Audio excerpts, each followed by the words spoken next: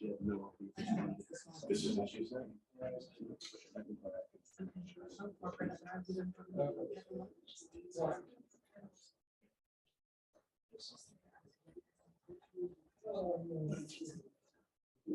I mean, you can impeach her.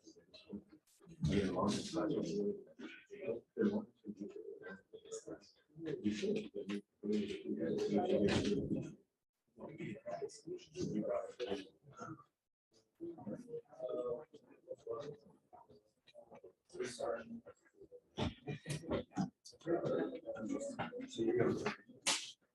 Are you ready to go?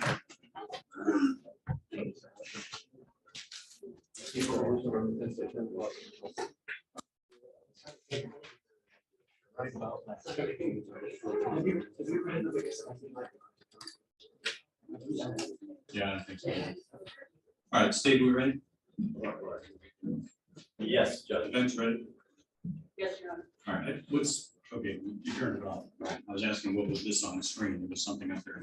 It's just gonna be for the next witness, so it's queued up, ready to go, so we don't. That's fine. Yes, sir. Anything, all right, so this is case 20 CF 1021, State versus Wilson. Anything to take up before we bring in the jury? Just can I just have one moment to run to the restroom? I'll be right back. Go ahead. Oh. Sidewalk? Yes, Your Honor. All right. No. Good report? No. Well. Oh. Is that a yes? I think we should, yeah. Yes. Go ahead and cue in then.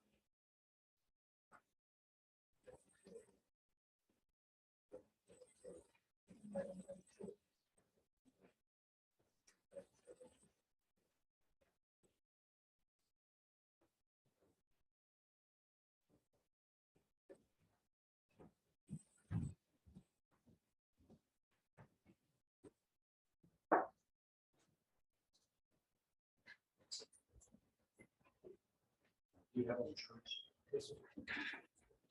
State's ready to go? Yes, that's one moment, Judge. Okay, right.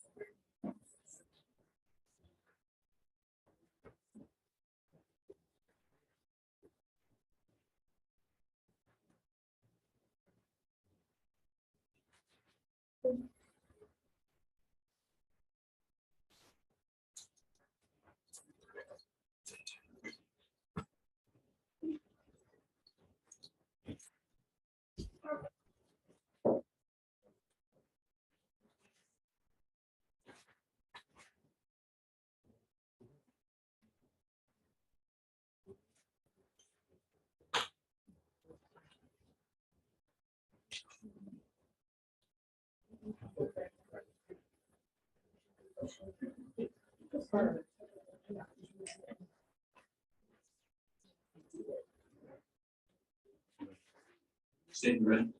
Yes, sir. Okay, thank you. Let's go to the jury.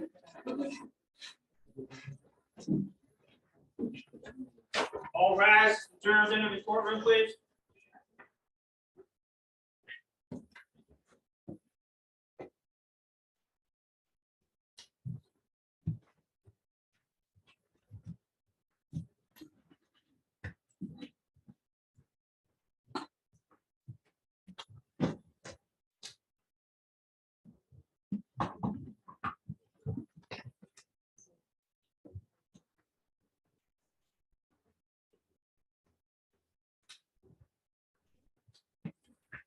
All right, thank you. Please be seated.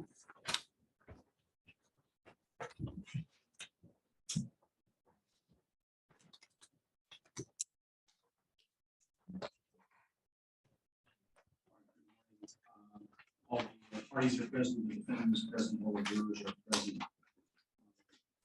Members of the jury, show of hands, and each of you assure me that you followed my instructions yesterday evening not to engage in any conversations with any other person about this case. And a show of hands, questions phrased differently, so pay attention. Have any of you seen, watched, or observed any news accounts or any other reports of this trial? That's a negative response, which is the correct answer. Thank you. Steve, you may proceed with the next witness. Yes, Judge. The state we call Kelly Coco.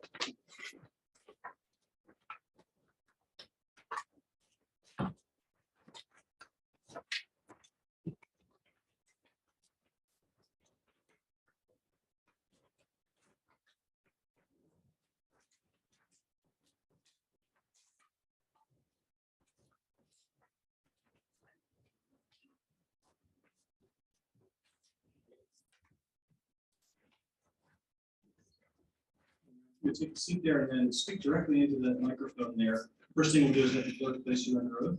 Would you write me, please? I solemnly swear affirm that the testimony you shall give is the truth, the whole truth, and nothing but the truth, so help you God. If you would, please speak up when you answer. Please state your full name for the record. Kelly Coco, Thank you. And where do you live, Ms. Coco? Gainesville, Florida. All right, thank you. May I proceed, Mr. Davis? Thank you, Judge. Good morning, ma'am. Can you just let us know how are you related to Sarah Baker? She's my cousin. Were Payton and Robert Baker your cousins too? They were my second cousin.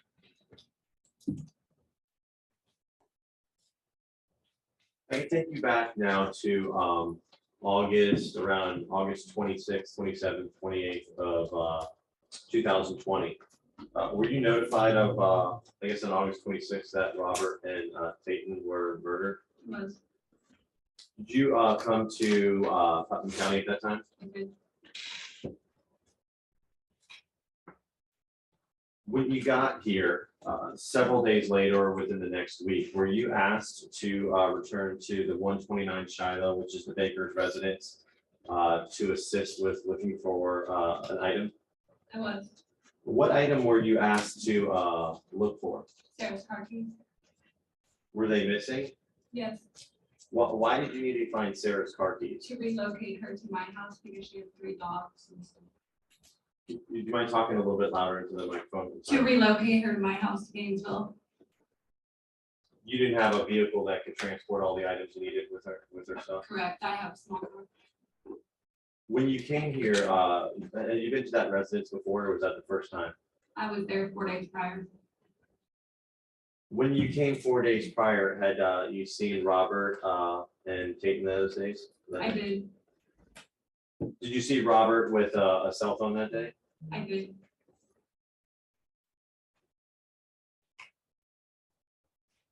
Describe what happened the day you went back to the house to look for the car keys, just like when you walked in, where you went to look for the car keys. I walked in, went down the hallway, and then my uncle turned on the light to the bathroom, and I seen the sweater on the bathroom sink, and I lifted it up to see if the car keys possibly were underneath it. And I'm going to show you what's in as evidence as 14A. I'm sorry, 14D. Do you see, can you tell us what that is right there, man? That's the guest bathroom. Just keep your voice up. I know you're not in front. Is that the bathroom you looked into? Yes, sir. When you looked in, did you see to the right-hand side that black sweatshirt? Yes, sir. And if we go to 14E, is this a close-up or a better view of where that sweatshirt was? That's exactly what it was. Why did you think that the car keys or that something might be located in the bathroom? Why was that one of the first places you went to look? Because when I get home from work, I take off my vest. At the time I worked at Walmart and everything with my keys and everything, and I would set it on my bathroom sink, use the restroom, and then gather my items after I washed my hands. You had thought that maybe Sarah had done that too? Is that a yes? That's a yes, sir. Yes, ma'am. Just because we can't. Yes, sir. When you picked up the black sweatshirt, can you describe like its feeling? Was it dry? Was it wet? And I picked it up, it definitely felt moist. It was like room temperature moist. And it felt like it had weight to it. So it's, Did you like a difference between the moist that you felt and like saturation from the sink water? Did you feel like there the was a sink was difference? dry. I looked in the sink, it was dry. When you picked up the black sweatshirt, was there anything in it? Yes, I reached my hand underneath the sweatshirt and pulled out the phone that was in it. Can you describe kind of when you say underneath, was it in a pocket or just underneath it? Yes, so it was a hooded sweatshirt, it was inside out, and when I lifted it up, I reached underneath it into this, like the side pocket that would be right here on a sweater, and Yes, that's ma'am. where the phone was.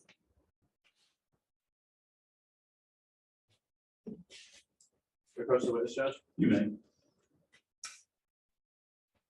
going to approach and show you what's marked as states X, just for identification right now. Is this appear to be the sweater that you found? Just talk really loud, because, Yes, okay. And the pockets you're referring to is the pocket right here and yes, here. sir. Anything outside of this being on a board with plastic over it and mounted, did it look like that when you found it down? It was inside out. Okay. At this time, Judge, the state would move in states X. Any objection? No objection. All right, without objection, state's X will be admitted. Madam Clerk, what's our next? 31. 31, thank you.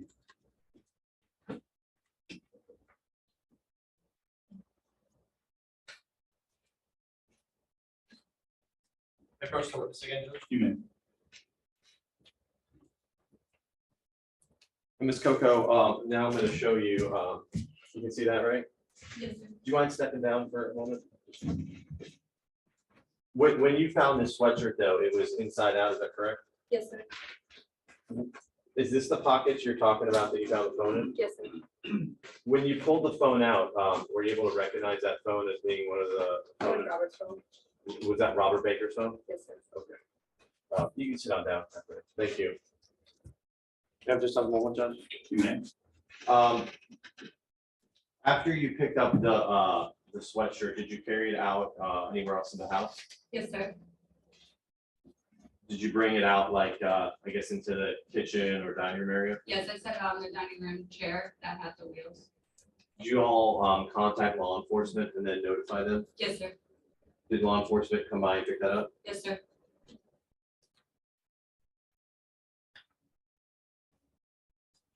Yeah, just all of it. You may. No further questions, Joe.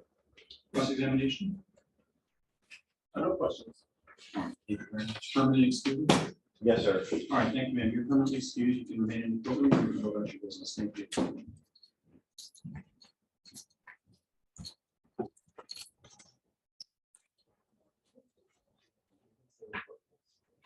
Next witness, Steve. Yes, Judge. State will call Deputy or Detective Coyne.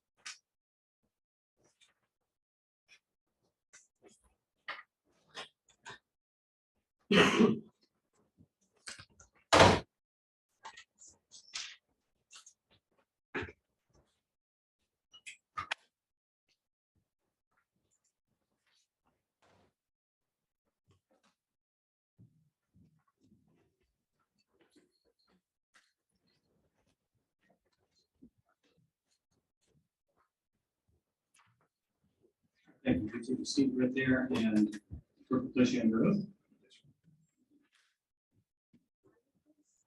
Solemnly swear from the testimony to the testimony truth and the truth, nothing but the truth, so help you God. Yes, ma'am. Thank you. Thank you. If you would speak directly into that microphone, sir, I'll probably tell me your full name.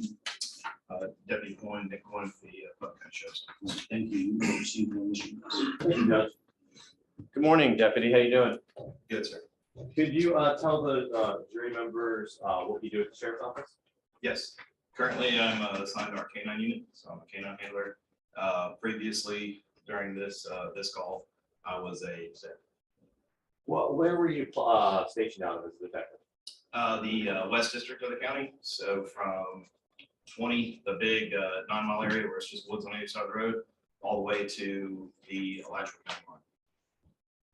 So just to put it in perspective, the you would did you have a different office as a detective than where you would be at the main office? Yes, sir. We have an office at the Interlock High School.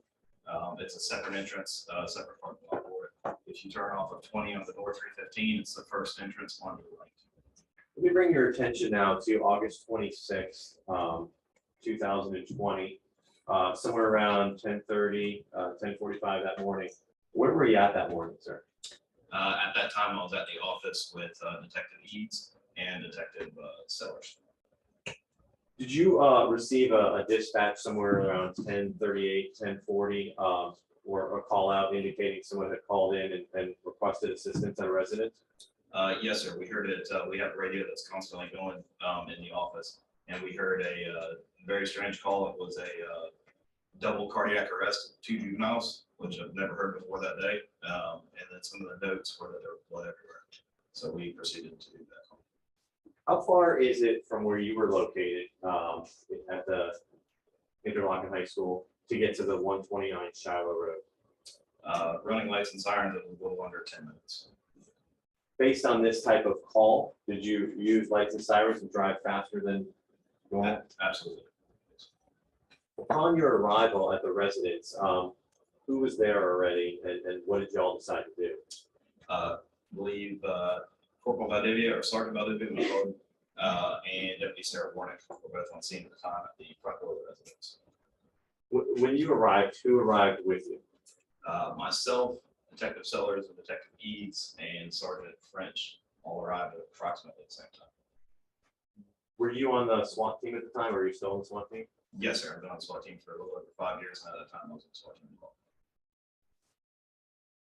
Was there a plan to enter the home when you arrived in order to clear that home? Yes, to ensure that the suspect was no longer on scene and make sure that the residence was secure so we could begin our investigation. Myself, Detective Sellers, Detective Eads, Sergeant French, and Sergeant Valdivia cleared the residence because they're also on SWAT as well. You can just explain quickly, we've heard other testimony, when you walked in, you go in the front door, Yes, sir. did you make any observations? Let me show you, this is State's. It's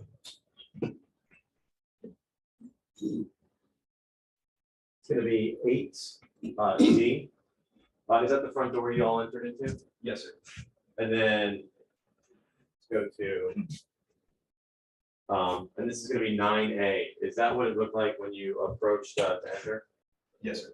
When you entered the residence, were you able to immediately see, or did you observe any child or person lying dead in that area? Yes, sir. I saw the little kid behind the chair. Right there. So your perspective here, if we can look at this, is gonna be, I believe, 8E. You were able to see Robert Baker back there. Yes, sir. What observations did you make about Robert as soon as you came in? I could see that he had a clear mark to the right side of his neck. And he was obviously deceased by the way he was laying. From here, where did you guys go to? So from here, we went through this opening to the left. It went into like a dining room kitchen area. Through the whole house or just? No, so you do that, and did you eventually progress back to what we call the pool table room back there? Yes, so I believe we cleared all the way through out the back of the residence. There was 2 other structures. We cleared that. And I believe we came back through the front door to clear that room because that side door was locked. What did you observe in that pool room when you went in there? And I mean, you could see right here a body of a boy. Did you see? Yes, sir. We saw the other boy laying on the ground on the other side of the kitchen. Covered the door as well. Were you able to see any specific injuries to him? I saw some what looked like lacerations. But if I remember correctly, I think something was blocking most of his head. After you all cleared the house, what was your next responsibility? Did you assist with like securing the scene or? Yes, sir. I had multiple responsibilities that day. I did a combination. There was a short canine track we did, and then I rotated between scene security at the rear of the residence, as well as maintaining a crime scene log. And then there was some other miscellaneous task calls and stuff that had come out in that area that I assisted with as well.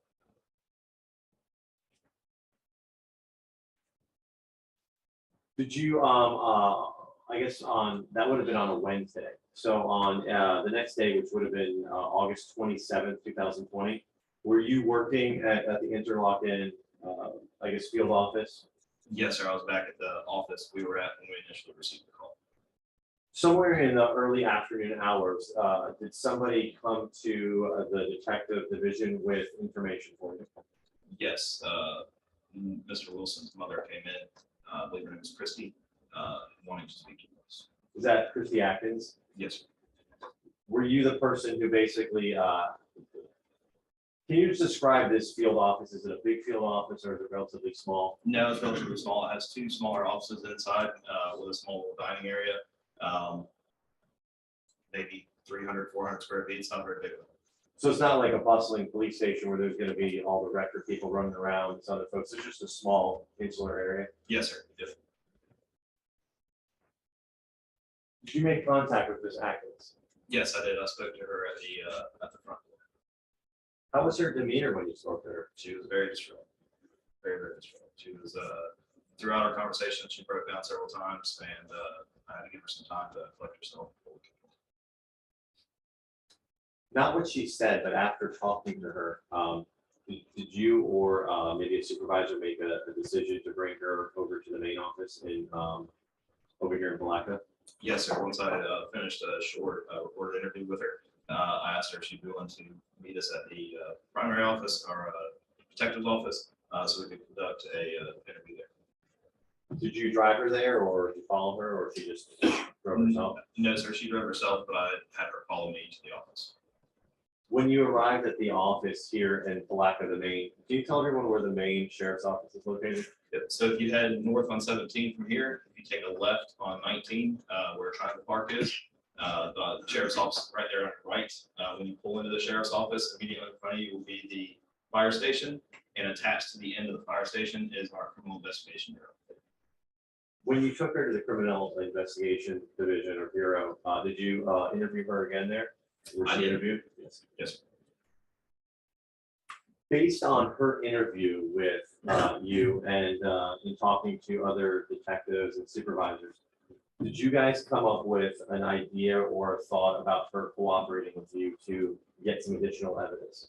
Yes, yes, we did. We, at some point during the interview, she agreed to basically wear some recording equipment and try to talk to Mark. So somewhere in the later afternoon, when y'all arrive here, I guess it gets set in motion. She makes that agreement and she's willing to have a recording device to see if she can get Mark talking about this again. Yes, yes, she did. What was the operational plan for that? Can you, if you can, it's best explain that. So once we put the equipment in her vehicle, the plan was, I believe Mark was still at her residence at the time. The plan was for her to return home, pick him up, and go get some dinner with him, and see if he was willing to say anything about what happened that night. And we were in basically a rescue vehicle, staying close by, and listening to the recording devices. Was there more than one rescue vehicle, multiple vehicles? I believe we had 2 vehicles in total, but I can't remember 100%, sir. Based on your experience in the sheriff's office, did you guys enlist, or based on what was going on, did you enlist the help of, I guess, the narcotics division? Yes, they maintain all of our recording equipment of that nature. So while Miss Atkins is driving back, and then when she picks up Mr. Wilson, you guys are monitoring that the whole time and listening and in close proximity in case you need to save her or do something? Yes, sir. What was the idea, I mean, about the takedown, how that was supposed to work in reference to, was there supposed to be some key language y'all hear, or did somebody make a decision to do it? How does that work? We were listening, waiting for incriminating statements, and I don't recall what exactly was said, but we initiated a traffic stop on the vehicle and made our approach or moved him from the vehicle. Were you involved in moving him from the vehicle? Yes, sir. I approached the passenger side with major certainty, and him and I removed him from the front passenger side. When you removed him, obviously, was this a takedown involving guns and other, like, serious situation? Yes, sir. Yes, sir. He was the passenger in the vehicle or the driver? He was the front passenger seat, and Miss Atkins was the front driver's seat. Did a different team remove Miss Atkins from the vehicle too for her safety? Yes, sir. I don't remember who the secondary was on that team, but I remember Detective Rich was part of the team that approached the driver's side to ensure her safety. And when we talk about a takedown, I mean, you're actually pointing guns at Mr. Wilson and pulling him out of the vehicle. Absolutely, yes, sir, for safety.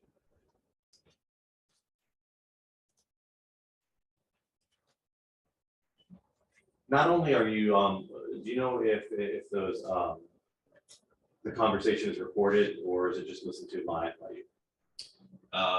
I'm not familiar with the equipment. That'd be a question you have to direct to the drug unit, but I do know that we had at least one live recording device that we were able to listen to in the vehicle. Okay.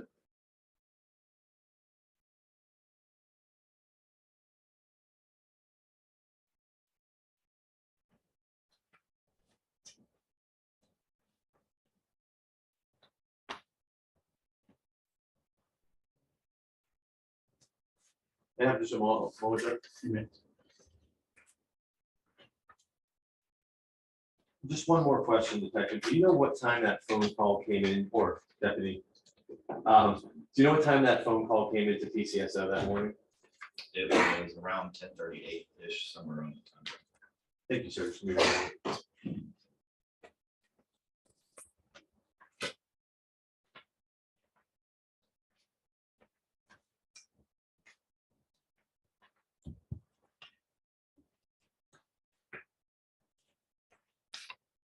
No further questions, Judge. Cross-examination. You were part of the team that cleared the residence that morning, correct, on August 26th? Yes, sir. And fair to say there was a lot of blood in the residence? In the living room and in the pool room, there was a considerable amount of blood. Yes, sir. It was on the walls. There was some on the walls from what I remember. Yes, sir. It was hard to miss. Yeah, you noticed it. Yes, sir. And the scene appeared to be unorganized. Correct. The, where the bodies were laying, yes, sir. The rest of the residents, didn't necessarily appear to be out of the normal shape it would be in, I guess. And it didn't appear that there was any cleanup around the two boys, correct? Not that I could tell at the time. No, sir. And at the time of the takedown, Mr. Wilson didn't resist, right?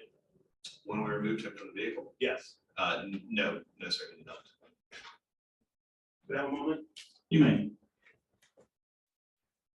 No further questions. Thank you. State any reason? No, sir.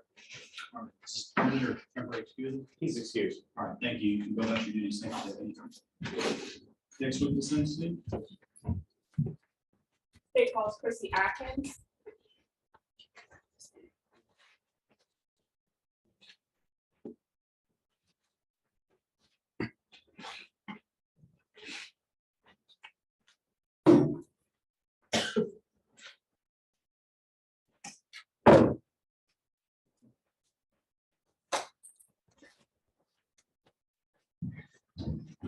And then if you could go ahead and take a seat right there, and pull right up to that microphone so that we can hear you, and the clerk will place you under oath. Do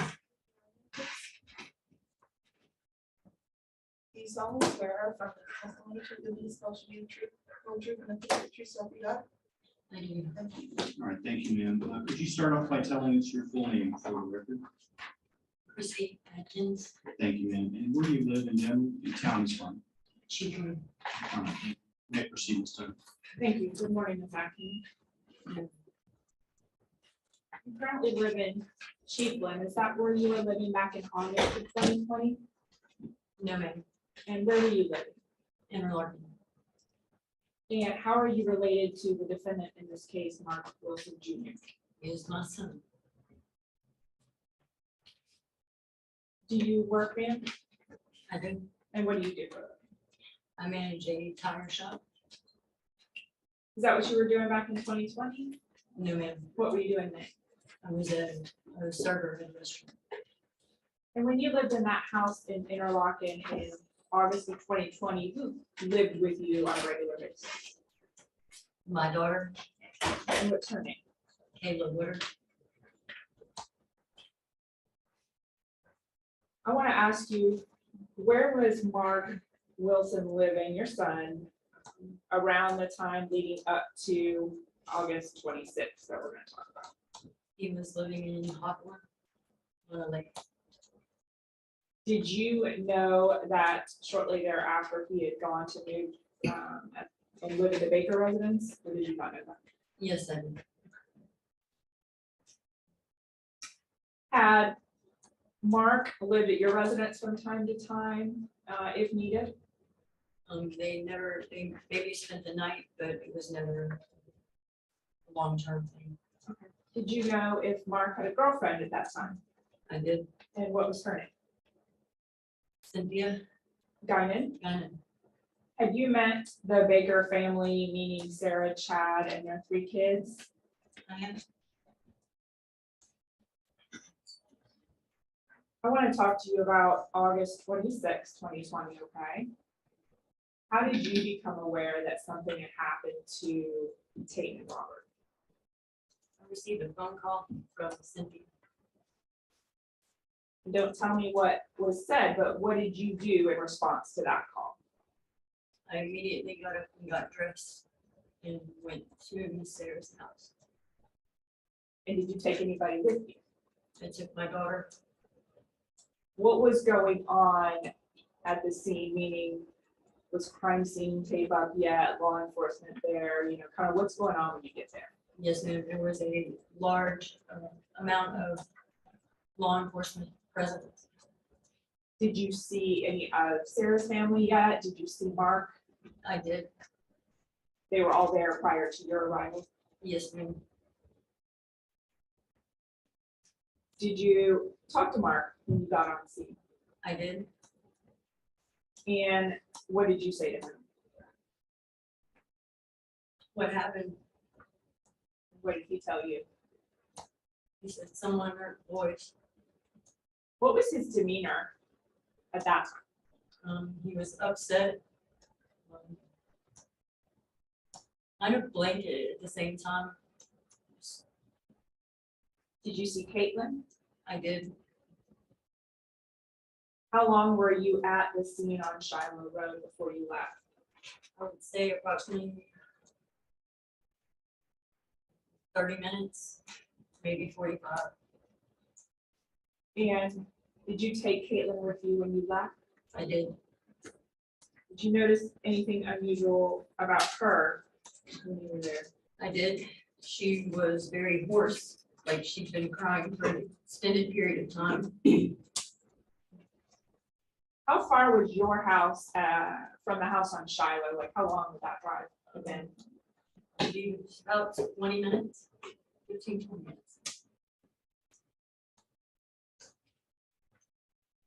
Did you go home with baby Caitlin, your daughter, to your residence in Interlochen? Did you stay there for the rest of the day, pretty much? Yes, ma'am. Okay. When do you see Mark and Cindy again, if you do? Later in the evening.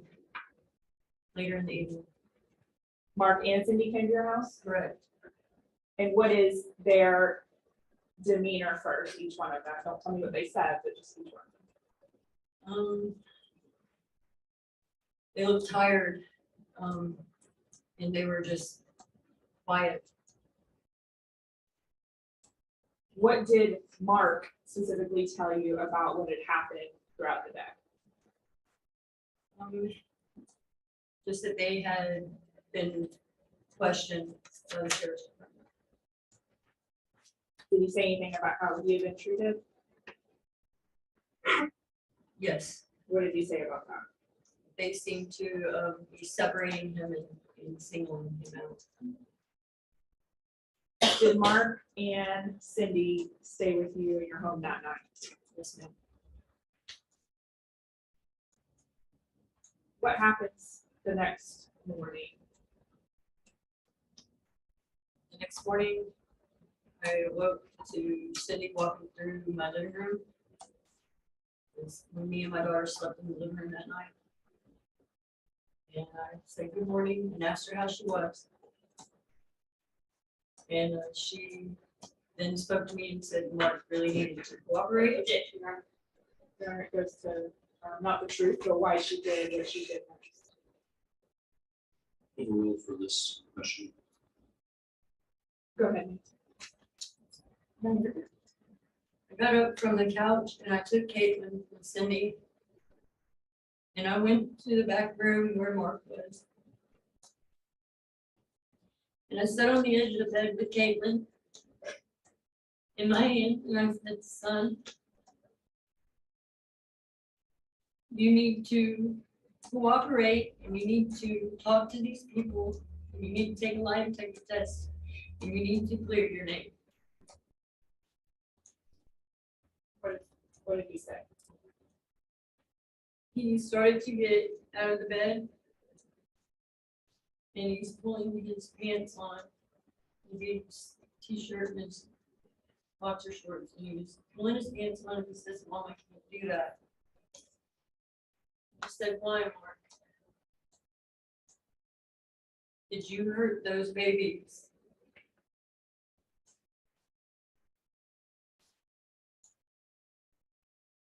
Mark's left arm went straight down his head went sideways and in a voice that was not his own, he says, "Yes, Mom, I did it."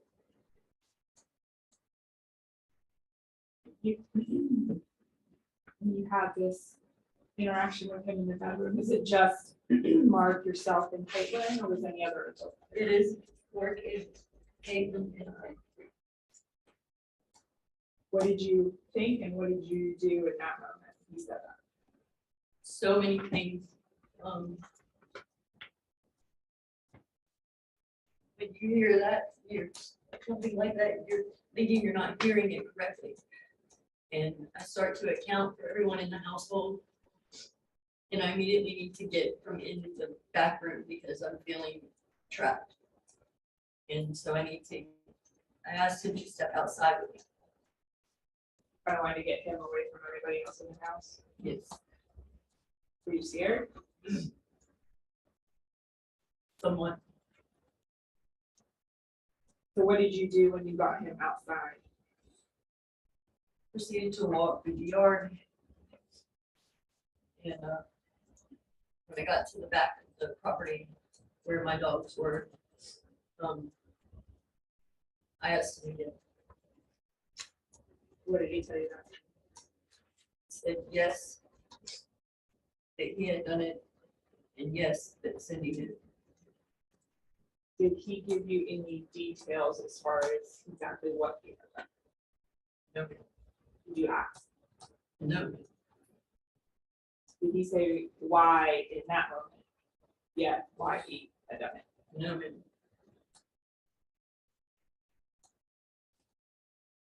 So what did you do then after that? I tried to collect myself. Started walking back towards the house. I knew in my mind what I needed to do. I needed to get my daughter and go directly to the church. Why did you think that that was what you needed to do? Because it was what was right to do. For Payton, for Robert, and for Mark. And did you, so you took Kayla, your daughter, with you? I did. Did you drive to like the big sheriff's office up here by the jail, or did you go somewhere? I went to the little outpost station by the middle school in looking closest to my house. Were you?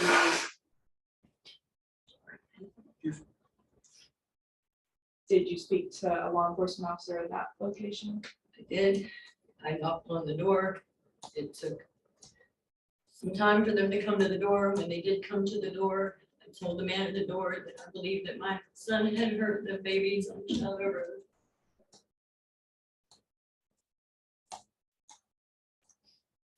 And did they speak to you there and then ask you to go to the main sheriff's office? That's when they asked me to follow a deputy to the main sheriff's department. Did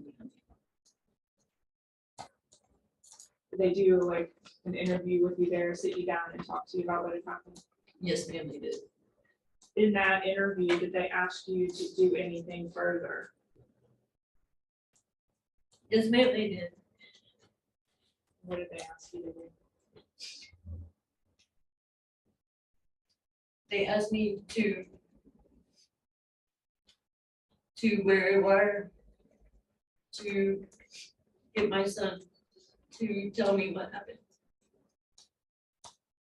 And did you agree to do that? I did. They didn't force you to do it. No, ma'am, they didn't. You just felt like that was the right thing to do. It was the right thing to do for taking Robert in from work. Once you agreed to do that, what was sort of the plan? What did they, ask you to do, and what were you supposed to do? I was supposed to pick Mark up and ask him a series of questions to get him to tell me what had happened. And so this was going on in your vehicle, Correct. driving, just kind of driving around Putnam County. Yes, ma'am. you remember how long that was? an hour. It was an hour. What did he tell you in that conversation? Essentially about any details or what he did? Just say how you were supposed to do it.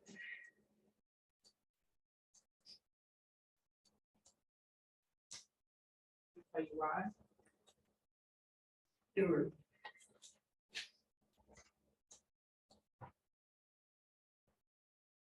He told me there was something in his head. Did he tell you about a plan between him and Cindy? He said that he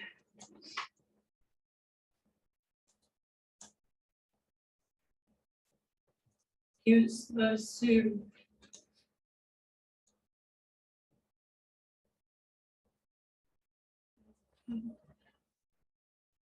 do the 2 boys and Cindy was supposed to do Sarah and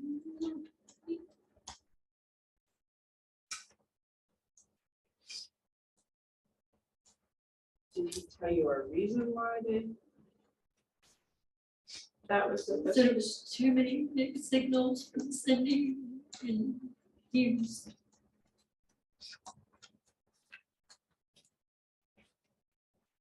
We're all confused inside.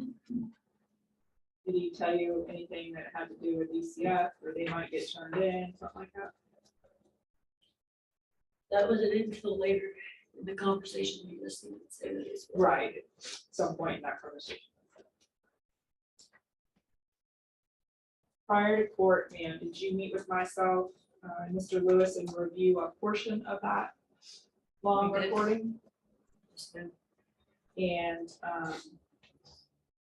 other than the fact that it was a shorter clip from that whole car ride, was it a true and accurate recording of your conversation with him?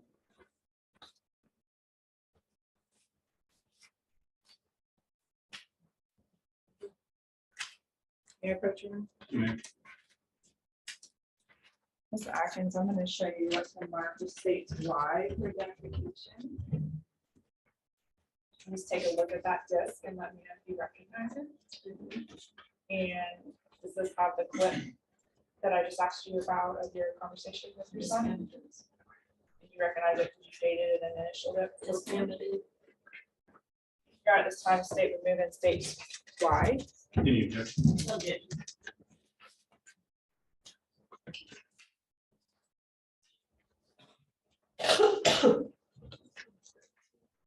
Thank you.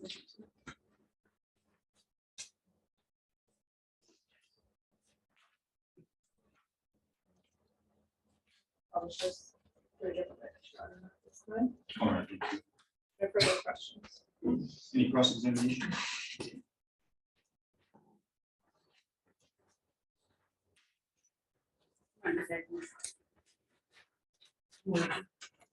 So you went to the sheriff and told him what your son did, because you want your son safe, correct? Yes, ma'am. And you went there knowing that your son will be arrested, correct? Yes, ma'am.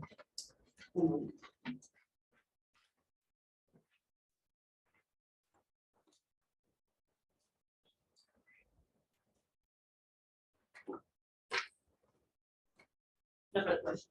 Thank you. Any redirect? No, Your Honor. All right, thank you very much, ma'am. You are excused. Permanent or temporary? Permanently. Permanent. Permanent excused, thank you. I want to take a short break real quick. Take about 15 minutes.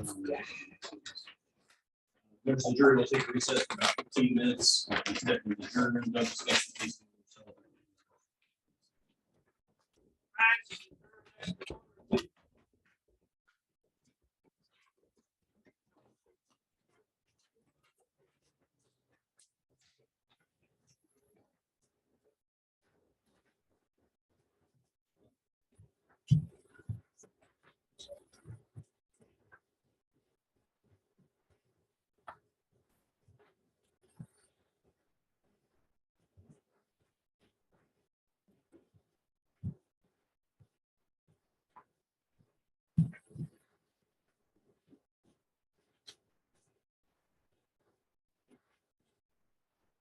I think we didn't discuss it when we reflect jury stuff that when we do get ready to publish that, since it's an edited recording, we'll give instructions for point two. Yes, sir. All right, thank you. Take 15 minutes.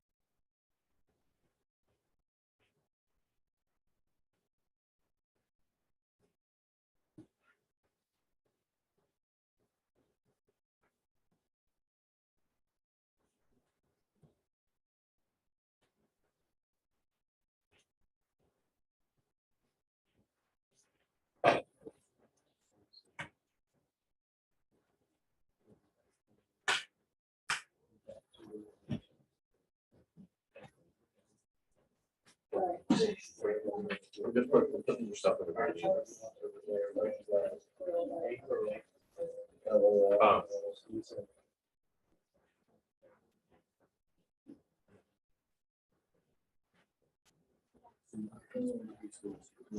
Yeah.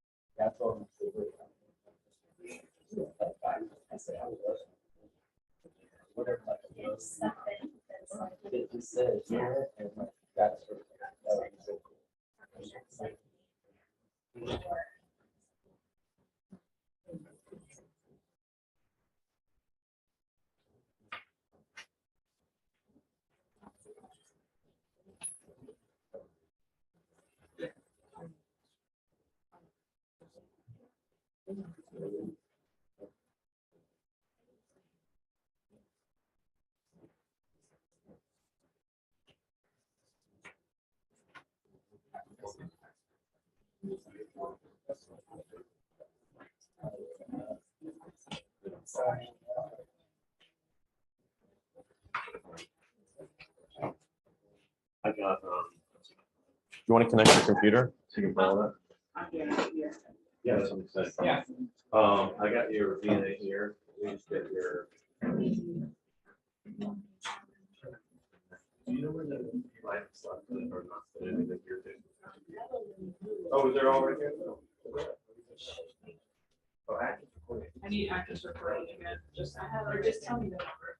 Oh, you, where's the? Ain't seen the court come to order, court is back in session.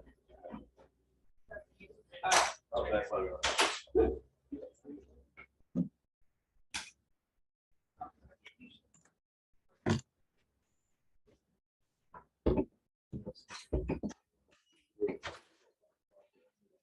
Students are. 3. We're ready. Here's 32. It's right here, Betty. 2. Don't do we go a couple ways from the restroom. I talked to the lawyers, sidebar, real quick, in the report.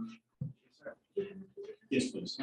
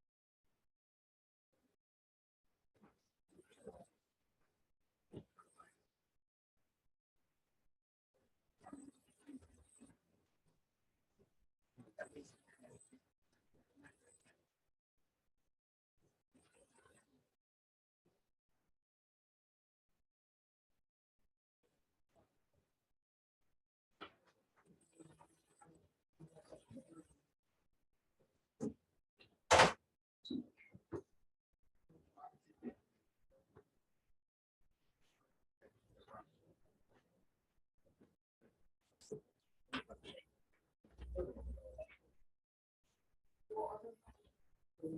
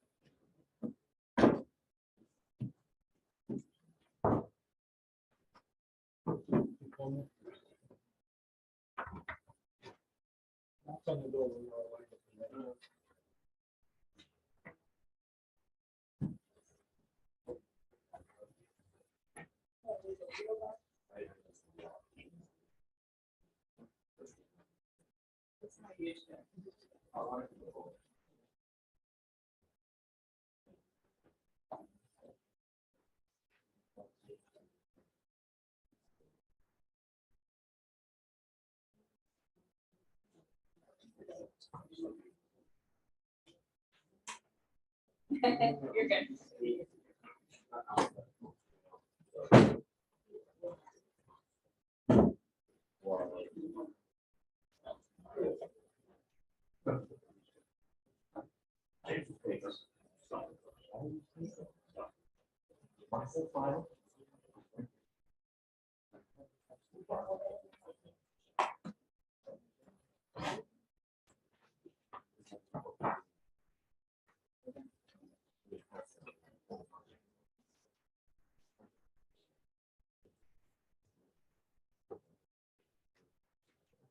It's yours.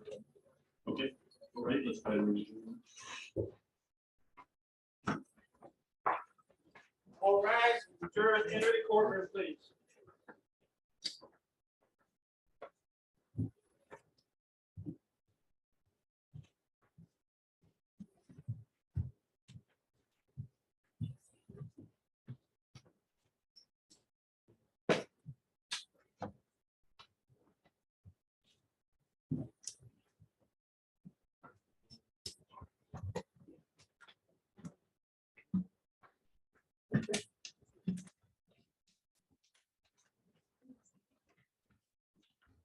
Please be seated. State your name and confidence. It calls Payton.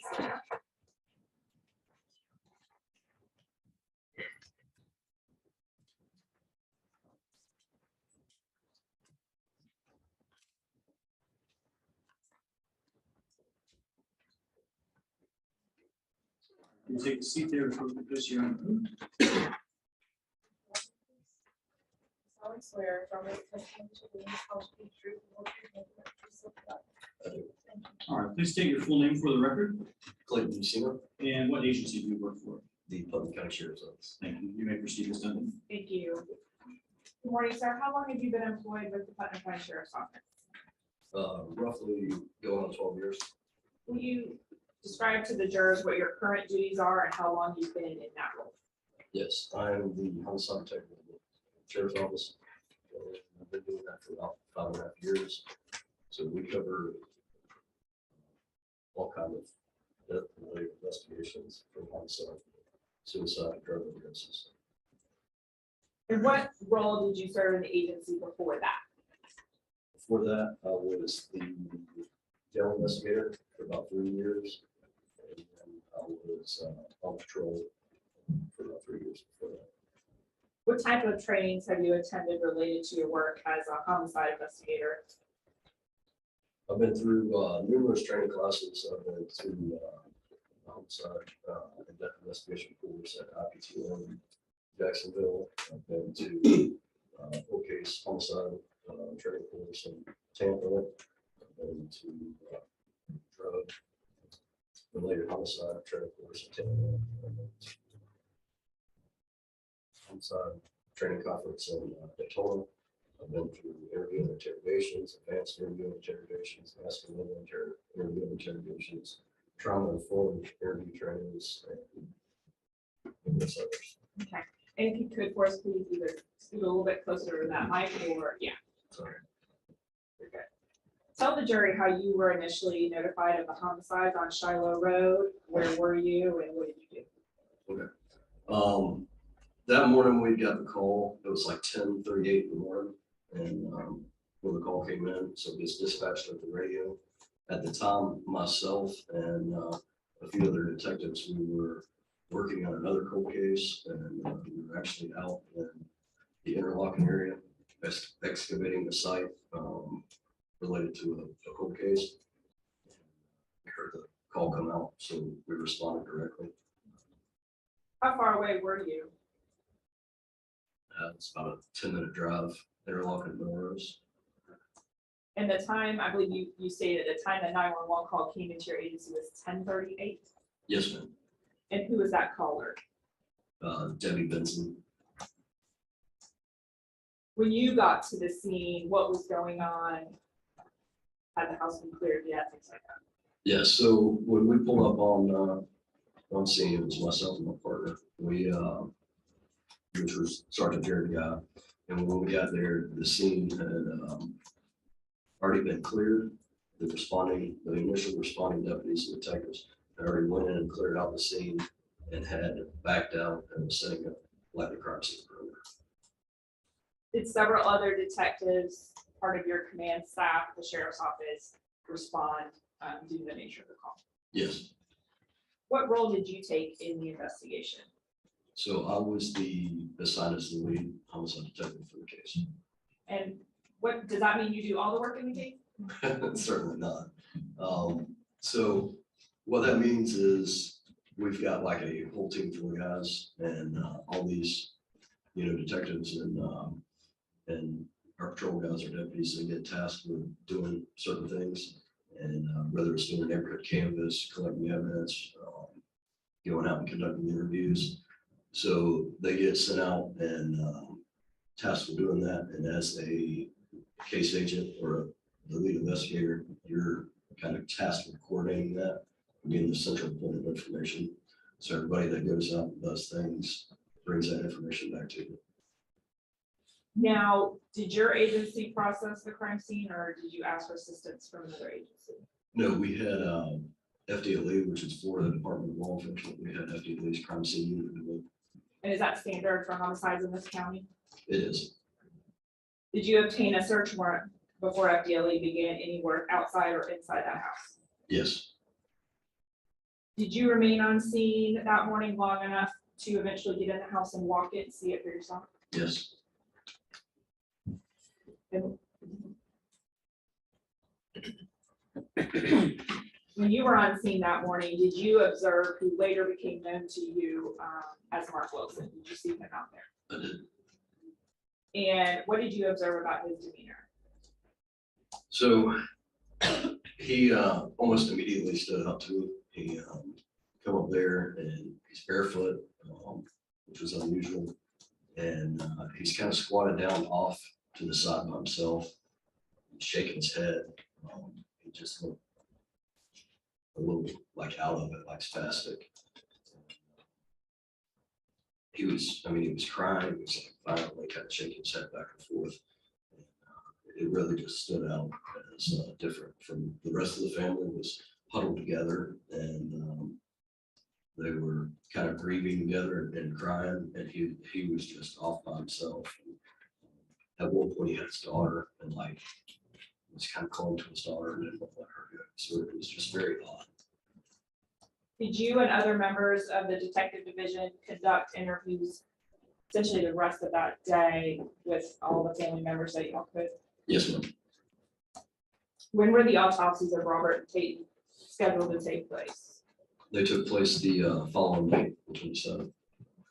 So at the end of the 26th, no arrests were made, right? No, ma'am. Now, your agency and FDLE did not finish the scene on the 26th, is that right? Correct. Was it secured overnight by detectives or deputies so FDLE could return when they took a break? It was. And what do you mean by that? What do you guys do? So when we have to leave the scene, and like in this case, this was a 2-day search, so it took the 26th and 27th. We leave some of our law enforcement officers out there, and then that's for scene security to make sure that nobody comes into the scene tampers it. Did you get an opportunity to go through the scene with the analysts before it ultimately was shut down again? Kind of just go through everything? Yes, I did. Was at the time, at least early on, was there a question of sound in that home and what could be heard where, Yes. from the detectives? Yes. Will you tell the jurors what that concern or question was at first and what you did about that? So in a case like this, as brutal as it was, certainly one of our big concerns was how do you not, how is this not making a lot of noise? And how is it not being heard throughout the house by others? So that was certainly something that caught our attention. So we started looking into it. And what we did was, while we had the team out there, myself and a couple of the other investigators over there went into mom's room, like the back bedroom. And then we had other parts of the team standing out in the living room and the pool room where the kids were at. And we called each other on the phone, and then we started yelling back and forth through the walls, like beating, making noise, as loud as we could. And you could not hear through the walls, basically the density of the house and the layout of it. And there was like white noise in the background, like fans running and stuff, and you couldn't hear anything. So the team members that were in the master bedroom couldn't hear when the team members in the pool room, the living room were making a bunch of noise. Correct, and vice versa. Even, we were going back and forth.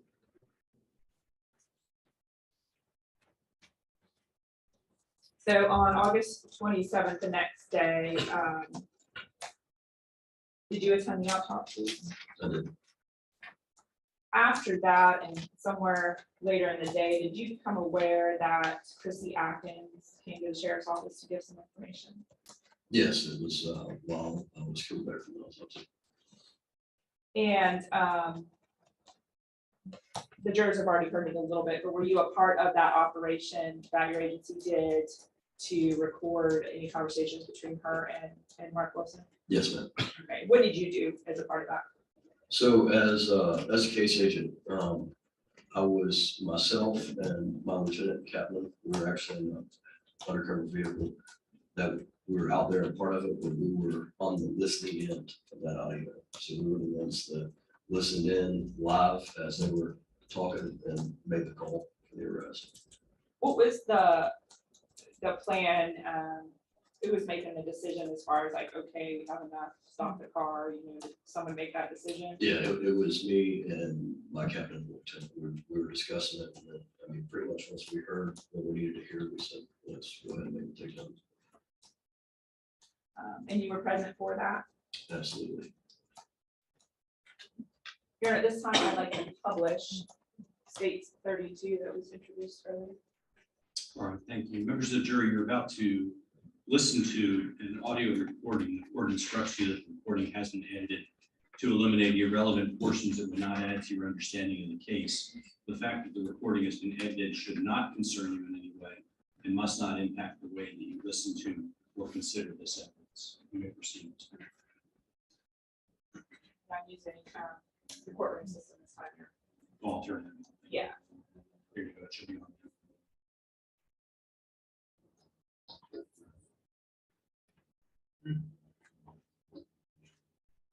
There's the only thing I'm going to show you there.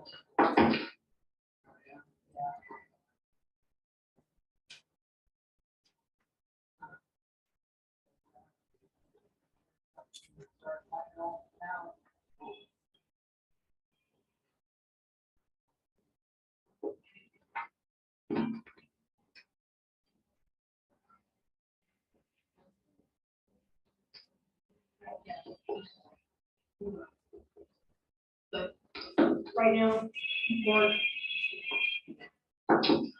You look, not what you think. Look.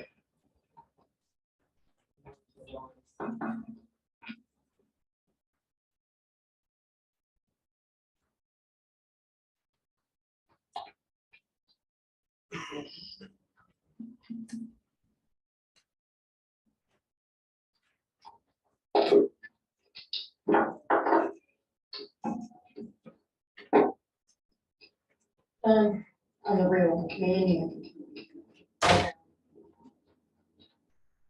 What's wrong with my car?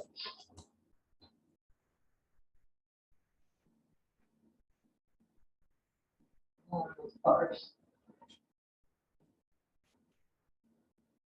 I need to know right now. Right now, for my own peace of fucking mind.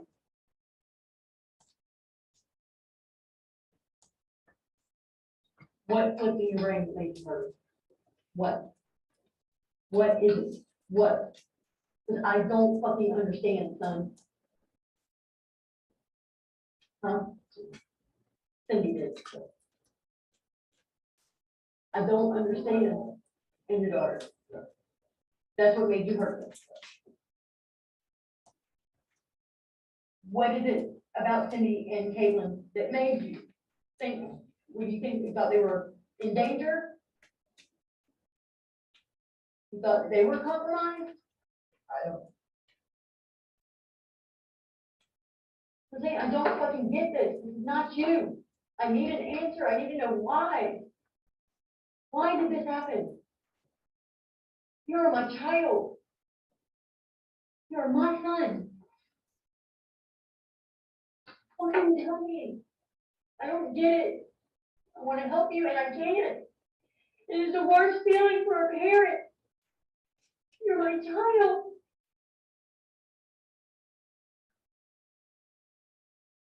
Talk to me. I don't get this, baby.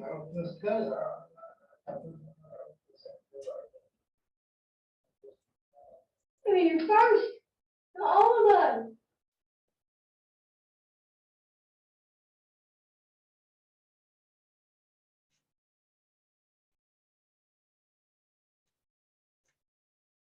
You feel that you're not important or you're not first to all of us? I just don't understand. You don't need to be going deep about shit. I need to know what happened in your mind that made you fucking flip like that. You thought you were supposed to be doing something. I didn't know the fuck, man. And then you mix fucking, you must mix shit from fucking motherfuckers, man. From Cindy? Yes. I damn, I heard. With her dad? I don't fucking know, man. You afraid Andy's fucking doing dumb shit? I know you felt unsafe because of Andy. But you're saying it's because of Cindy and Caitlin why you hurt the two boys. No. I don't understand that. To protect them? To protect Cindy. I don't know, like, Felt like finish it. Felt like what? I can't understand. shit on.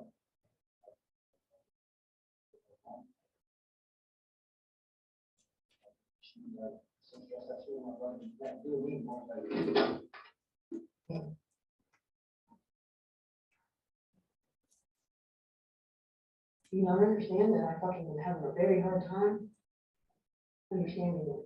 I really am.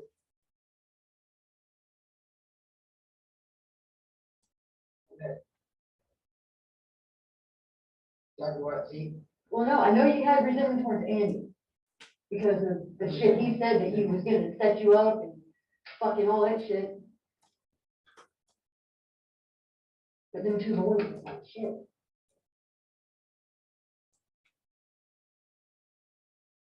You kids, what? obviously, we got to keep that way, don't.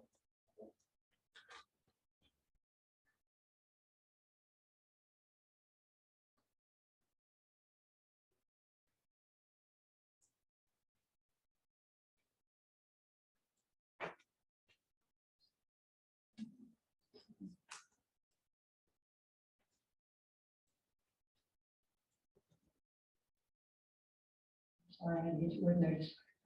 I need to talk, I still feel like I don't understand why those two boys, I just don't fucking get that part. Out of all the motherfuckers over there. On them 2 days. You know, they're the same age as your little brothers? Yeah.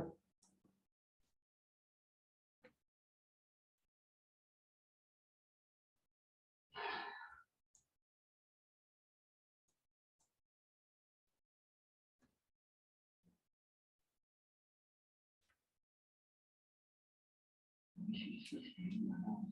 Might get the left one. You should just let her get cable in there. And she can stay in the house.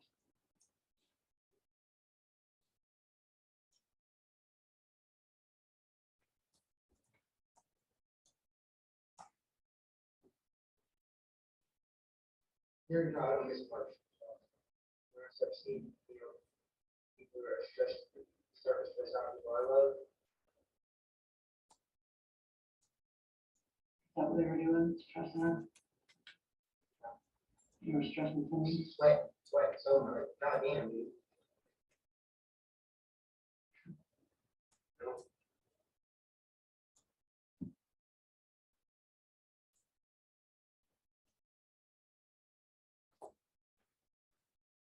Did you realize what you were doing when you were doing it wrong? Did you realize what was going on? Were you coherent enough? No. No, you were not.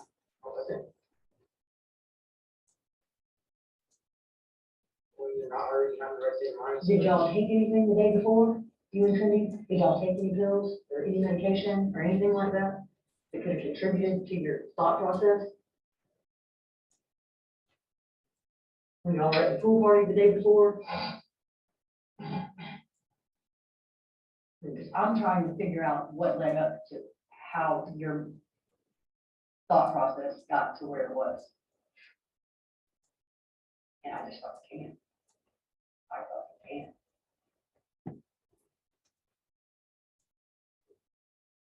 What about, when it was done? What did you think then? Son?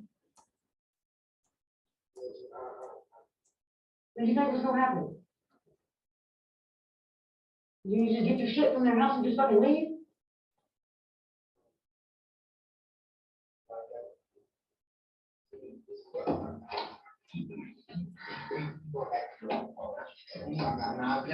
No, you're not. Like I said.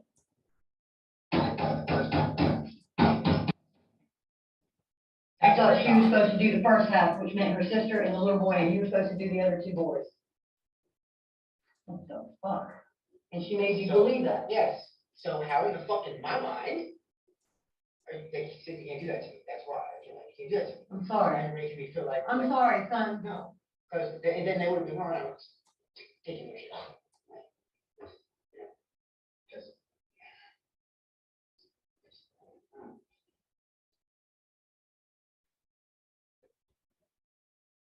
The heart of the lion.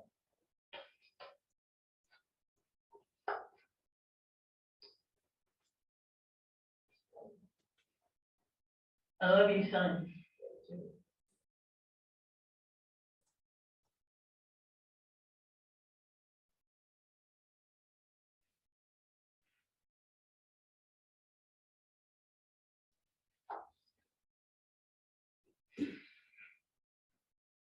This is not real. This is not real.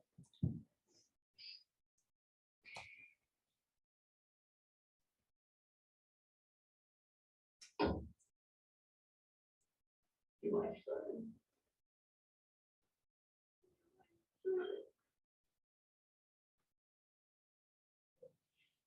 Baby.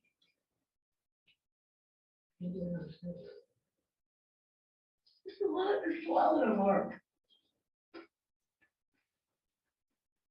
It's a lot to swallow, son.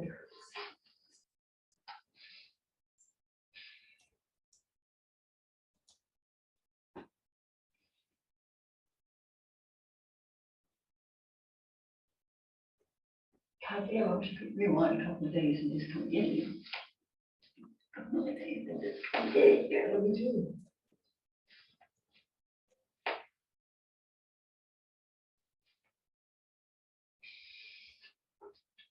Especially like. Maybe we're not here. Someone calls the police on me.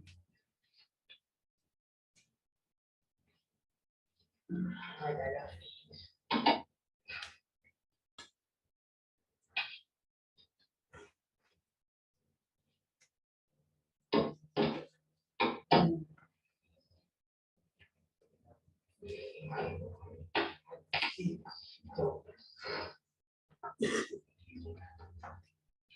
Very good.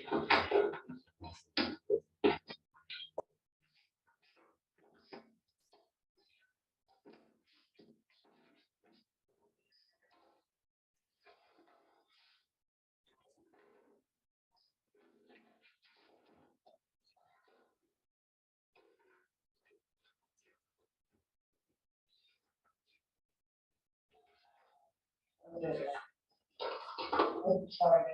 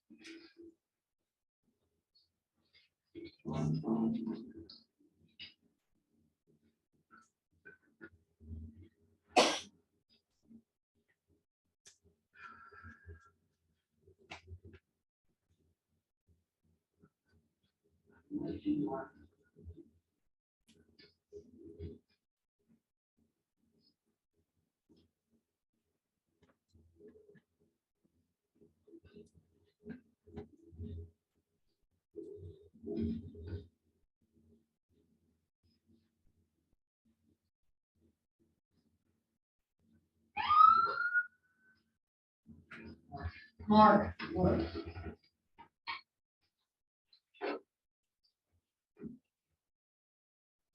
For the record, I'm limited to audio at 14 minutes.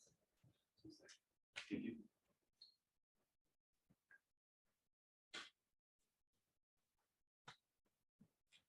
Detective Lucina, you said you were present when the defendant was arrested, Yes, Mark Wilson. And do you see him here in the courtroom today? yes. And can you point to him and identify him right now, what clothing he's wearing? That's him over there wearing the dark suit. In the middle of the two women? Yes. Okay.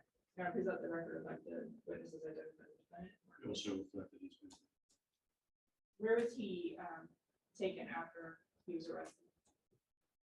So once he was taken into custody there, he was brought back to the CIB, which is the Criminal Investigations Bureau.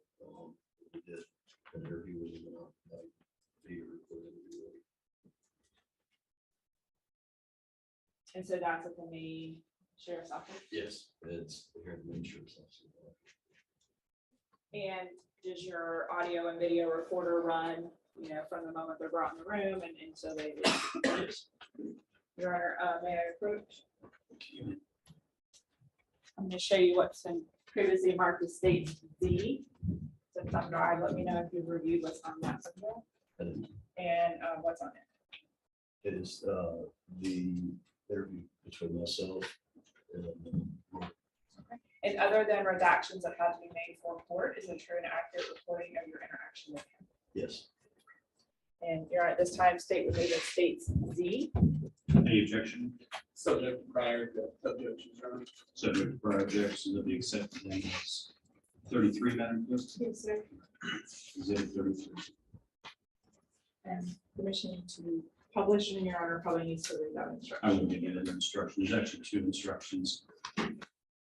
Members of the jury, again, you're about to hear and we're watching video recording. Court instructs you that the recording has been edited to eliminate certain irrelevant portions that would not add to your understanding. The fact the recording has been edited should not concern you in any way. It must not impact the way that you watch and consider this evidence. In addition, this recorded interview contains opinions and statements by 2 members of law enforcement, Detective who's seen and who's here on the stand, and I believe Detective Guy, who also was in the room. These opinions and statements are pertinent only to explain the reactions and responses they elicit, and not to consider these opinions and statements by the police officers as true, but only to establish the context of Mr. Wilson's reactions and responses.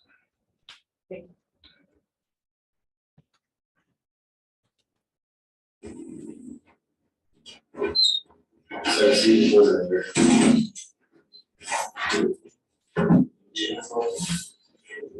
No. I'll be here in a minute. I'm not going anywhere. I didn't have a question again, so I didn't come up. What, now you're gonna be set. You Yeah, we're gonna keep. Or just, I mean, just go somewhere. You keep talking. We're gonna have any issues over it? No. No problem. Yeah, I'm not doing. I hope that is gonna weigh in, man. What's that? I said, I hope that is gonna weigh in. Turn around, man, if you're up front, we're not gonna have any issues though, yeah.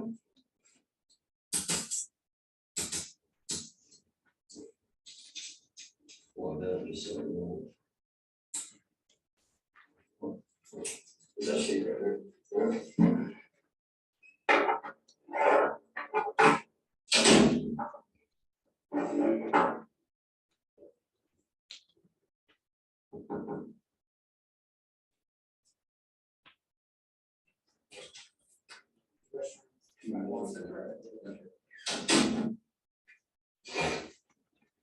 Yeah.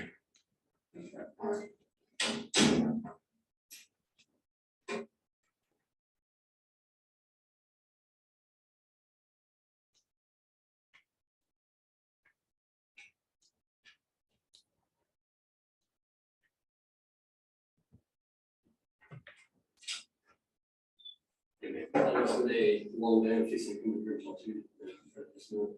Have you got anything to eat? Can I get you some pizza or? I haven't eaten it. Can I get you some water or pizza or anything? You have to do a pizza, all right, it's pepperoni. That's pepperoni. Well, we do we have beef? We got pepperoni or beef? Pepperoni. Bottle of water. All right, give me just a few minutes, I'll bring that up here and let you eat, and then we'll get over it, and then I appreciate it.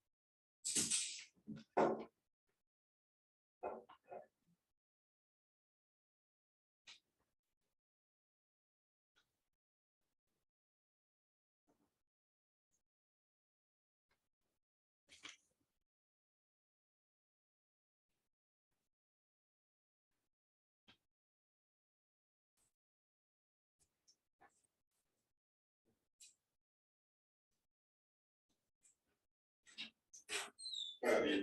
So we spoke to you, it's sausage. So, I'll give you a minute to eat, and we gotta get our paperwork stuff, and I'll come back here. All right.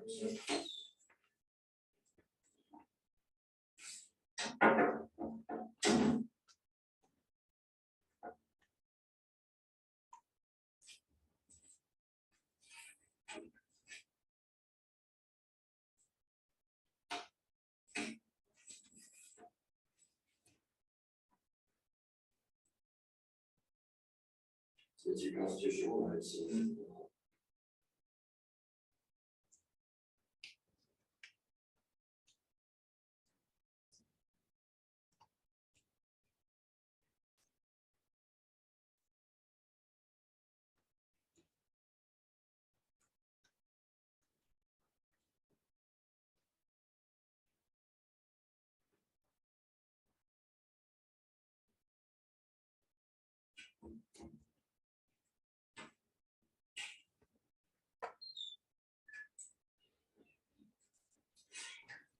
You did.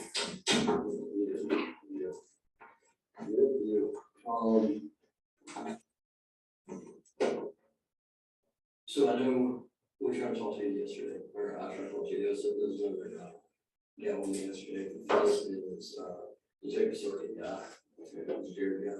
My name's Clayton, you see me, just call me Clayton. Nothing, I don't like formal title. So, obviously a lot has transpired and taken place, and we're wanting to be able to talk with you and, come through constantly. You said that you, got car trouble or couldn't find babysit? Yeah, we find babies coming, and my mom babies. You're lying. But you said you were coming. Yeah, I was coming out and back. Okay, and we got this, we got this ready, I was like, I don't know. Yeah, it wasn't an hour. Yeah, yeah, so I called Chad and was like, hey, you know, y'all's phones, we gave him his phone back, so I was like, his phone's ready, so we're, trying to get your phone back. I'm like, don't come up here. Yeah. So I didn't have a great call. I was like, all right, well, let me go ahead, and read these, all right, we learned this yesterday. It's your constitutional rights, and, talk about this because it is a criminal investigation. So, due to the nature of the case, we have to be able to advise you of the rights and make sure that you understand. And then we can kind of through. Okay. So you have the following rights in the United States Constitution. You don't have to make a statement or say anything. You understand that? Anything you say can be used against you. You understand that? You're told, so check it out here. You have the right to talk to a lawyer for advice before you make a statement, before any questions are asked of you, and have a lawyer present with you during any question. You understand that? Okay. Cannot afford to hire a lawyer when we get appointed for you before any question with you. You understand that? And if you do answer questions, you have the right to stop answering questions at any time and consult with a lawyer. You understand that? Yes. Okay. With these rights in mind, you want to talk to us? Okay. So just, that's just saying that you understand where your rights were. And just so that I know that you know what this means, we kind of explain that to you. Words. Basically what you say is, tell me that I have to talk to you guys, basically. You want to talk My to me? family, it's not like my connection. Yeah. But now I was talking to you guys. Okay, so, you know, you said that you're gonna get your mom to try to bring you in here and talk to us. Yeah. Your mom talking. So, just tell me what it is you want to talk to us about. I was thinking of coming to bring me up, and I figured that you guys had, because initially we were asking questions, Yeah. and you guys had questions. Yeah, so we're just trying to get, from you firsthand, like, what do you know of what transpired at what childhood? Obviously, the murder, you know, not head. Yeah, so, I mean, you and Cindy, and Sarah, and the people that like live in the house are source of information, and that's who we're gonna be able to get information and all that from, so, I mean, we're trying to find out what happened to your nephews, right? So, that's why we're talking to you, we're trying to figure this stuff out, and, yeah, I mean, there's no trickery here, we haven't tried to trick you or Cindy or Sarah or anyone. Our job is fact gatherers, you know, so I just want to firsthand for you, Well, we left at about 6:30 to go get coffee. Sarah was there coffee. She was at the coffee. So we left. Me and Cindy, my child, and my baby. We left, went to the corner store, right there in Melrose, got coffee. I bought 2 donuts and donuts and a Swiss roll for my food. I bought some donuts and went back to the house. We got back to the house. She started feeding the baby. And I was in the room, like, jumping around, boxes and shit. all our stuff gets moved. That don't move into that. Which are, that first one? Yeah, that first one. Okay.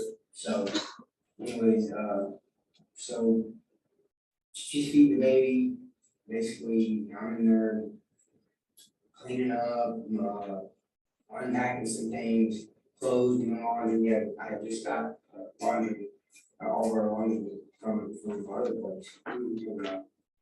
So we're washing clothes, just washing clothes. So anyways, fold herself her full clothes and stuff, and then she had a doctor's appointment to go to for, because she's pregnant. Okay. So we get ready to leave out, about 9 o'clock, we leave out, go to the doctor's appointment, and all of a sudden, we get a phone call on the way back to the doctor's appointment saying that my nephew's been murdered. He was dead. So we'll have a Basically, we show up and we guys. Okay. Well, so y'all, so you don't know where you're at this room. Heard it yesterday somewhere. So, okay. Yes. When you said y'all were at the doctor's appointment? Yes. What was that doctor's appointment? It was in Houston. Okay. Did you make any stops along the way or coming home? From the doctors. Well, from the time you left, you said you left, and left the house around 9 o'clock. Around 9. Yeah, but I'm always looking at my phone, so you see what I'm saying, I don't know exactly what time it was, but it was around. Okay. Just stop and get food or did you do anything? No. So I took her there, and then, well, I couldn't find the place originally, so like, she's trying to look, I think she's trying to look it up on her phone or something, and I ended up, actually, when I was in Ogden, I went around, there's a little truck stop right there across from the liquor store. I went around inside of there and came back out and went around and turned back in by the liquor store, actually, to find out for the doctor's office. But other than that, we didn't do anything. That was it. Okay.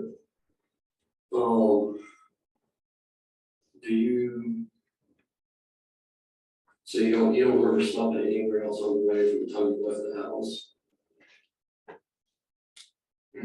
No. Did you all? Oh, I'm not her dad's. We knew her dad's. What happened? I need gas money. Okay. To the doctor. I'm sorry. Yes. And that's what, all these details narrow down this timeline for us, right? Because it looks like there's gonna be a pretty kind of finite timeline of when it's gonna occur, right? So we've got to be able to narrow down every little time stamp that we possibly can. So you said you stopped there for what? We stopped there to get money for gas. Today I didn't have the gas, there wasn't enough gas in the truck to make it. Okay, so what truck were you on? The red truck. The red S10, Blazer? Yeah, the red one. Okay. And where did y'all go after her dad's house? We went to the doctor's. So you said you stopped and got gas, and did you go anywhere? So you just got the gas? Oh, I think I went to the gas station and I went to gas. Okay, all right, because that's stuff that we can use to verify. Did y'all make, I'm sorry, this station. so were you texting anybody, Facebook messaging anybody, calling anybody? Anything that we could use to show kind of a time frame of when y'all left? Okay. And if I did, I didn't. It wasn't easy. You don't remember. I was worried about just getting her house. Okay, because, well, a lot of times people can narrow things down by, like, oh yeah, I called my mom, yeah, so. And that's why we can actually figure out specific times based off that kind of information. So when we're asking questions, that's obviously, I'm trying to remember some of this down. Okay. Well, I went, see, when we left out from the house at 9, I went to the gas station first to get gas, and we didn't have money to get it, and I pulled up, I remember it was, like, we had that gas station, it was not the first home in the corner here, and the gas station, remember, it was the next, on the other side of that. So like, I don't remember what it was, but I was right there, and then because I thought she had a few dollars for gas, I was just gonna put a couple dollars in just for the offer. She didn't have it, so that's when we got a hold of Debbie and went back to her dad's and then back to the gas station. Okay. So y'all went there Yeah, twice? that would probably, that's. That's important. Yeah, that's on that. That's. All right, I'm sorry, so that's what I'm saying, man. and none of this stuff's like too small, none of these details are too small, it helps us, like I said, figure this stuff out. And, sort narrowing things down, so. What time did y'all get to what time is your daughter?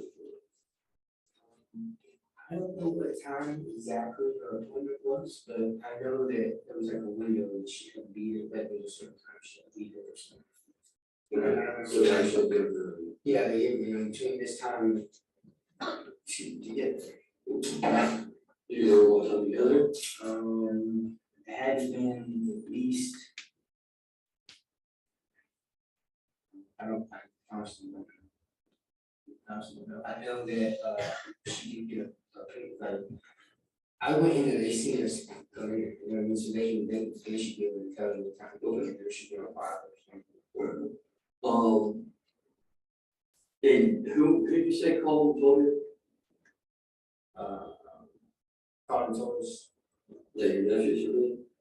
I don't know who called, she answered, on the phone was ringing on the way out, and she answered the phone. Okay. And I don't even know, like, as soon as she said that, I was on social, I don't even know who was on the phone. Because as soon as she got that phone call, then she, of course, she's freaking out, you know? I'm trying to like, you know, I'm like, I don't know what you mean, we're right there. You know, it's something you use, go straight there. Okay, so you're on the way back from the daughter's phone? Yeah, we're on the way back. Yes, sir.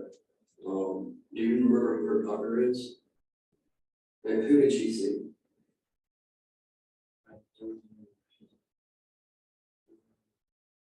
This dude? Maybe that was. Were you in the room? I know with all this COVID No, stuff. I came in the room for a minute, I was in the room for a minute, and they took her, she had a, she had a kid cup. I would make sure that she, I guess that's, verify that she was pregnant or whatever. And I don't even know that she, I don't even know that she's seen that, really, because my daughter started fussing and stuff. I woke her out the truck, the truck for a minute, got her some ham sausages, something to drink, and sat there for a minute, and then went back inside. And when I came back inside, there was a nurse in there, and nurse gave me the paper, and walked out. Yeah. Well, I was wondering if they even let you back, because I know with all this COVID stuff, they haven't been, haven't been letting anybody get back or whatever. My girlfriend's pregnant right now, and her doctor told me that I'm not allowed to attend visits or if I do, I have to wait outside. That's, you know. Yeah, so I didn't know if they would actually let you, did they let you in, like, the room with her, or did they just let you stay? Or did they let you in? I went back there, I mean, she will get, I would just say out there and wait for my. What were you wearing? I don't know the doctor's office, just so they can like remember who you are, what were you wearing when you went to the doctor's office? I was wearing shorts and shorts and Kind of shorts. jean shorts. What kind of shoes do you got? Do you have shoes? I haven't seen. Yeah. It's okay. What kind of shoes? My shoes are actually. Maybe long flip flops. Okay, flip Yeah, I flops. don't, yeah. You ain't got like tennis shoes I or got anything? boots, I wear boots. Okay, Other than that, I keep on the flip flops. okay, because I've seen you for 2 days and you've been barefoot. Well, I had shoes on it, I flip flop, another flip flops, and one flip flops in the cop car, the other is. Oh, are they? Okay. Yeah, I had shoes on, I man. didn't know. So you can't remember what kind of shirt you were wearing, that maybe it was they can help them remember, hey, yeah, this guy came here, they were here at this time, they wore this shirt. I had like a black, oh yeah, it was like a black t-shirt. That was riding or anything on it. I think so. We saw, I know we saw you on surveillance, at the gas station there earlier. And you had like some shorts on, would that have been the same shorts you went to the doctor's appointment? Like, did you change after going back to? You had like some kind of basketball, like some kind of gym shorts or something. Is that was that morning, is that the same shorts that you wore to the doctor's appointment? When you went up, or did you change in between? When you went and got coffee? Yeah. Yeah. So same clothes? Okay, alright. You had tennis shoes on, do you have, what kind of tennis shoes do you have? I have. Ladies? They're like Cortezes. Okay,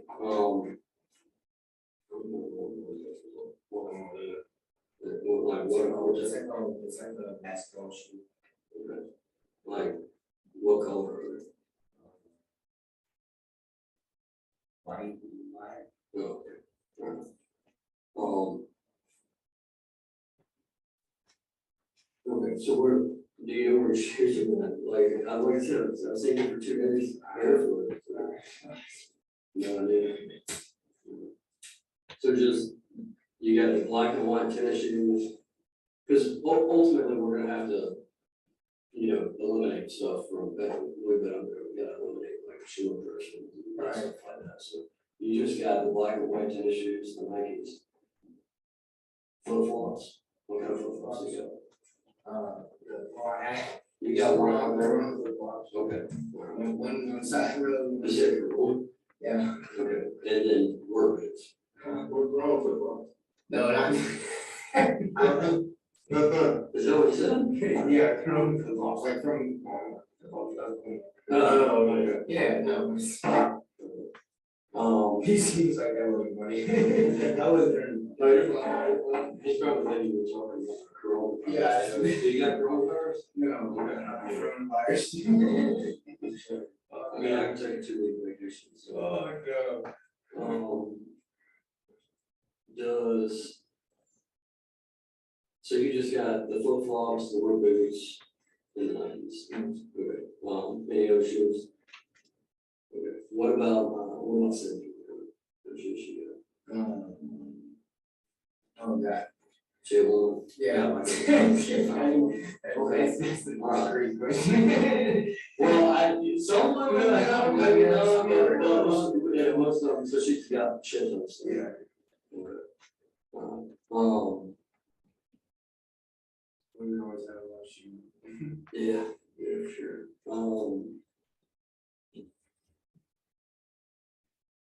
So specifically more kind of what we want to talk to you about is, I guess, your sister or some family member. I don't know if that, and I don't even know where this came from, but one of your family members, a sister or a cousin or somebody called one of Sarah's family members and said you were talking about having something to do with this. Great. It was like, they're like family to me. Yeah, I mean, I know that. No shit. You don't know why anybody No. would have told Sarah's family that you were talking I about. like to know who's that though. We're not good. It's fucked up. Well, and I think and I don't know if some of this is coming from Cindy or what, because we've got a couple of detectives that have been talking to Cindy.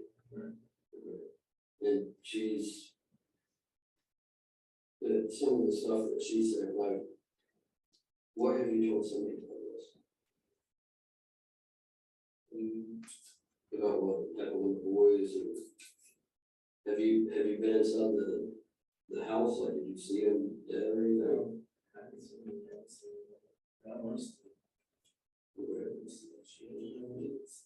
Were they dead when you and Cindy left the house?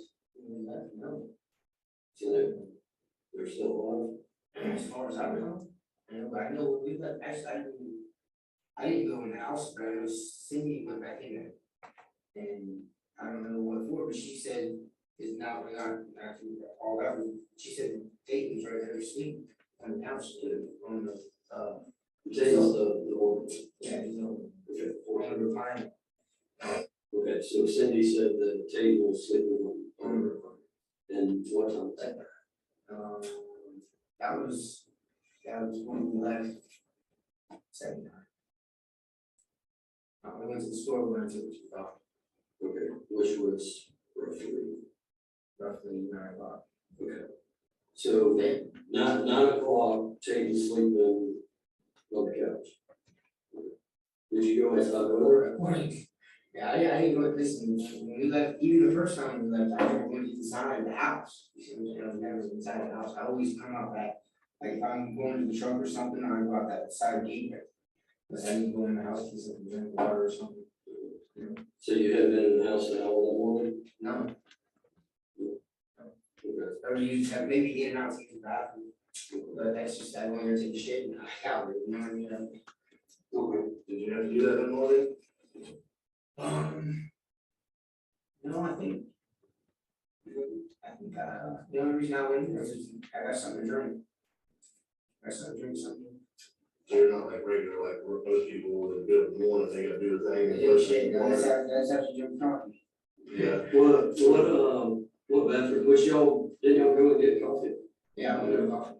So you have to take a shot? I don't drink coffee every day. Okay. I know Sarah had a coffee every day, and she had coffee pots at me.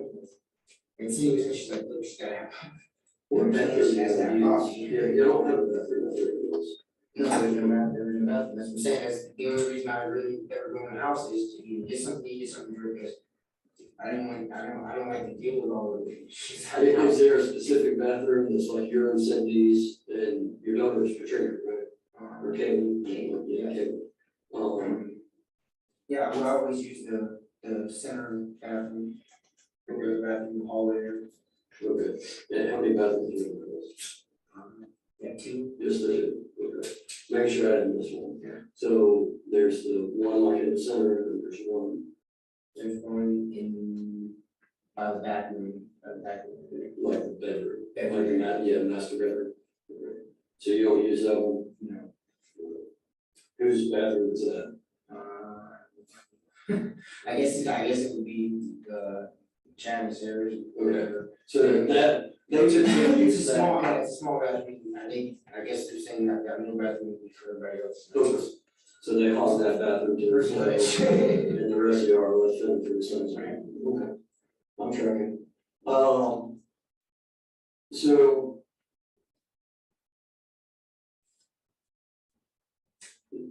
When was the last time that you were in the house then? Last time I was in the house, It was yesterday morning, so it should be.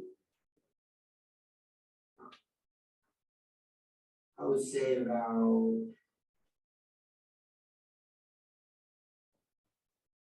3 something. Cause I was texting Amy, Amy texted me. And I texted back, something. And then not long after that, I went in, got something to eat. Took a piss, came back out. And that was the last time I was in the house. And that was when, roughly? Now, 3 seconds. Okay, so it was, all right, now 3 o'clock in the morning. Okay, so how many times did Cindy go in the house after that I don't know, he's not, you know what I mean? I don't. When you were in there at like 3-ish, 3 something in the morning. I thought you said earlier that you like went in there, made a drink, and like have something to eat. Yeah, that's what I said, like 3 something. Okay, so that was at like 3 something. So that's even before y'all went and got coffee and. Yeah, that's what I got coffee. So you didn't bring any of that stuff in the house? When you got back? No, you don't see anyone in the house. When you were in there at 3 o'clock or 3-ish, or roughly, did you see the boys in? Yeah. Well, Robert was asleep and Tate was on the fire. okay, Robert was asleep, where was Robert asleep at? On the floor where, like, piece of detail. So when you walk in the front door, down to the left, there's like shelves. Yeah. You move your stuff around. Okay. You're sleeping right there, and then to the right, there's the recliner chair and a table, and another recliner chair with a fireplace. And tables in the recliner chair, with blankets, there's a big ass blanket in the middle of the floor, on the TV, or there's a pallet for Lane. Yeah, Lane, sometimes Lane sits out there watching the Was Landon on there? No, Lane, What was he at? I don't. Yeah, I won't go back. If Sarah is not out there, like, I mean, that's her area, but I'm not gonna go back and just bars in the room, you know what I mean? Every now and then I let her there, sleep back, or some Sarah or something. Does Landon normally sleep with Sarah? Yes. But So he does have his own, like, he has his own room, but, yeah, like, he'll do his room to get to their room, and then Robert's room was to the right, and then there's a shower there, and then it leads to Sarah's. So the boys don't sleep in their own rooms? They don't sleep out on the floor? Yeah. Well, and that's one thing I swear, when my girlfriend has our kid, and we got a little boy on the way, but when she's about 6 months pregnant.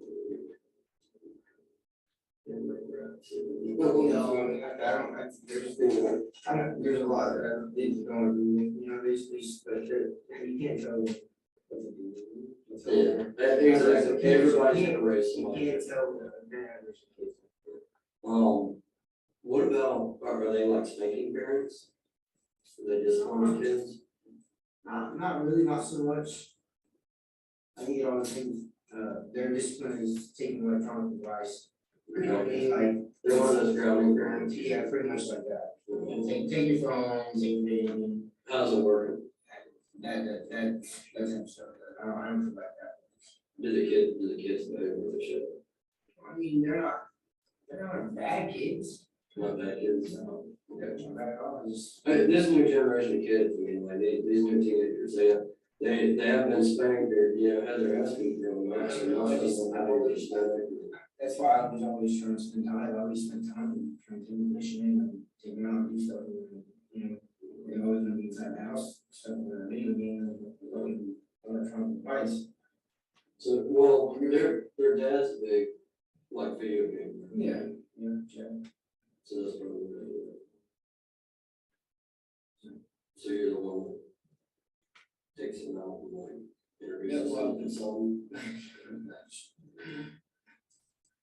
I maintain Robert Leatherfish. Maintain Leatherfish. But it's, I don't know, I feel like Chad should do more. They're not bad kids though, or they, I mean, and I don't mean bad as in like, they're out there breaking into a bunch of houses or anything like that. Like, I don't mean like they're like out committing some kind of crime or anything like that kind of thing. But they're not like smart asses and all that. Well, because, I mean, from talking, and I guess.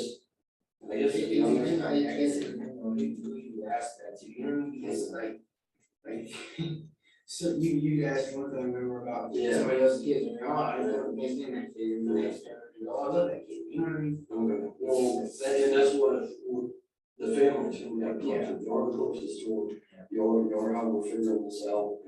There's not supposed to be any favors or non-favors for family. Yeah, but there are some. You can't, you can't.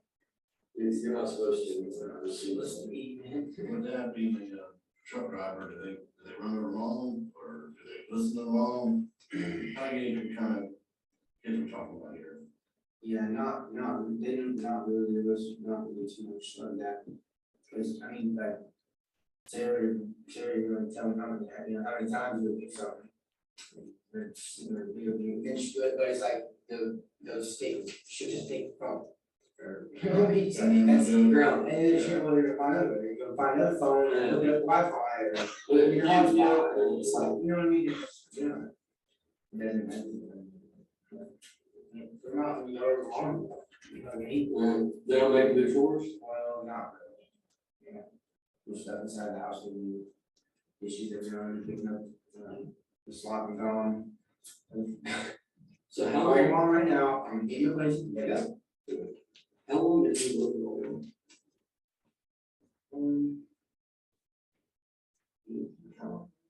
I don't know, well, my neighbors in that house. Yeah, I know they've been in the house a couple of weeks ago. Y'all been there for a week? Maybe a week, And but I he, mean, you see it last week. yeah. And like, But haven't y'all on and off over the last few years, like as families lived together, yeah, right? And y'all came up from where? like, Lakeland? Okay, how was it down there? it's all right, I didn't really have too much problem with that, it was just everybody being cramped in the same house, you know what I mean? It was just too much, and I was working full-time jobs, like, I come home and then I have my grandson and my kid, and it got to be a lot on me, you know? I'm working as an electrician for this company, I run a good company, and I'm working shit at me, you know, and I come home, it's like, nothing done in the house, it's fucking, the house is dirty, and I'm fucking on, like, it's just too much. After I told my last, it was just really started getting told, and I have to leave. And got back to fucking games with friends. And how long did y'all live together? Like y'all's two families together, it's like a unit now.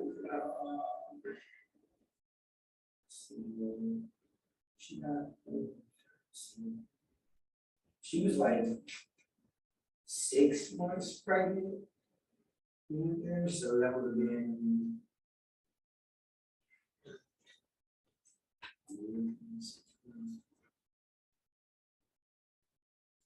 You saying in total how long? Yeah, like I roughly. didn't even know that, That couple is- years. Okay, so a couple of years y'all lived together. Did Colby live with y'all for those couple of years? Part of it. Cause I know when I was being raised up, my father, like, you know, we did stuff together. We went fishing, you know what I mean? We spent time together. Whether it was outside, taking the motor apart, or taking the fucking ECR apart, so, you know, it's like, we were outside though. Yeah, now there's they live in electronics. Yeah, now it's just.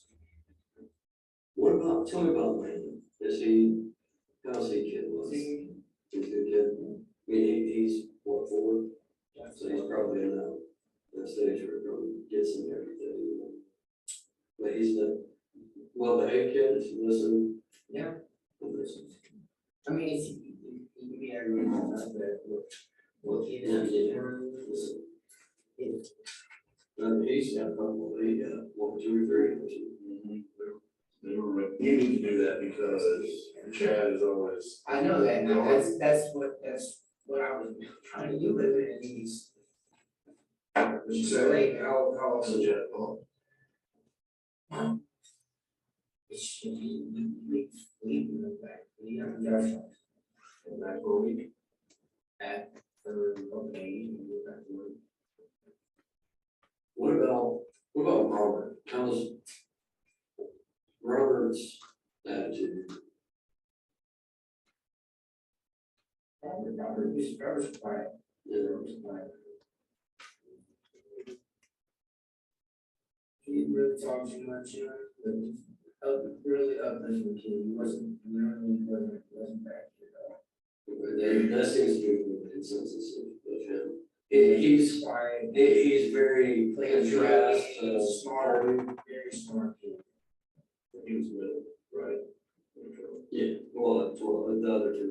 What about Tim? Team's awesome kid. Is it? Awesome. He's the one that I heard was in the one that told me. I would say that. No. But, So he's not, he was taking us more or less like he wants to go outside. You see what I'm saying? He wanted to do shit outside or go fishing. You know what I mean? That's how he was. so he's not an asshole. Mm.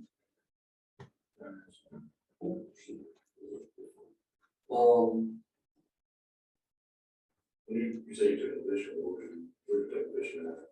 There was a couple ponds around that neighborhood we were living in Lakeland. There was another place, on Walmart there. What do you mean that place? It's like a park with a man-made, there's man-made lakes In Lakeland? yeah, in and, I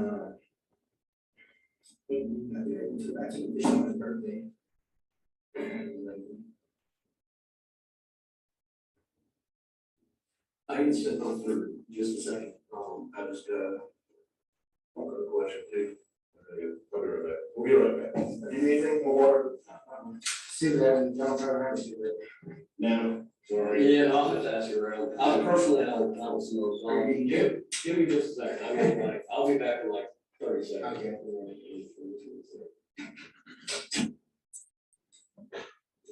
I was 6:30. I was getting ready to walk right back in here. The office. Got to the bathroom.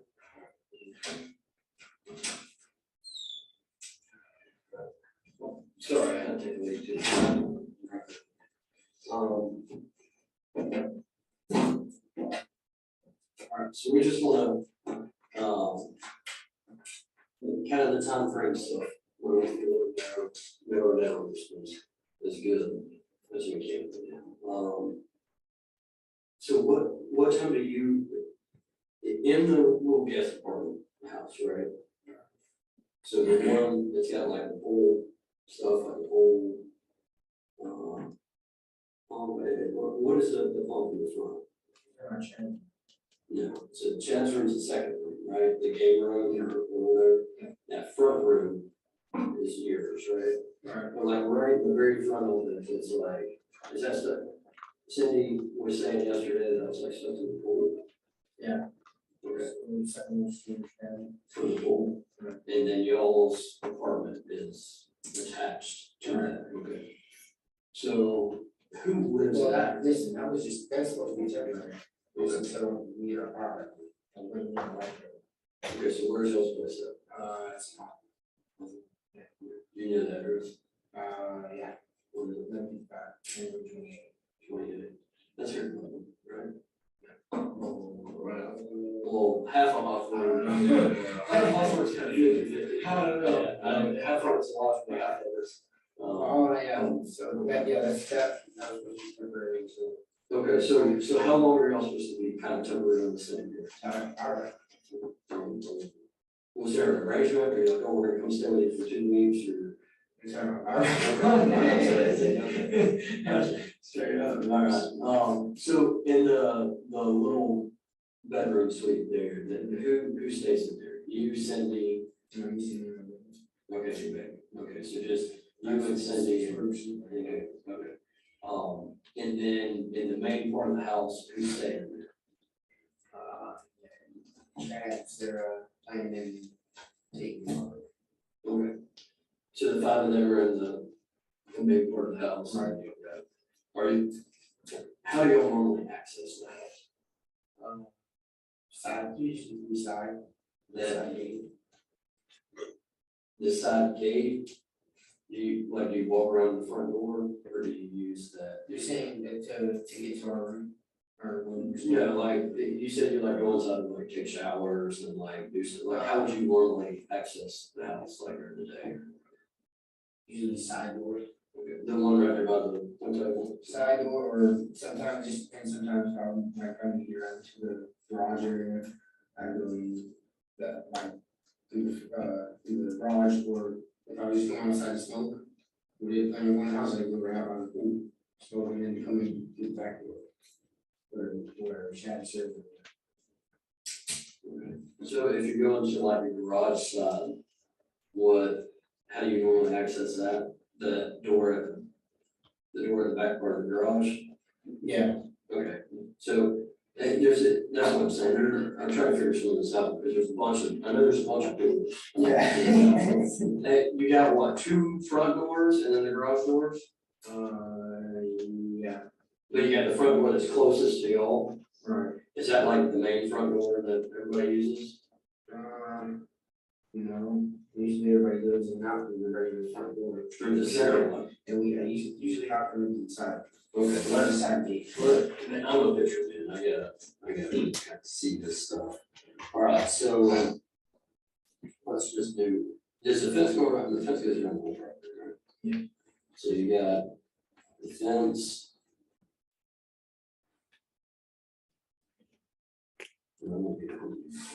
Right, so it's like a half moon driveway, right?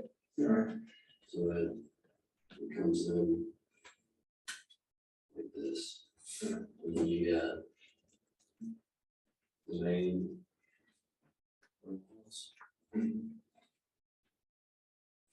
There's like a little fence thing over here, and your fence door.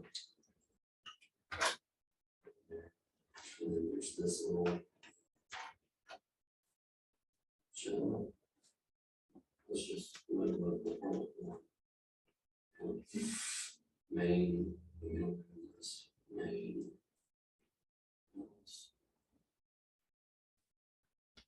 Drive. That's what we can do. This would be.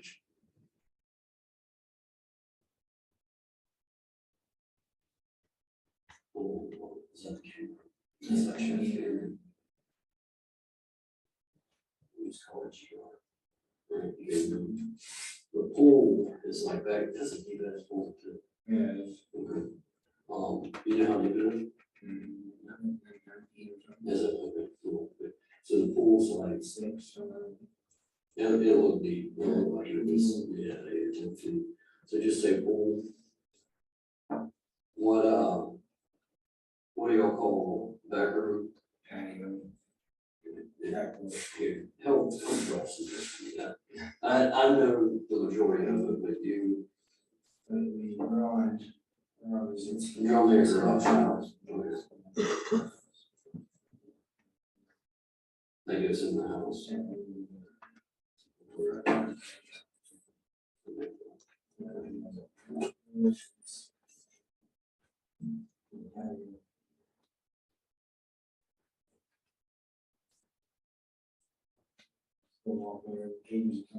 So it comes out from that back.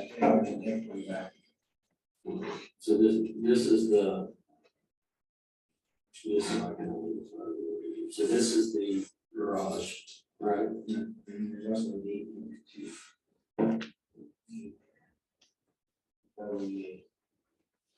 There's a double gate.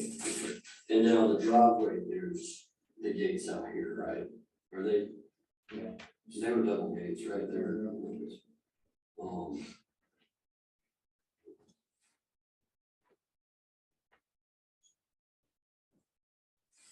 And then there's like a little walkway that kind of comes and connects all of this.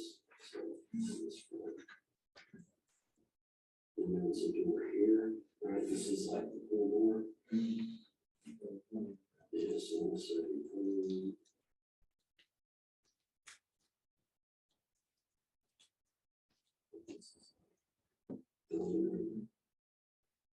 we'll name it L. This is like the kitchen,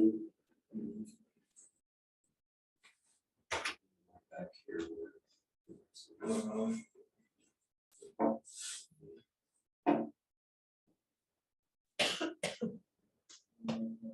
little area here. On the other side of the wall, there's something wrong. Yeah, it's like, it's be hard to draw on. Okay, so, this is that door coming through, so let's just do living room two, right? Yeah, right. So, living room two. You draw it into the patio. Yeah. Down here, right, and then kitchen. Have you have y'all been there in the house? Yes, and then there's like bedrooms back here, right, like a master Yeah, bedroom there's- in the hallway. Bedroom on the left, your hallway, bedroom on the left. There's another bedroom on the right. One question for you, bedroom on the right, the bedroom on the left, that leads to a room, and then there's also a bathroom adjacent, like, there's a door that goes into the bathroom, and then another door on the other side of the bathroom that goes into the back bedroom. Okay, so there's bedroom here, On the right hand side. so this one here, hallway. Coming out of the kitchen. So you got a bedroom on which side? There's a bedroom on the right, and a bedroom on the left, that hallway, Okay. and there's a bedroom in the hall. So one bedroom, one. And the bedroom in the hall. That's a master bedroom. Yes, Yes, I remember you like, no, it was funky, you let me walk through one. And then there's a door here that leads into, this would be your master bedroom. And then this one has, there's a door in this back, this one right here. That leads into the room here. The bathroom right here. The little bathroom, just in the shower, toilet. You know what we should not be in line? Words. Yeah, really, that's. Well, You're saying, right? I have no artistic talent. Yeah, no, I'm slot, you see, you slot the money right. Alright, that's fine, this works. So this is our walkway. And then there's like a water spigot over here. So.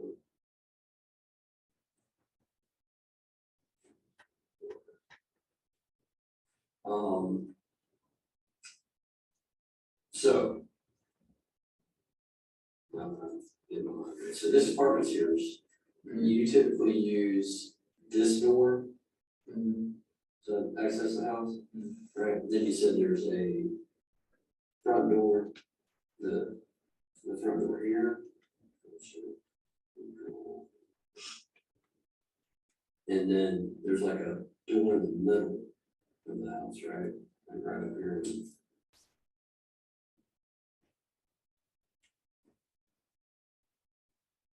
So this is the gate, and then this gate. Two, and this gate one.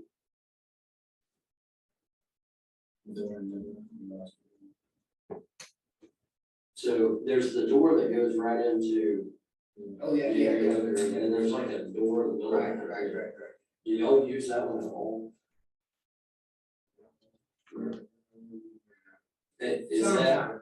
Is that one the main living room or the main door? Yeah. Okay.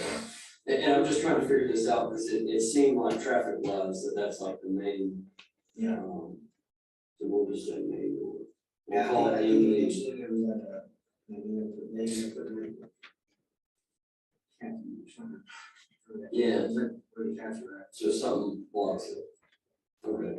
Much, you know. Yeah, only cat. It's. And then I'm gonna label this one the back door. So that's the back door on the garage, right? And then there was another one here. Like on the master bedroom. Yeah.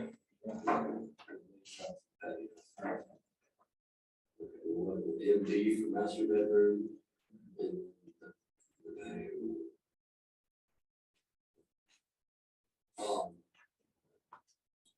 So you said, what normal ways do you access the house?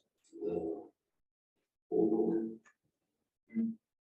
We'll call this, since it's the pool, we'll call it the PR door. The pool door. So that's here. So y'all use, and it's like across from your little apartment.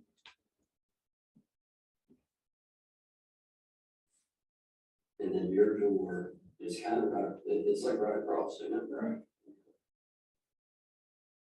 These little dark circles here, just identify this. So your door is like kind of right across from the pool, right? So that's y'all's main access to the house? Yeah, most of the time, we're right here. Or the front? So y'all rather come in this way by the pool room door, or you walk out the walkway through the gate, then we go in here and into the main door? Well, you know what I'm saying, you to enter the house, you either go through this door Okay. or go through the gate, and then you want either straight there or through the side door. Okay, so you had mentioned a few minutes ago that sometimes I use the back door. Which back door? So to enter into the house. One's we traffic was like, Yeah. maybe like go out and smoke. Yeah, right, so usually, well, if I'm doing those, I usually just walk all over and I go back. Okay. Back into the apartment area. So what back doors will you all use? Like frequently? Sarah's. So y'all, like y'all go, she don't care, she's not one of them people. No, every now and then, cause I think there was, some- like, if she's laying down, she's going to sleep, I'm not gonna, and then, she's not. You know what I mean? So, Do y'all ever use this back door over here by the garage? I've been very rare. Very rare. Does that mean like you've never used it or just? Unless I'm in front of the garage, backyard, garage, just something to look at.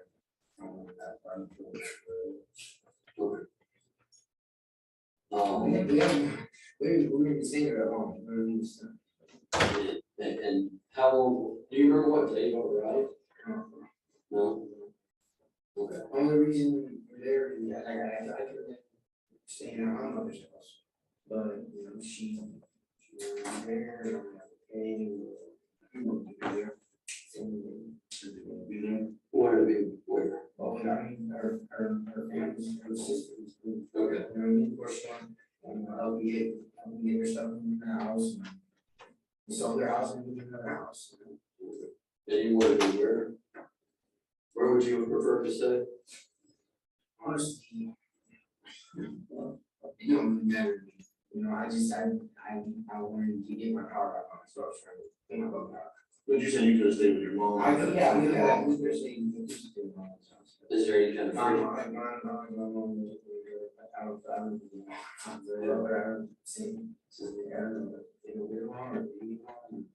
Is there any For free? sure, tricky, man. Okay. So y'all are sleeping out here, right? Y'all, so yesterday, what time do y'all wake up? Usually, I sleep in. Usually I wake up in the morning. 8, 9 o'clock. I'm working on, I'm done, yeah. Okay, so what time did y'all get up specifically yesterday? Yesterday. I was I think I fell asleep around 3 or 4 o'clock for a couple hours. That sometimes I don't sleep off it. Especially if like Cindy wasn't feeling good. She had a stomach ache, she took some looking at me, her stomach. Okay, so So I was y'all, kind of like up with her, making sure that she wasn't be out of the hospital or something. okay, so what time roughly did you wake up?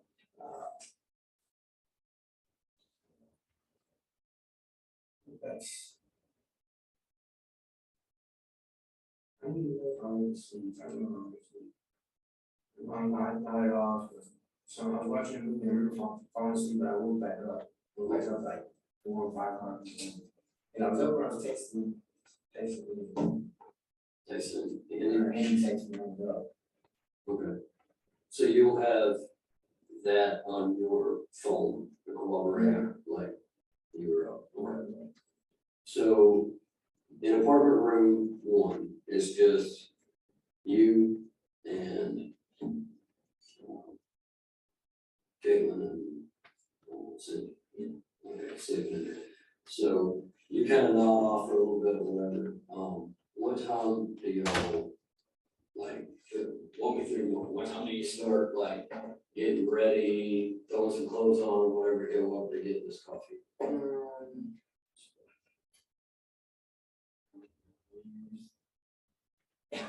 5 something.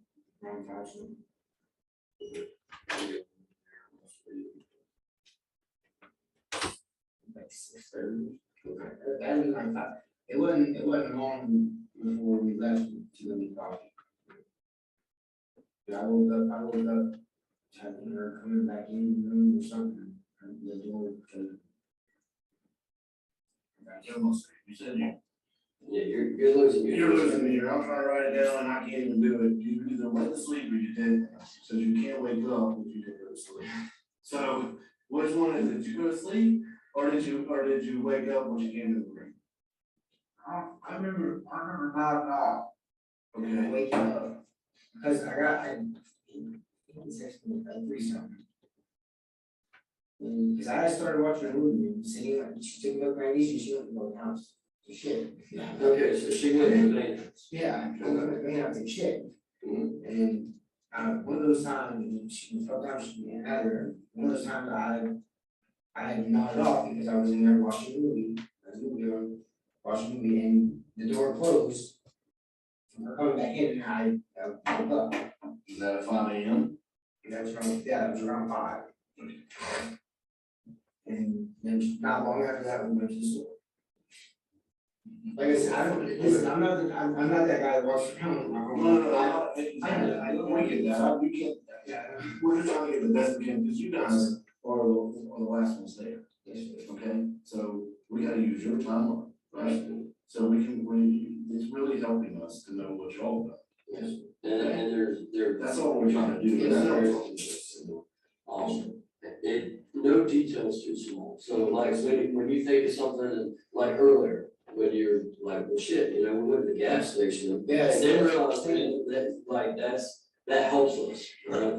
So that's what we mean by no details too small. Okay. So you get up at 5 and then you get ready to go to the gas station? Yeah, we got ready to go to the gas station.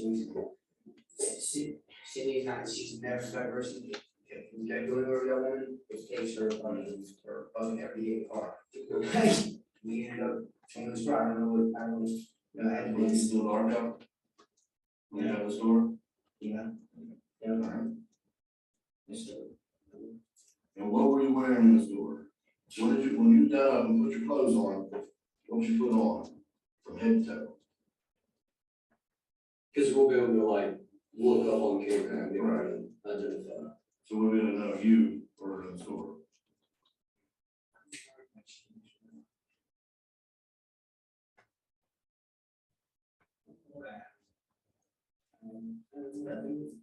He was my gym shorts. T-shirt. Do you have a hat or anything? And then, Like what kind of? I mean, ball cap. I mean, how many do you have? Like, do you got like I don't know about hats. okay, is it like a Gator hat or a Nike hat? No, it's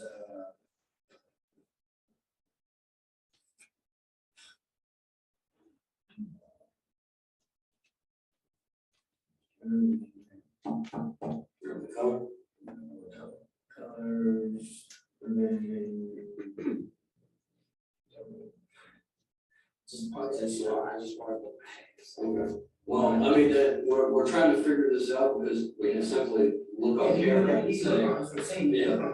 Well, the cameras, the way they're normally set, they're up top and when people like wear hats and stuff like that, makes it tricky. If you're like, hey, I'm wearing, pink shirt, yellow shorts, and a purple hat, like, we'll clearly be able to identify you.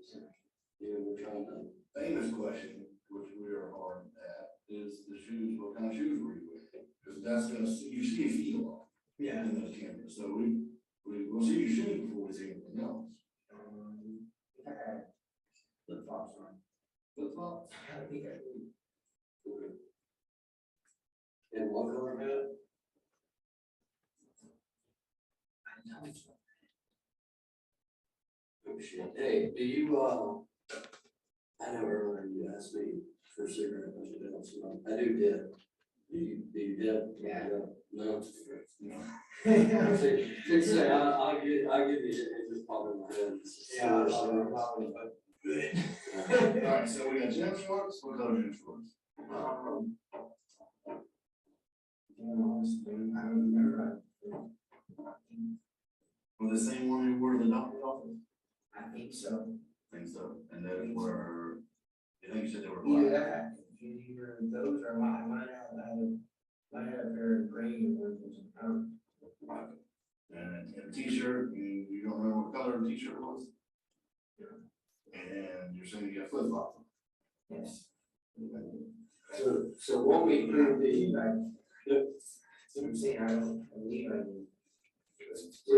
walk me through this run to the store. Is it, you said it's roughly, did you say 6 or 6:30? Roughly 6:30.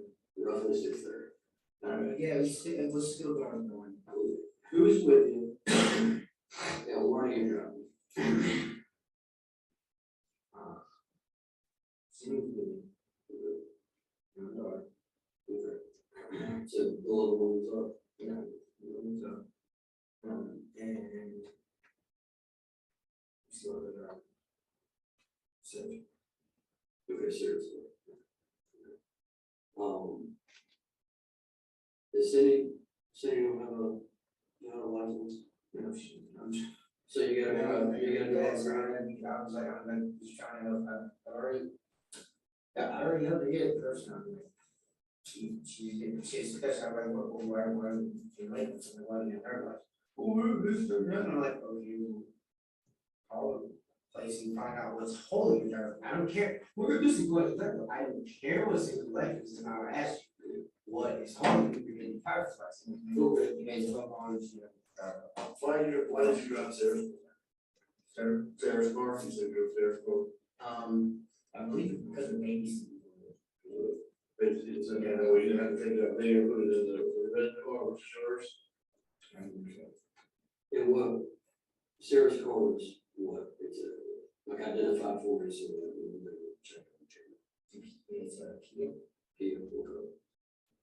So, okay, so it's that silver Kia, like an SUV, was it SUV? It's like, Yeah. Okay. So that one's Sarah's car. Okay, so you'll take that, you said the car seats are in there. I believe that's why they think, but I don't know this. They say, whatever car she wants to go. Yeah. But it's going on. No, it's there, I think. That's whatever. Okay, well, I'm saying we just. I'm just saying, because like, sometimes it's not even that I do. I don't know, religion, so I'm saying, okay, whatever. That's fine, and well, and city's pregnant. Yeah. So it's like it works. Yes. So go up there, who runs the store, you or city? I do. Okay, so you, okay, you run the store. Yeah. Okay, and what'd you get, you said? Coffee. Okay. Thing of donuts.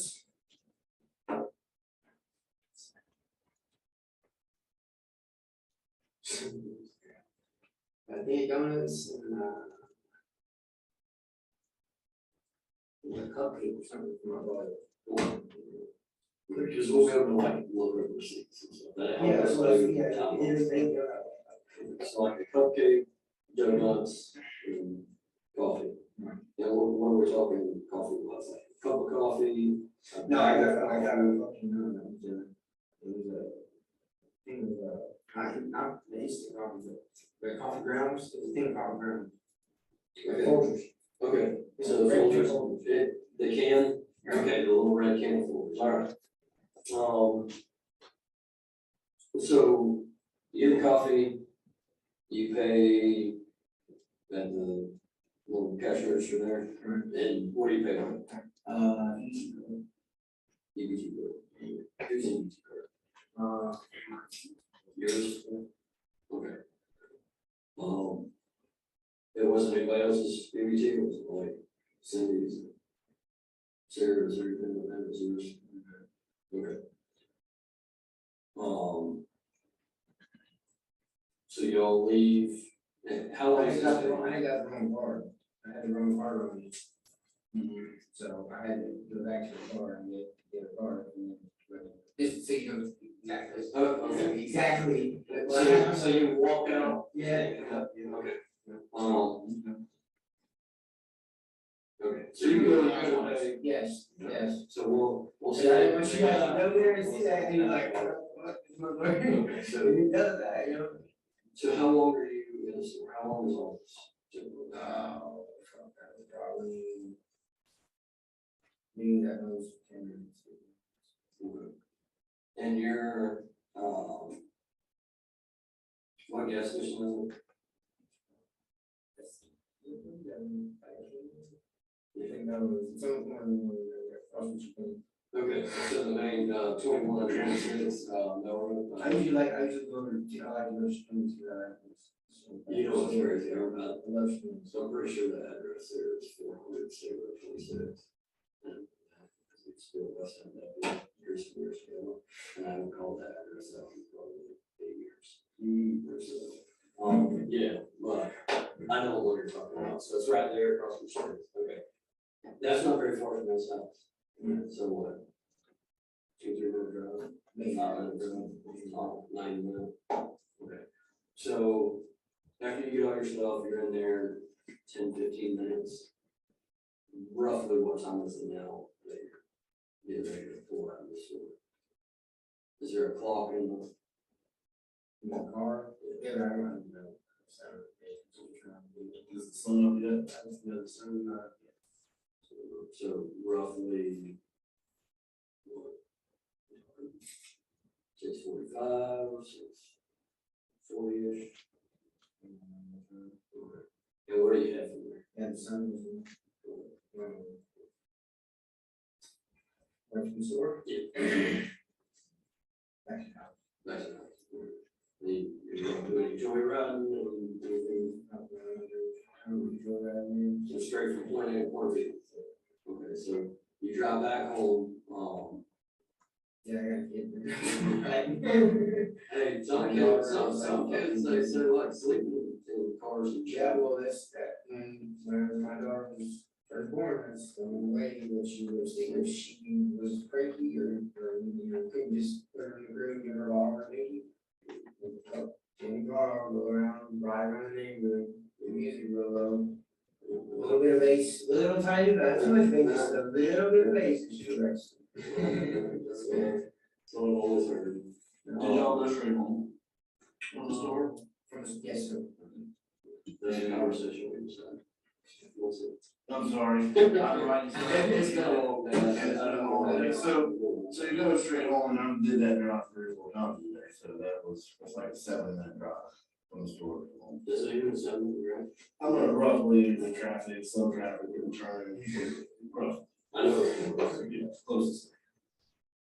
So the closest back in the house is 6, 7.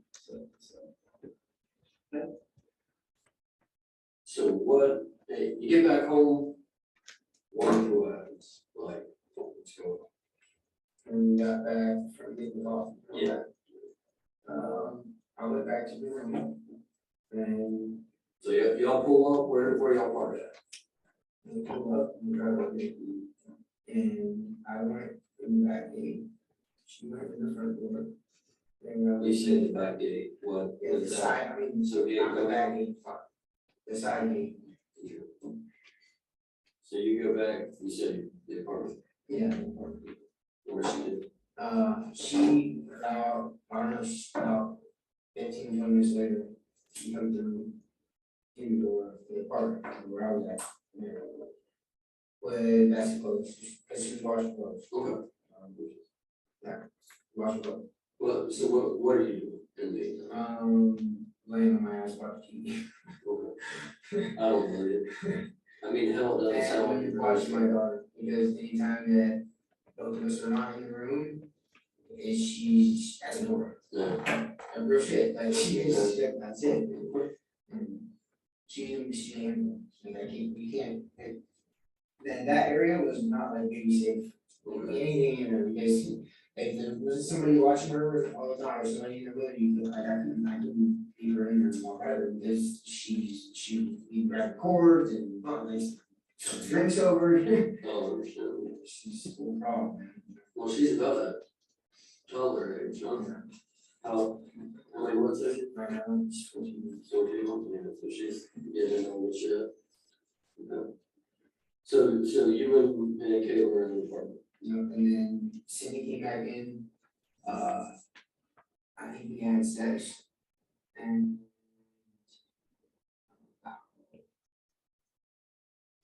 10 or 15 minutes after us having sex, we got up and seemed like that, and we got back out of bed, and started having an appointment. Okay. So what time are we up to roughly? I'm at 7, we're back in the apartment. She went inside, he went to lay down, and then 7:10, 7:20, she came back in the laundry. Okay, so then you had sex? Before laundry or after? Well, it was like, she was doing laundry, I was like, let's go in. What were we doing, when you come back in with the laundry? Right. We set it aside and have sex or fold the laundry and. I actually helped her fold, I think I was folding my clothes, though, just my clothes. Because she said mommy will die, and she's afraid. Mine is not holding herself. Yeah. You don't do it right, stop, My girl. I can do it. I'm like, no, I got, no. Alright, so 7:10, we get back to the house at 7:00, let's kind of go back to that, I get fuzzy at that point. 7:00, we're back to the house. Right. Alright. Is it day or dark, or light out, it's just starting to get dark, light out at this time, or what, just dark? I don't know, that point, I don't know, I can tell you, because, the one window has one unit and the other one is closed. Yeah, but you didn't walk through a closed hallway out of the car. Oh, no, Yeah, light or dark? It was like just getting light, Just. yeah. So you go back to the room, she's doing laundry and stuff, what are you doing in the room? You said you were with your daughter, what? Anything in particular? What you're watching? I usually end up watching all of my daughter's cartoons because. So, you're in the room, she comes back. You said, how long? Was it before Cindy came back? I mean, I wasn't 5, I'm trying not to clock her, when she comes out of the room, it's like, I mean. I mean, we're just trying to get. I know, I understand. Say, I don't. say 7. I learned that's not gonna be. Clock me for it. So we're here between 7:10 and 7:20. She brings the clothes in, your fold laundry. And then have sex.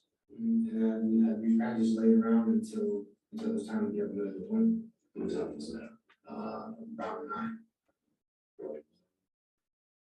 Basically lounging around and so.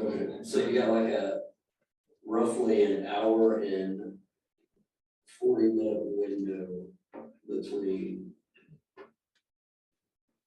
the time that she come in and with the clothes and for y'all to have sex and lounge around. She was in and out of the bathroom, I think she was having some issues in and out of the bathroom. So she's going in and out of the Yeah, house. that last night. Okay. So then, when y'all, what time was it when y'all left the house? to go to the adoption room. Around, Okay, That's when you said you got up to get ready. yeah, to get ready to go. so what time do y'all leave? What time do you leave? How long does it take y'all to get ready?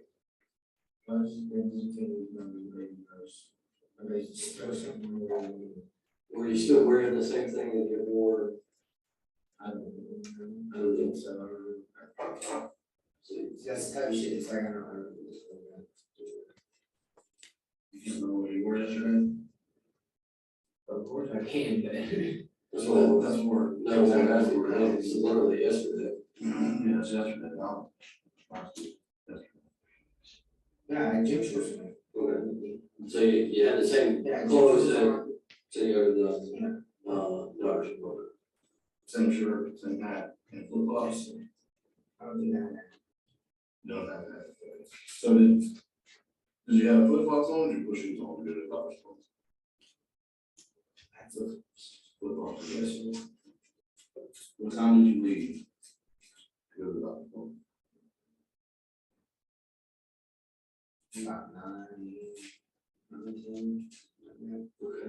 So about 9. Approximately. Okay. Okay. Now, while you're leaving, are you talking to anybody, are you interacting with anybody? Who's, at the time you leave out of there, do you see the kids? Did the kids come out and talk to y'all? Did they hear y'all leaving? Did they flick you a bird? Did they say what's up? Any interaction? No. Only person I seen was the lady next door. The lady next door. Sure. Okay, who is the lady next door? I'm guessing that's you sold them out of something. Okay, so. Sorry, it's a neighbor. So, yeah, all right, so I'm whether, there's neighbors everywhere, so I'm looking at the house, which neighbor? On this side. Okay, so over here. Let's see. We'll call it stage 2.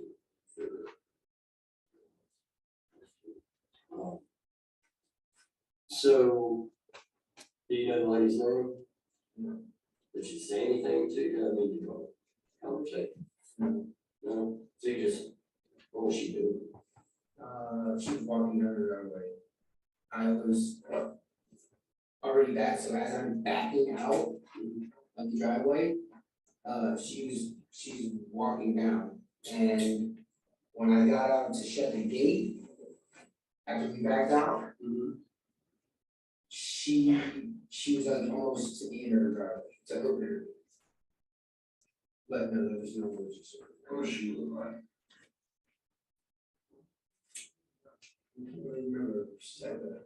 I mean, I don't remember. Okay. Let me just finish it all. Is she hot? Is she a bombshell? No, she's old. Okay, old lady. Right, Yes, yeah. So she's the old lady that lives next door. Right. Okay. Other than that, So, but y'all didn't like talk or converse or anything like that, you just saw her walk it down the driveway. Okay. So roughly, it's roughly 9:10-ish, y'all were leaving the house. all right. Where do you head? What happens from this point?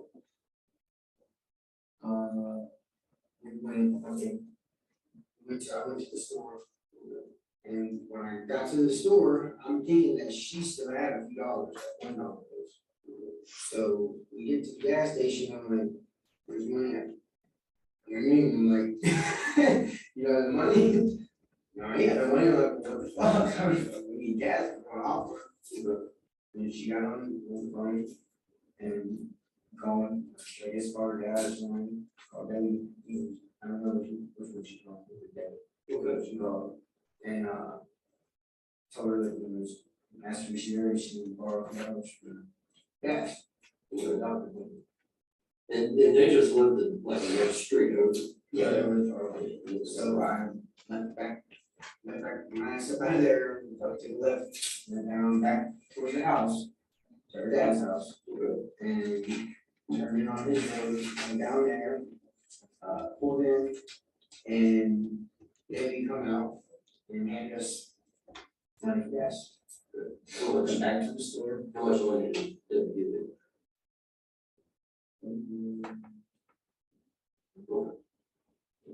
Okay. So she has money for gas. Went back to the store, put gas in the truck.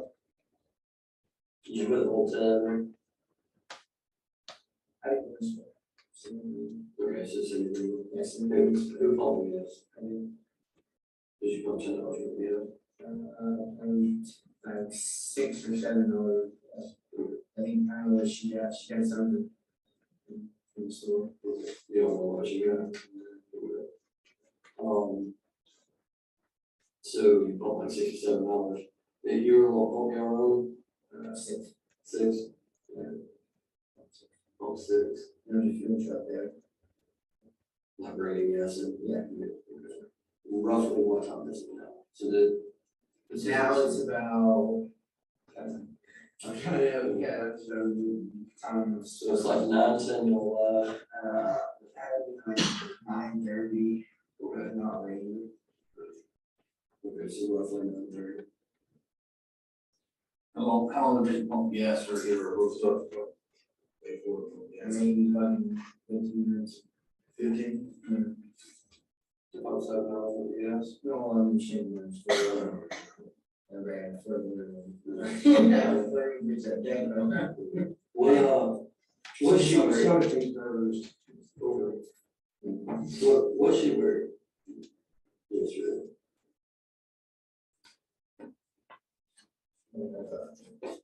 Blue shirt on. Blue shirt and. It's gonna go to there. Right. Yes, I think the jury's gonna go on for quite a while now. Is this enough? I was gonna ask you if it was a good time. Yeah. Go ahead and take our lunch break now. Yes, sir. Okay, so, members of the jury, we're gonna go ahead and take our lunch break at this point.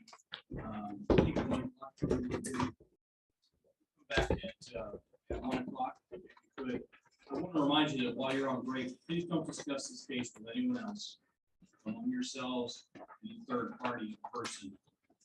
And I would also caution you that if you happen to see anybody who's here in the courtroom today, that do not have any conversations with them, you're not being rude to ignore them, you're following your duty.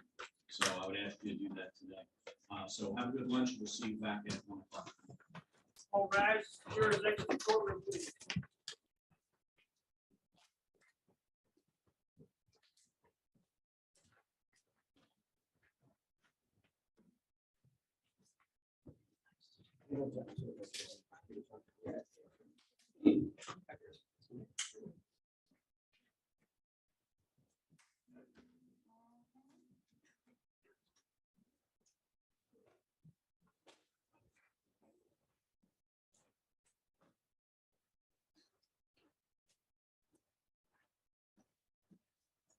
All right, thank you. We've seen the record reflect the jury has all stepped out. Do we need to take up anything? Before we break for our lunch?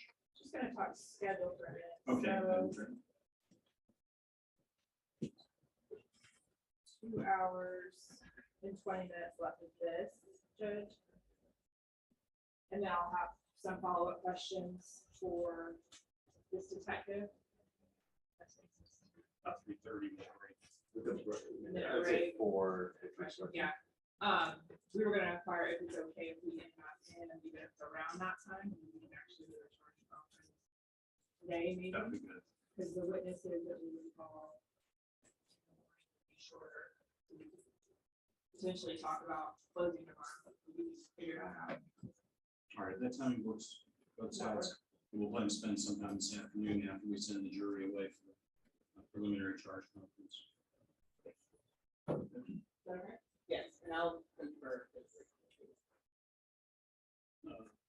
Yes. All right, thank you very much. All right, so if that works for everybody, anything else we need to take up? Hang on. All right, we'll see everybody back at 1 o'clock.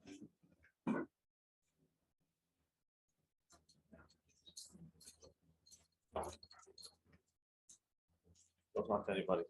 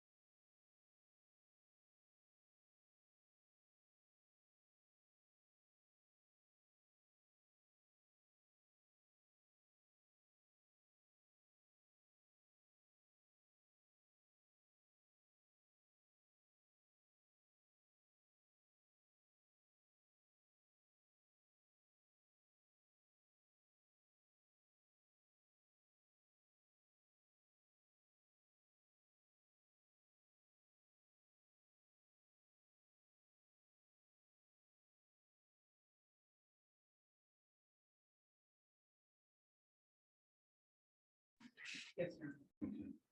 So, Mr. Wilson, if you could raise your right hand, do you swear or affirm the evidence you're about to give in this hearing to be the truth, the whole truth, and nothing but the truth?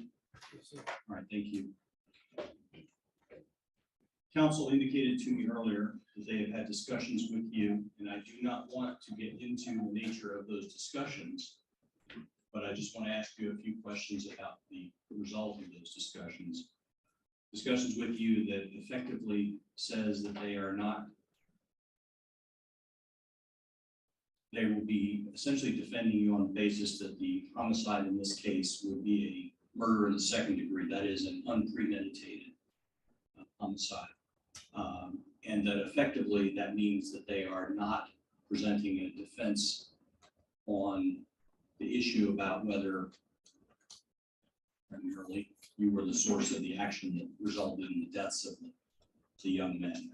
And I'm probably not articulating that very well, but you understand that counsel in the opening statement essentially did not deny, in fact admitted that you committed the act that resulted in Payton and Robert's death, but that you had other things you wanted to present. You understood that, correct? Yes, sir. And you've had sufficient discussions with your counsel and gone over with them the impact of that on the defense that you're presenting. Yes, sir. And you are satisfied with your counsel's representation? Yes, sir. Have they answered all of your questions about these concessions? Yes, sir. And you understand the significance of those concessions is that it makes it arguably a little easier on the state, although it does not relieve them of their burden. It does remove the burden with regard to one of the elements that we will talk about a little bit later, which is that the individuals are deceased. You're essentially not fighting that piece as well, correct? Yes, sir. Right. Counsel, is there anything else you believe we should inquire? No, Your Honor. State? No, Your Honor. All right. All right, we ready for the jury now? Yes. Let's go ahead and bring it up. All rise as the jurors enter the courtroom, please.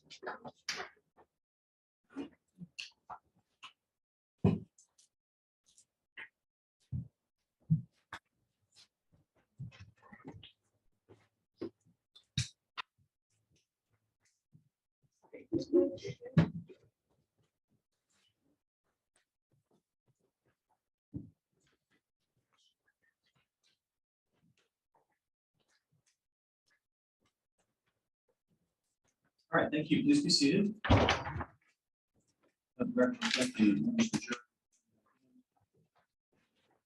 Actually, you've seen it still on the stand. And Yes, sir. Thank you.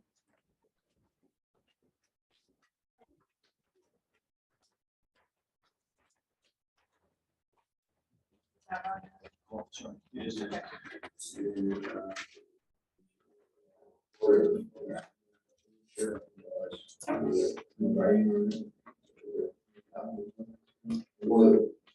Well, it's like her sister passed away. She never liked it back when we said that. She had that closure. Yeah, she remember too much. It's comfortable with that closure. See, so it's like, you know, the sound is just always really like, it's like, she loved it, just take all her clothes off. No shame. Yeah, so he's their own. All right, so being there for the 10-15 minutes, we're up at 9:50 when we leave gas station. Does that sound about right? So where do you head from the gas station and walk me through like the route you'll take? And I can ask one question this thing. What car did you take to go to the office? Yeah. My Blazer. Your Blazer? Yes, sir. Did you already have a car seat in the Blazer, or did you have to get another car seat? No. I took the car seat out of the Kia.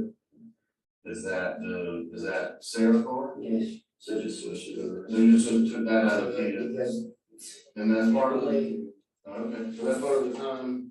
to get ready to leave. Okay, sorry, that's only for. Yes.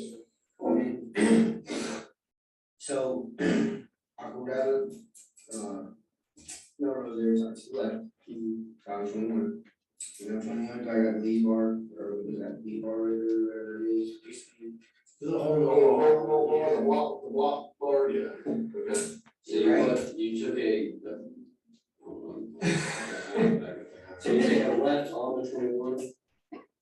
Yes, well, I pulled, yeah, I pulled, so I'm on 6, I pulled straight out and to the right, right there, 6, I took the left. At the red light. Right. Okay, so you're headed down 21 south toward. Sharing all that, towards 20. I got right there by East Bar, to the right. Down that little cutoff road, Okay, yeah, you yes. take a right there, it brings you out on 301. Okay.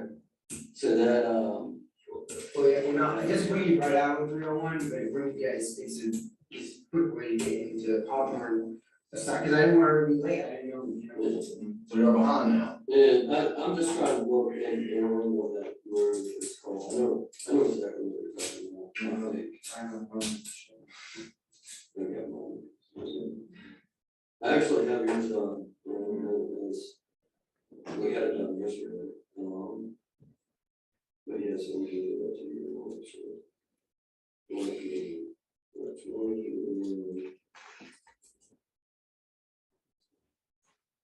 Was it price right? There's some. I don't know the name of the. It used to be a section of the dirt road. I'm the price runs all. It's real rough, it's real. Unless you never got a ball from it or something bad. You feel like. Let me see. I think this one's gonna be, would it be price room? Yeah, I should say it 301. Well, I know when you come that road, you follow that motherfucker and you're gonna come up to another little road, take a left on that and it brings you out of the one. So, yeah. And then, so yeah, that's what I took to get off on. Got on 301 and I came in there. I actually went down over the railroad tracks. And I did a little bit of history just on the other side of the railroad tracks from where all the African American people hang out. Rough side off on there. Okay. So I went up over the railroad tracks towards that gas station because we didn't know where the place was. And she's trying to look on the phone, look up on the phone and everything, and I'm driving, I just fucking. Yeah. Baby's crying, like. Okay. So I put in that store to stop for a second so we could figure out where I was going. Well, as I'm looking around, I think I seen something, I was like, no, I think it's back down this way, baby, and I got back out on the fucking highway, crossed back over the railroad tracks. And I made a right into that little store by the dollar store in Hawthorne. I forget the name, it's that little truck stop, been there for years. Pulled in there and then she's like, she pulled out, I think she got up on the phone or something, and I pulled back out on 301, went down a little bit by where the funeral home's at, we left, took made a U-turn, came back out, and then I made a right over that little liquor store to go back where the AZ Health's at. Okay. So what time is it when y'all get there roughly? 10, man, 10, 15 or something, 10, 15. I'm trying. It's taking Price Road, it's taking that road, you said it's about Lee's. Lee's Bar, whatever. I think it's Price Road, I think it is. Is it quicker to take that way over 20? I think so, I don't think so, we need all the construction. Yeah, I guess they are 4 later. Yeah, there's construction. Maybe at one point they had one section of it was a stop and go, and we got a time to stop and go somewhere. I just didn't want to be all, yeah, and then I was gonna be late, I would never do that shit. Yeah, I understand that. Okay, so you get there 10:15, what, did it make you wait out in the lobby, you go like right back, what did you do? No, I got my daughter out and she got out and went up in there. And she checked in at the desk and started putting some paperwork out. And I guess she didn't fill all the paperwork out right, so I'm sitting there and my baby started fussing and shit. And I think I went out to the truck. We're just like, Yeah, we're in the lobby there. So they were all on that, and they checked our temperature before we came one lady did. Yeah, she went a little finger in, yeah. So, and then she started doing paperwork out. And then she took paperwork in and then gone back there. Or back in, but I went back there with her. With the baby. And then the lady gave me cuts and went out and she gave me cup. And I took her out in the and then when I came out, she did the room. And I think I walked in the room for a few minutes there. And then the baby was, my baby was, the baby started fussing, really bad. So I was just ready to hurry up and do it, get down, get your reports, you know what I mean, because kids crying. My daughter is really fussing, but she'll start throwing tantrums, even if she's only one change, she's real fussy, she's hard, she'll, like, you can't see it, holding on, you're not holding on to her, she'll throw her stuff. As little fits. So, give her that paper. And left. You remember who her nurse was, her daughter, or whoever, was it a guy or a girl? The nurse was a chick. Okay. Yeah, the nurse was a chick. I've never seen that. White girl, black girl. I've never seen her dog. Yeah, I've never seen her, she just was seeing the nurse or something. But you remember it was a nurse, white girl, black girl, Asian girl, Hispanic girl. White chick. And you don't remember her? Okay. Was she not? No. No? Not nursing. So there's no Spanish one going around over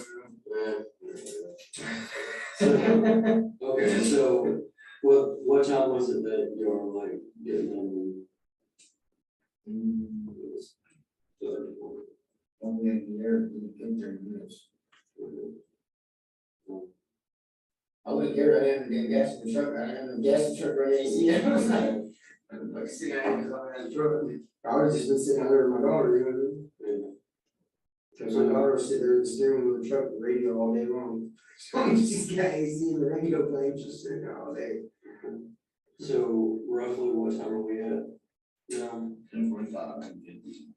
Okay, somewhere in that one part. You were headed out. So what happens from there? We started driving back to the house. And she, here's the, yeah, she didn't see it at all. I told her, so, get your driver's license, she acts like she's not out. And whenever somebody keep driving around. Well, what I'm saying is whenever somebody acts like, you try to help somebody do something, try to help somebody do something, they don't wanna do it, or they take me interest in doing something. How does it go? Making later for work? That's it. And I think it's a security thing for her to one, like she just kind of likes the idea of not thinking about that, you know. And she does sometimes. She doesn't feel safe sometimes. I don't blame her because. Alright, so 10:45, 10:50, left the doctor's appointment. The doctor's appointment, Okay, same route back. no, I went back, I got on 20, so I got on 301, and then.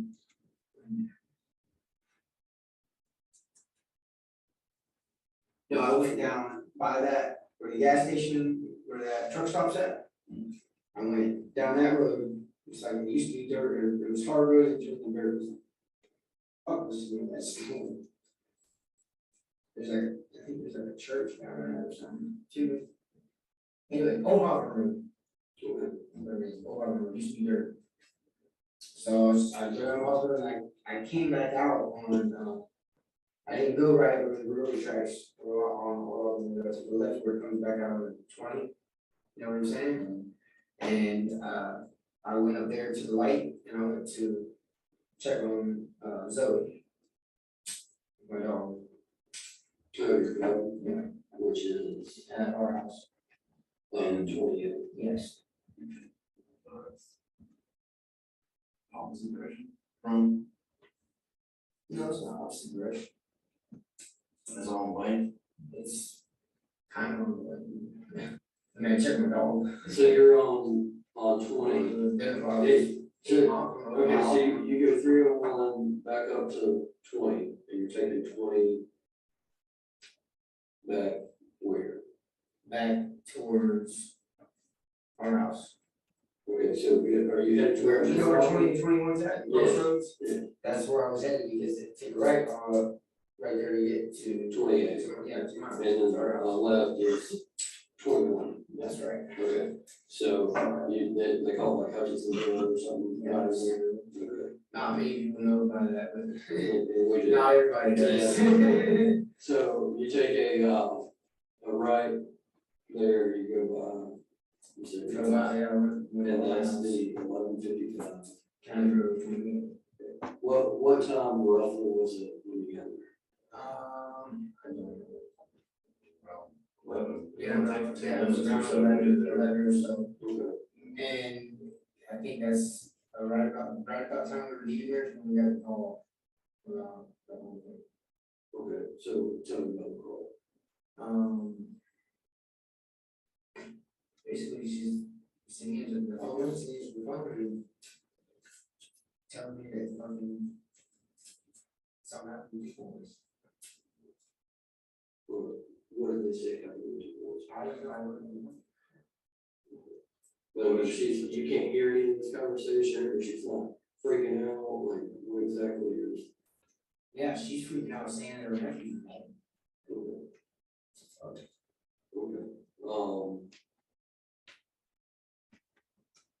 And so what happens from that moment?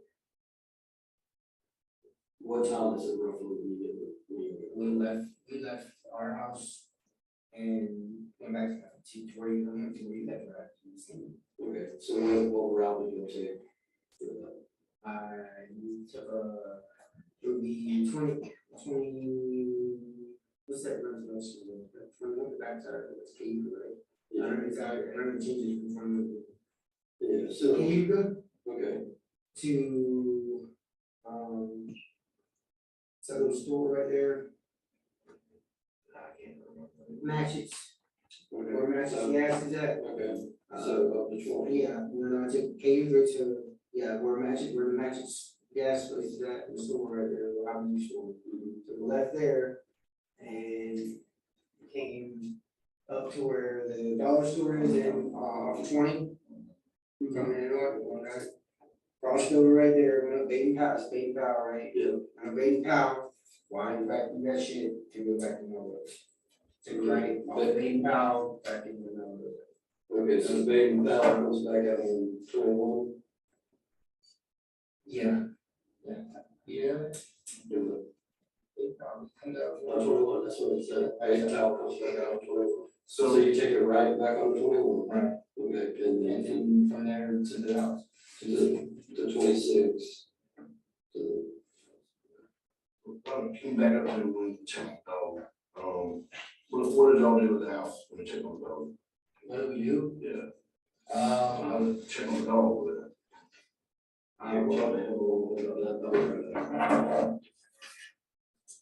Well, I walk down there and give it water. What was the address again? That Baby Powell?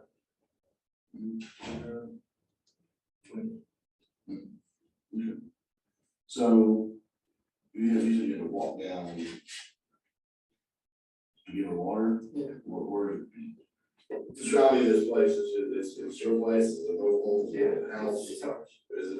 It's a house. Okay, and you're not living in it just because there's a power or something? Yeah. Deal, and where do you walk down to feed the, get water? 2 weeks in the right moment. You said you had to walk down to get her water.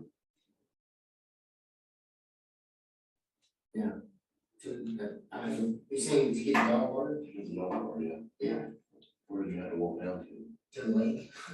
Oh, you got lake water to? I had to, You don't have any water?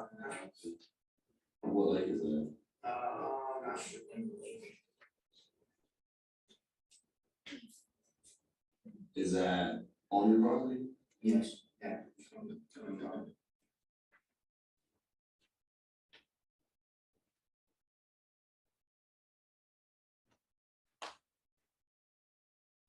So, I mean, you don't know what the lake's called?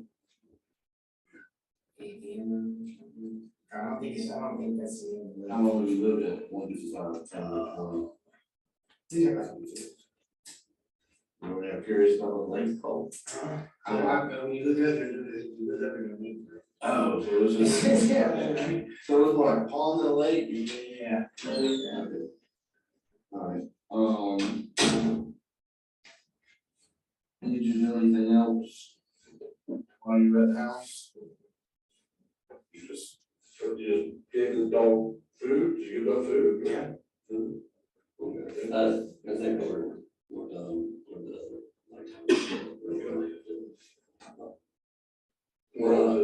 We're past it, yeah. yeah. Yeah, I specifically want to talk more now about like some of the information that we didn't today. Okay, so when we first came in here, at the very beginning of this interview, we said, you know, what do you think we want to talk to you about? Like, what can you tell us? And you said about your nephew's health cancer. How do you know that? I said, he didn't use heads. Yeah. That was like at the opening of the interview. But what do you mean by that? Why did you say that?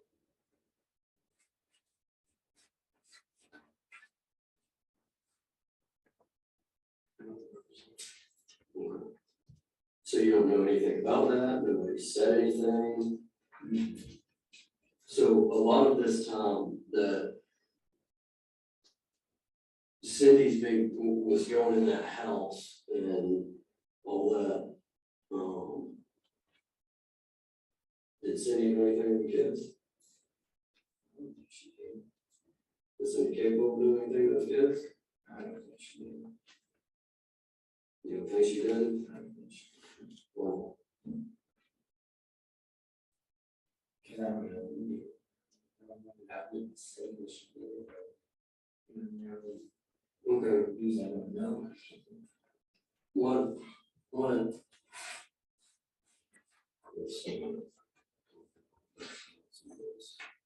What is this?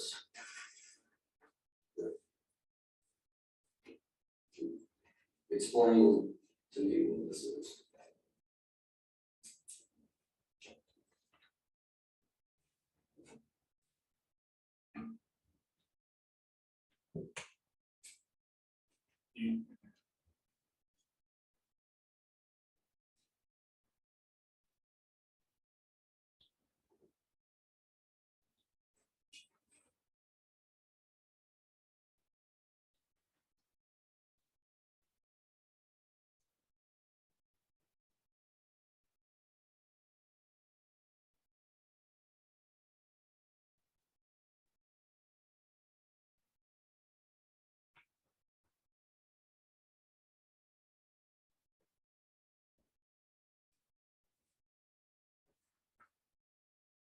Like what's the purpose of this letter?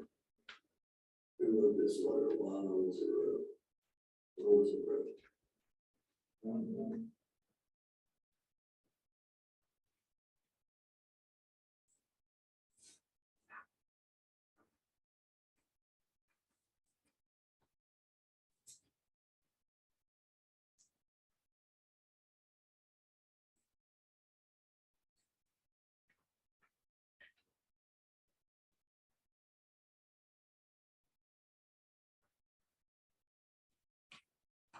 I'm trying to get the understanding of like why did you write this? Like what?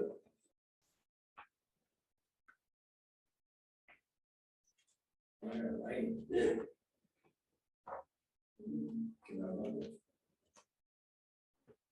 Oh, is that, we would ever split up? No, because she knows that if we ever split up, I would never try to take my daughter from her. Okay, so she is really our greatest achievement. Please promise me that she will always know how her dad has a soldier.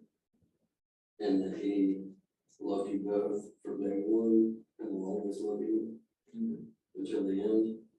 Because the entire system, the time, Okay. So when did you write this? it says to me, when I read this. Sure. Um, So yesterday. yes. The date says 8/26, so you wrote it yesterday. Why did you write this?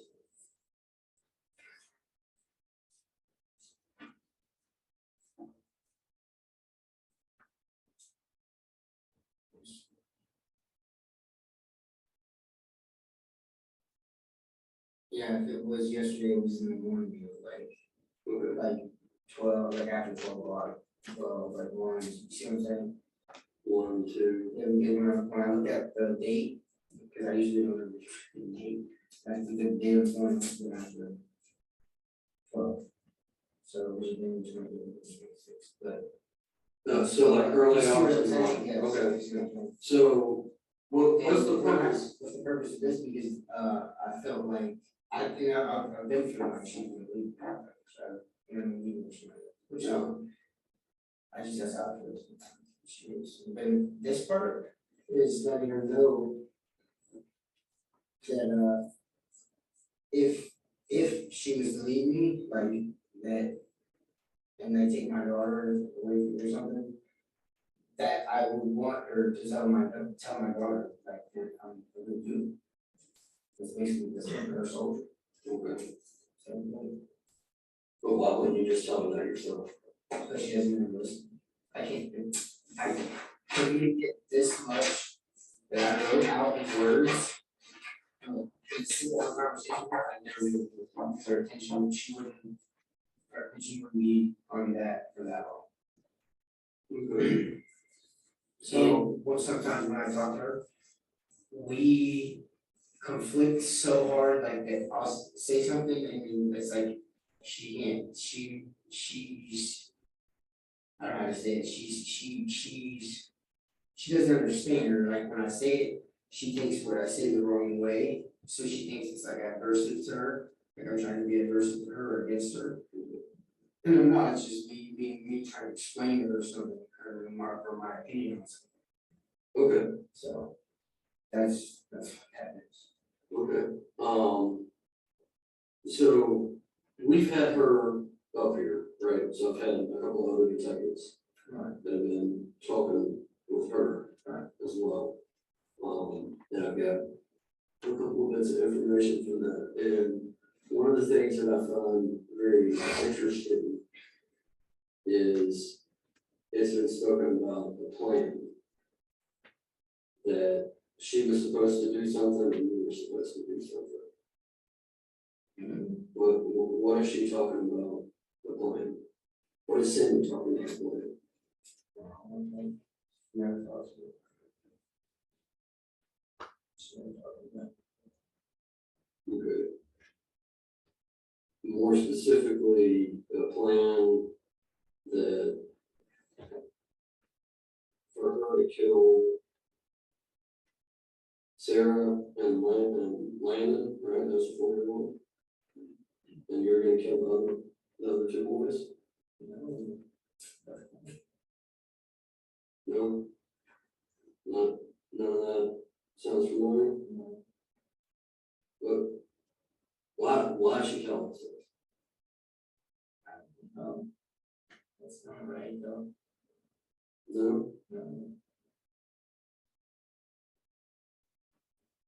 Okay, so there's never been a conversation that of any kind of plan between you and Sarah. Or not you and Sarah, but you and Cindy. With animosity towards Sarah and her kids. No.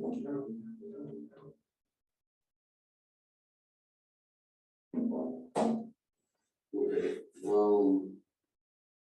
have you told anybody about the plan? No? You haven't had any conversations with anybody about the plan?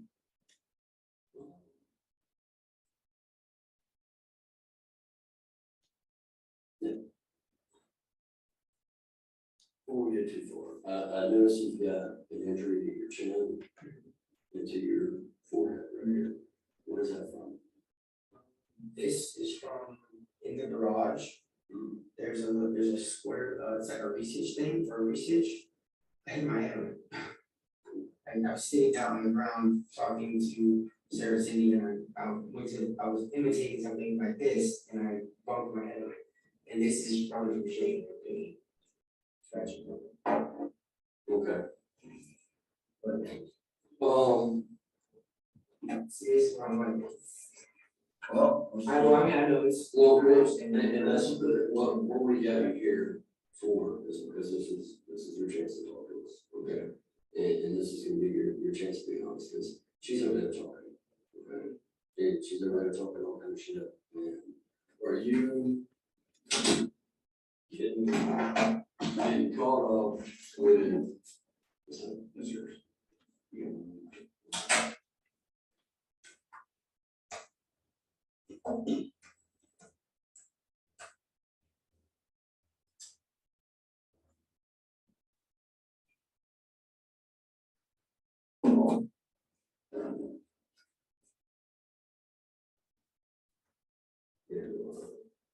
Will you go check with them to see?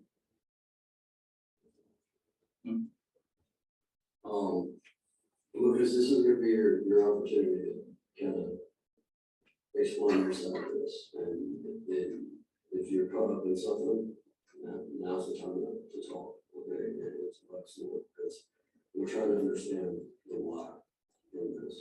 We know what happened. We're trying to understand why, okay? So talk to me.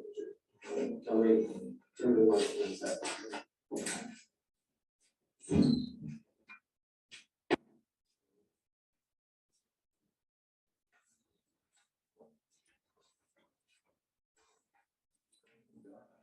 Yeah. So we're fixing to go over this scene, okay?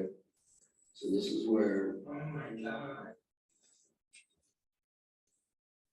Oh my God. Which one is this?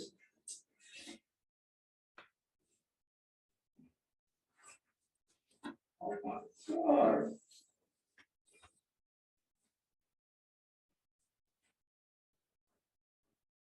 Which one's which?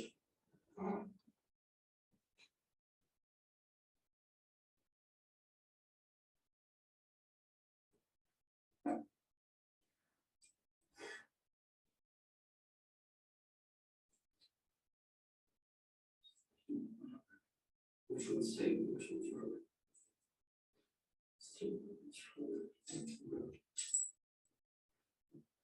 Now's the time to talk. She's paying you to be a monster, okay?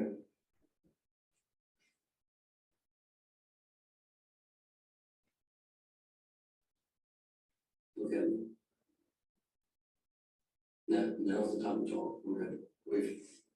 Their bodies have already been processed, okay? We've got fingernail scrapings, everything else. You think your DNA is not gonna come back under the fingernails?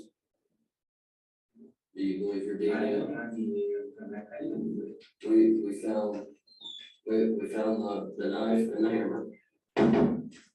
Okay? You guys have reason, okay? Okay, so now is your one chance to talk. And to be honest with me. You know? I did not even do it. I want you to look at this. I see, I don't wanna see it. It's fucking disgusting, man. It absolutely is, but is this something that somebody's emotionally charged you up with, whether it be Cindy or these boys? Is there something's been done to you, okay, or you've been put in a situation, you've been alienated that's caused you to do this? Is it the drugs? No, I didn't do it. I didn't want to kill him. Okay, well, that's not what Cindy's telling us, okay? That's not I didn't hear what she's telling you. I'm telling you, I did not kill the two boys. brother, listen, take this opportunity. Please do it. I don't even see that. We know you don't wanna see it. You need to take this opportunity, this is. Forty something, okay?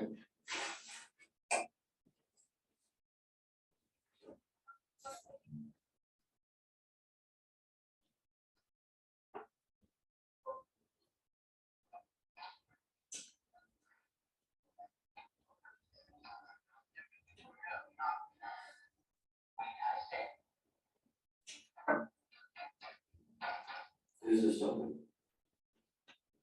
What's that? No, I'm gonna keep playing. Who's this talking?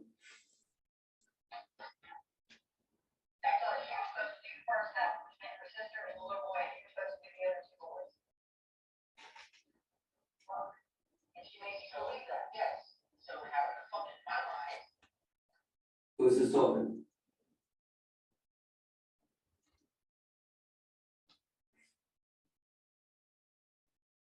That's not what I'm on. Your mom or who else? Me, Okay. The time to talk is now, okay? The time to come clean and explain the why is now, okay? Are you the guy that's got caught up in something? There's more. You need me to keep playing? Or do you know where this is headed?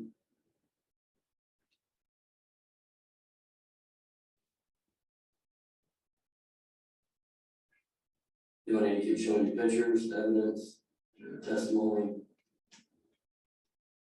Like I said, help me understand this.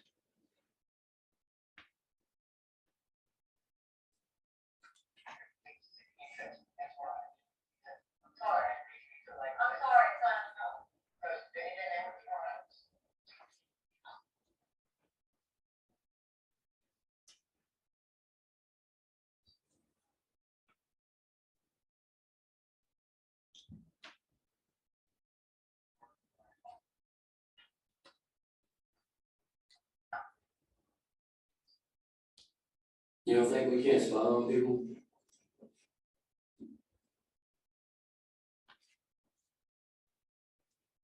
that one, on. You don't think we can't spy on people? That was you talking.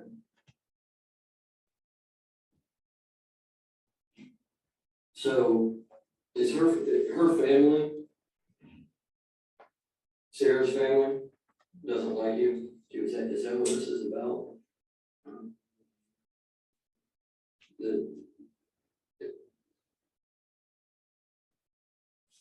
The time to talk is now. Okay, this isn't what has Sarah's family done to you? I mean, you talk about that. You talk about Sarah's family alienating you, putting stress on your family. Do you think are they turning you into DCF? Is that what this is about? I guess. So So it's in DCF. is that, are they like trying to turn you into DCF or tear your family apart? Like what has happened that caused this, okay? Because I've been talking to you today, all right? But if you don't start talking to me and helping me understand this, that's a picture that's gonna get portrayed about you. Okay, and you don't wanna, I need to understand what happened.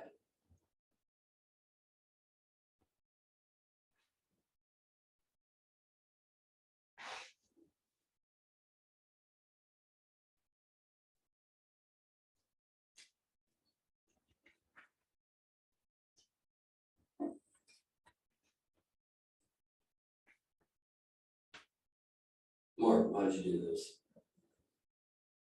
And we're not gonna sit here and keep telling stories and all that.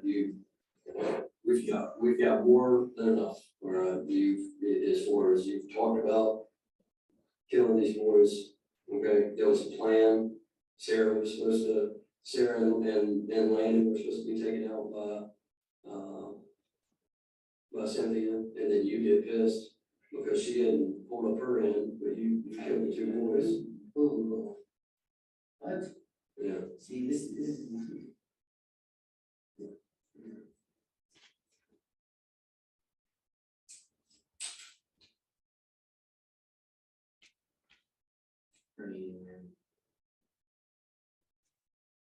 explain it to you.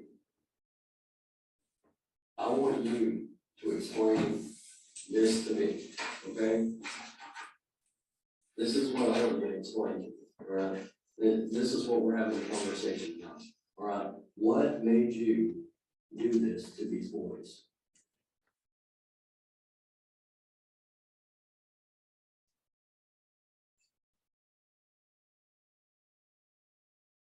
What they do? What did Sarah do to you? Is it something the boys did? Is it Sarah? Is it Sarah's dad? Is it fucking Andy?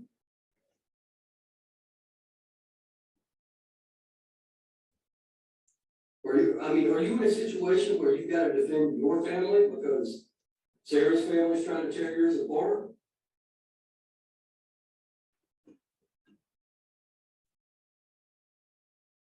Mark, look at me. You gotta talk to me. Sometimes that's how I feel. What's that? Sometimes that's how I feel. Like they're trying to tear me apart? Yeah, tear my family apart. Wow, what do they have against your family? Is it Cindy? Is it you? So what happened this morning?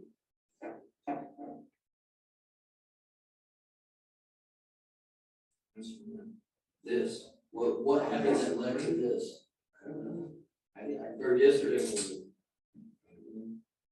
You get my days mixed up. Yesterday morning, what happened to cause you to snap like this? Were you high? I didn't do that shit. You did this. I didn't. We're past that. All right, I've got all kind of recording of you when we're spying on you, okay? And we got you talking about doing it and why you did it. So that's what I'm trying to understand this from you, okay?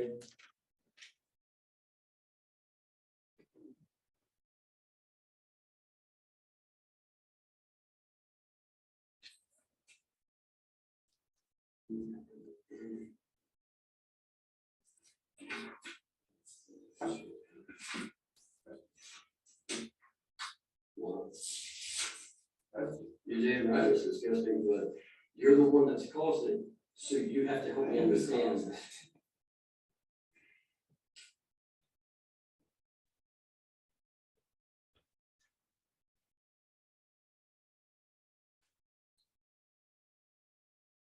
Do you know what probable cause is? No. Do you know what, explain to me what probable cause is? You need the right to do certain things. Okay. Do you know that there's a certain amount of evidence and testimony and things that we have to put before a judge to say, yeah, something like an arrest warrant? Right.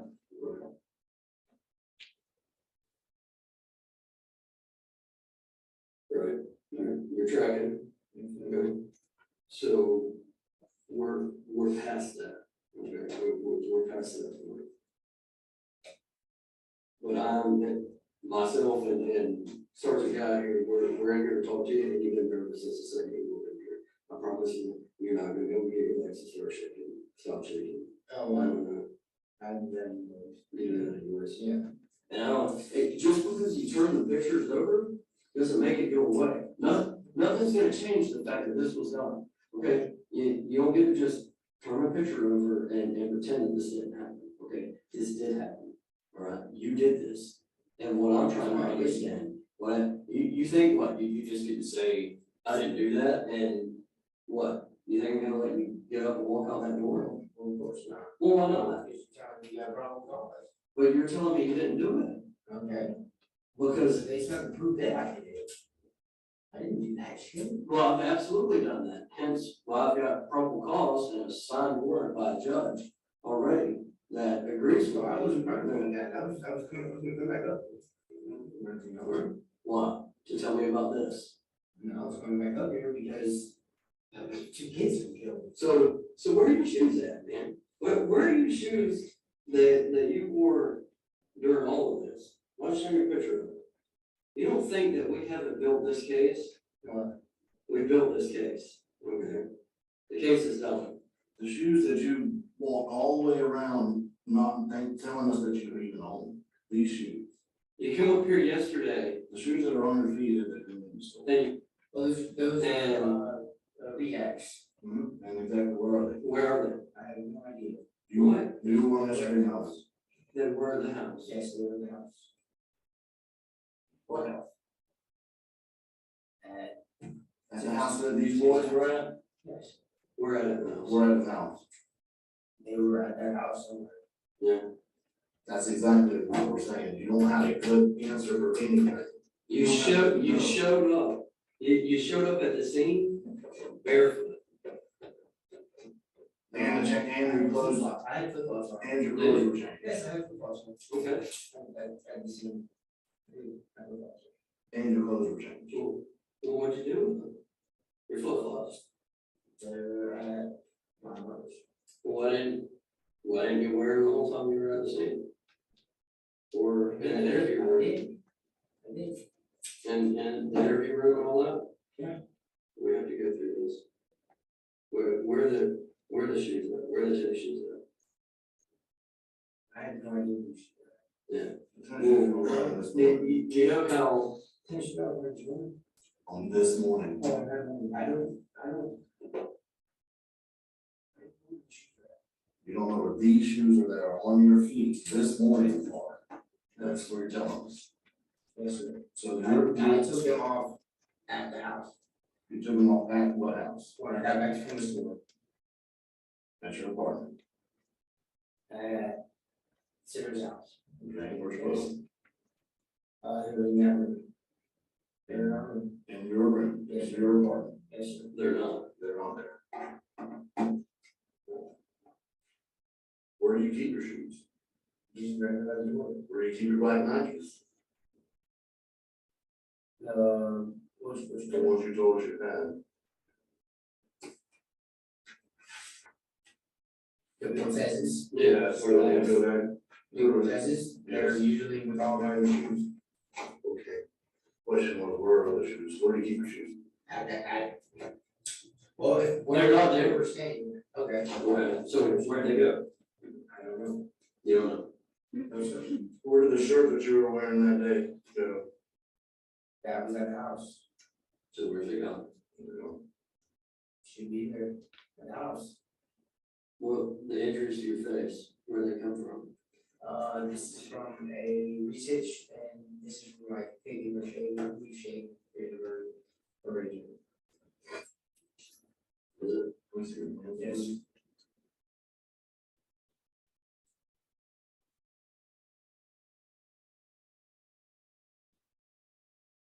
That's gonna clean the jacuzzi. Yeah. Clean the jacuzzi. I mean, we're gonna get photographs of it, other than, and your face and, you know, fresh injuries to your face. But, Do you have any other injuries to your body? Any research on your back or your chest or anything, your stomach, anywhere else? how are you gonna explain to your, It is, I mean, Cindy will tell you, I was in the office and I hit maybe that, and she, yeah, Cindy's told us a lot, that you killed her nephews, so what we're trying to figure out is why, is it a plan that she's manipulated, or is it something that you did to protect your family, okay? Because there's nothing else past this, all right, and I'm gonna be able to paint whatever picture that I want with you, all right, and from a guy that I've been sitting here talking to for the last couple of hours, no reason whatsoever. So, I'm not a monster. and I don't think you are, and so why? We need to tell your daughter something down the line that, you know, daddy tried to protect his family, or daddy tried to do something, what kind of guy are we gonna read about in the paper? Is she gonna read about in the paper? What happened?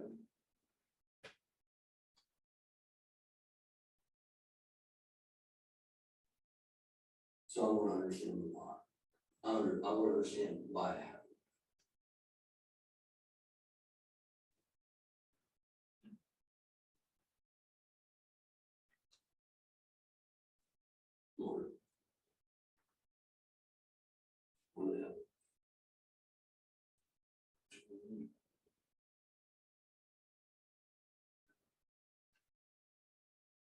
Just now? Is it the drugs?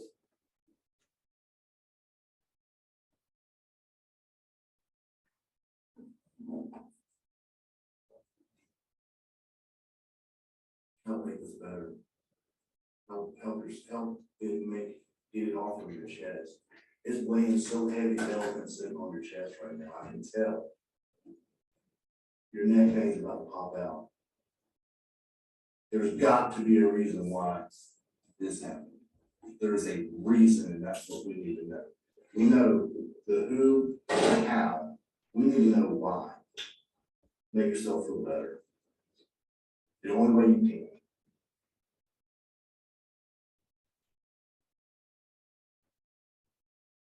Mark, look at me.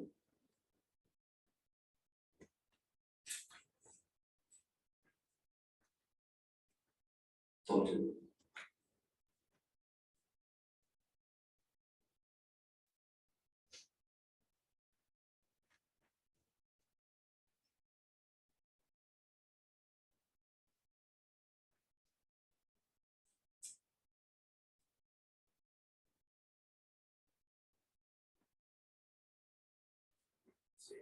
Yeah, it's not gonna go away. Yeah. You gotta get it off your chest or you'll be sick the rest of your life.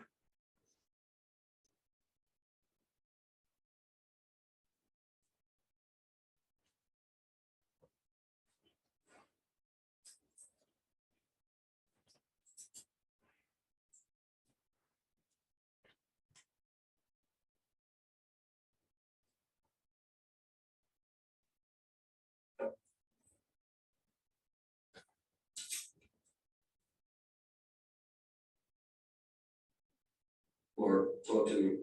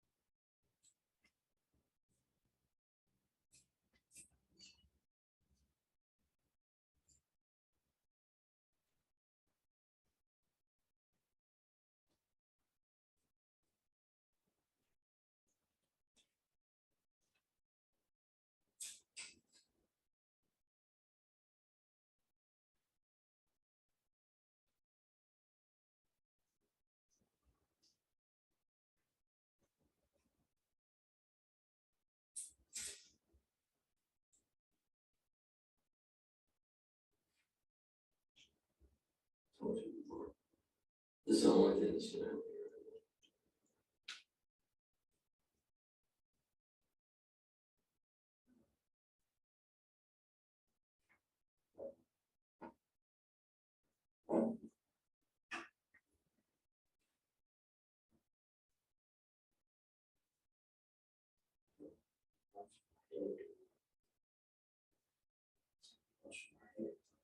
Cindy folks with their own bad. What is Cindy doing? Shit.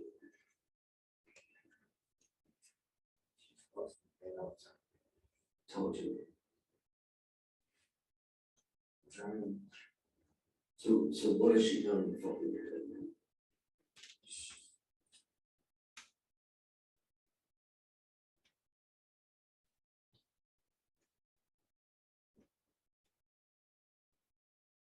We never cheat on her. One, I voted around when she was in jail. She was in jail. What has she done to you in return? She older than me. How did she talk you into this? Make us understand how that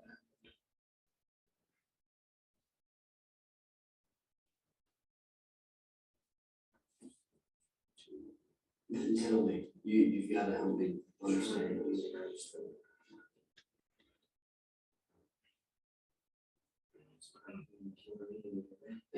I promise I will keep you protected. Absolutely, absolutely.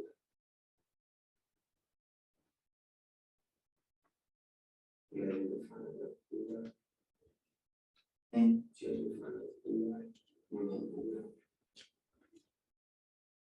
Something we know. Look, you're still trying to lead elsewhere, and be here and now, okay? What did Cindy do to make you do this? What, is she alienating the family against you? What? Yeah. I believe she really needs to. And what part of the family?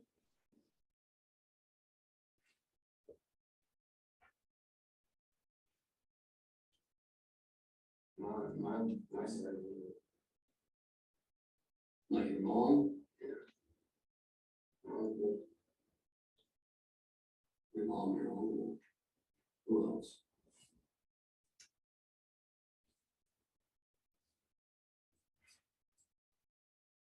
So So how did the boys how come? did they come and do it? How did she mess with your head enough to make you do this? What did she say?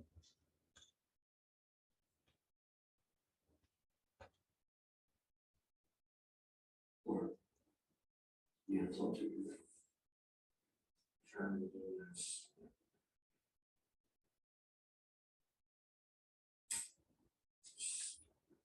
Trying to do all. Were you high yesterday morning? Yeah. Or were you high? Methamphetamines.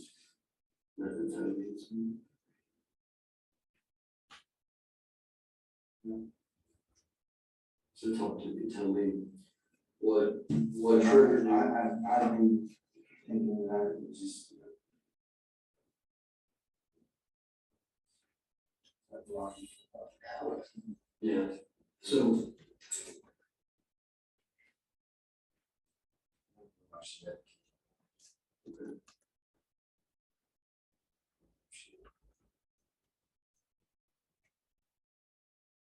so walk me through what happened between you and Ted and Robert.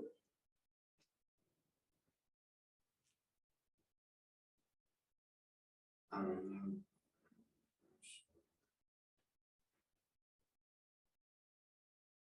Honestly, we.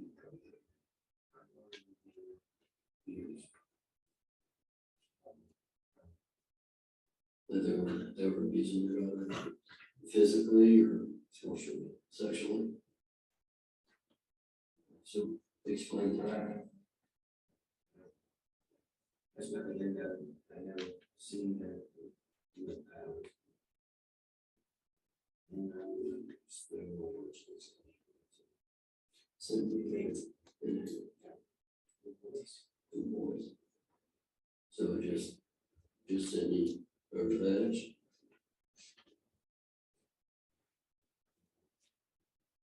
What did you use? What did you use?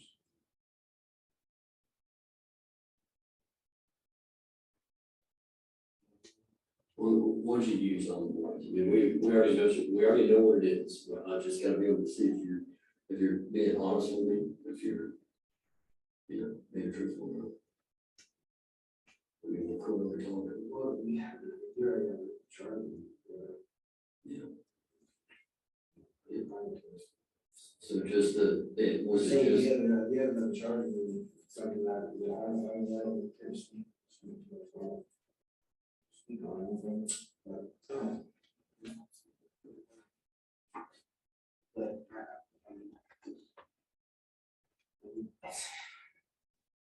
what am I gonna tell Kate about her dad? What am I gonna tell your daughter? So I said Caitlin. Yeah, no, I said, what am I gonna tell Caitlin about her dad? She's too young to understand any of this now, right? But she won't be forever.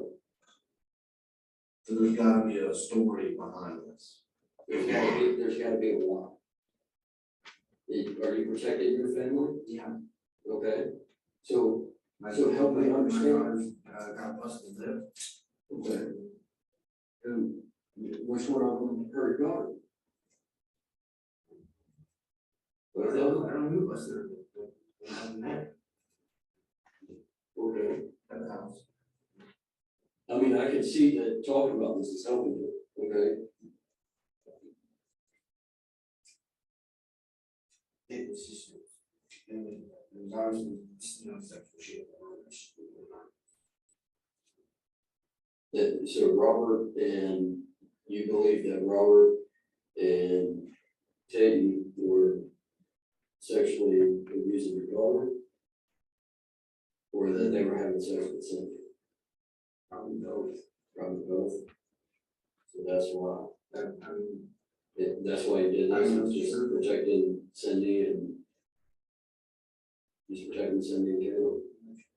Pretty much, is that what you said? So that's, you felt like they were sexually abusing your family or your family, so that's why you heard it. So, just so that I understand some of this, kind of walk me through what happened. Like, so, was he killed first?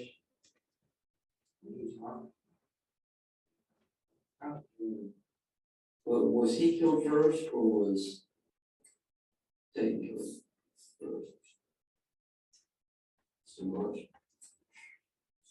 Just walk me through the morning. Do you want me to put this away? Will that make it easier for you to talk? Because it's one of the blame your kids, and that's the problem, that's what makes you sick, that's why you feel like there's an elephant on your chest. The only way to get that off is to talk to us. The only way to feel better is to talk to us. right now. As soon as you say it, I know, as soon as you say it, you will feel better about that. I promise you. So tell us kind of walk us through it so we can understand. What? I've been with a fair witness since the beginning. I'm sure you bad. I'm sure you like shit. Talking to them for something. I know. I've sat in this room, I've sat in this room with dozens and dozens and dozens of people. And look at me when I'm telling you, I don't think you're a monster. Okay? If you're a guy protecting your family, I understand that. Because I told you, my girlfriend's 6 months pregnant right now, I got one on the way. And there's not gonna be anything. Exactly. Exactly. So I'm not causing any kind of, I'm not judging you here. And they're telling, They're telling you what. they making the mother cover it up to me, like, or I didn't. It's crazy. I mean, Sarah. No, it would be like. It'd be like if somebody was making your wife and your daughter do shit, and then making them hide it from you, but little they know you, like, you know what they're doing. See what I'm saying? And then you just keep walking around, they out knowing what's going on, but turning a blind eye to it.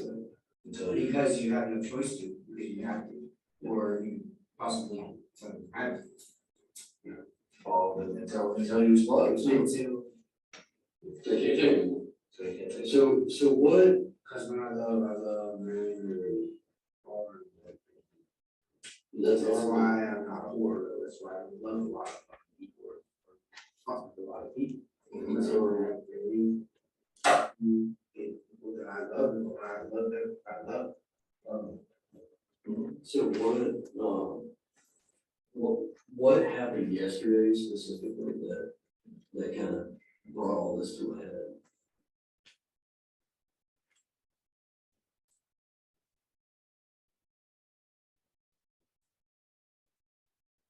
Did they say something about it that upset you?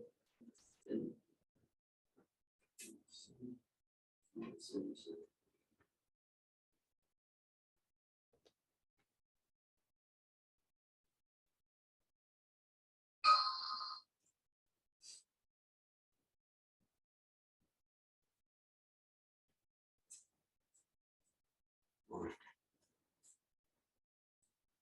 Let's see, so, Virginia. They got this started yesterday.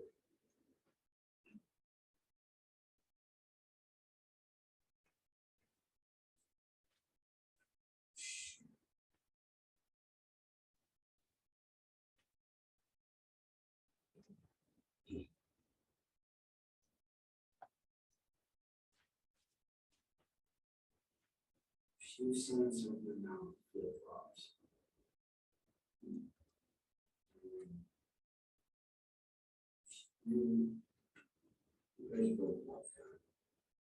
So where's go get another pair? So I'm like, well, I mean, cause she kept walking around, and I didn't know what she was saying, but she said she read it, what she said. I said, well, what do I need to do? What do you need to do? Like, you're just standing there, you're doing this. What the fuck do you want to do? She do two pairs of flip flops, and she's like, go get the other pair. And I'm like, fuck you mean? Something about, putting the kids in there or something.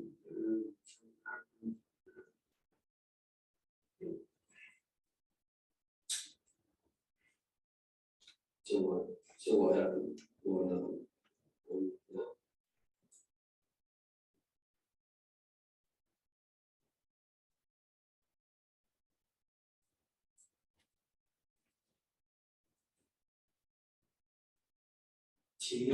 She went outside and was like pushing the neighbor out of the throat.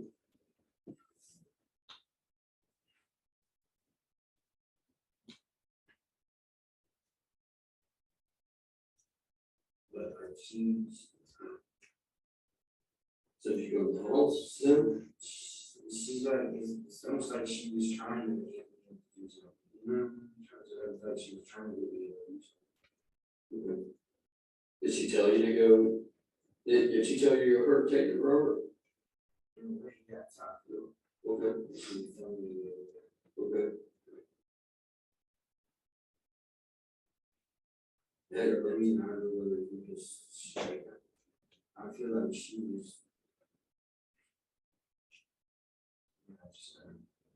Were the boys sleeping at the time when you went in there?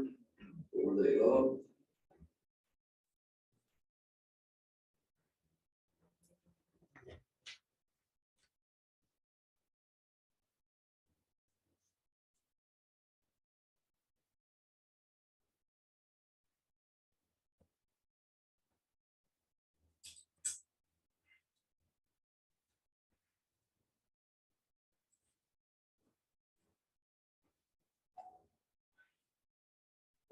You're almost there.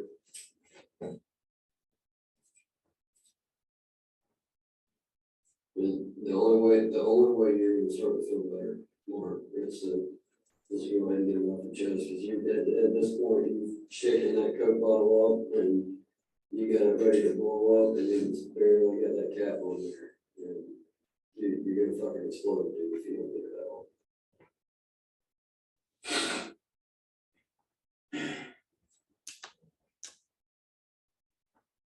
Talk to me more.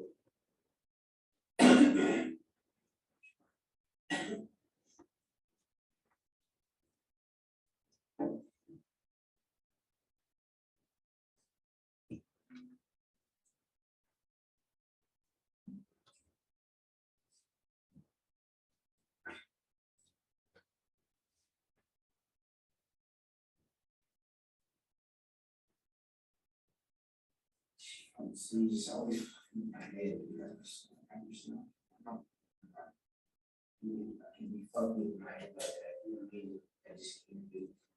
Because I love her. Did she tell you to go, did she tell you to go in there and kill the boys? Yes. Okay, cool. And why? Did she specify why? What was she supposed to do? And did she directly tell you this, or was it her fucking with your head to make you do that? I don't know, it was her fucking with my head.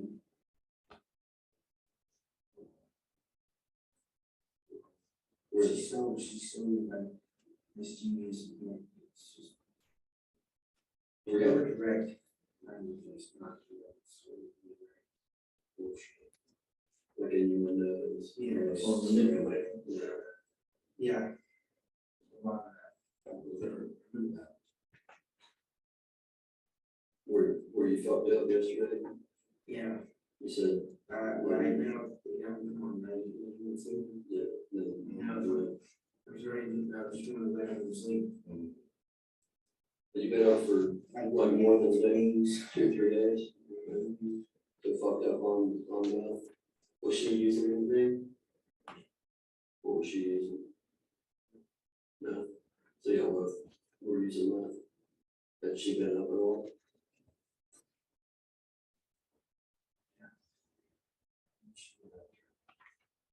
So what, just explain that one. Did the boys know you using that? No. So they didn't like make any comments or anything? Yeah. So she, Was it light outside or dark? was it before y'all went to the gas station? It was light outside. So it was after you went to the gas station, but before you went to the daughter's appointment?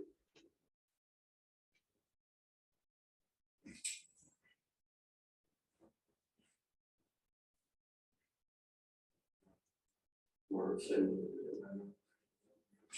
It was happened to me after the gas station. How about we'll go something easier? What about the shoes? Where are the shoes at?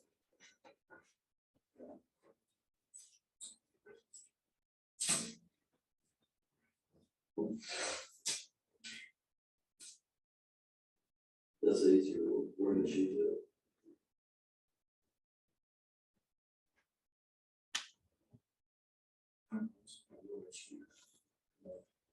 I don't know.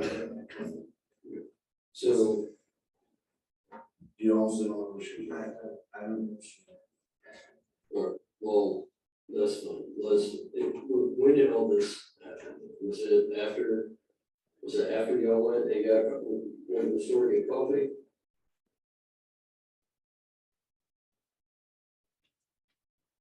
Or was it before?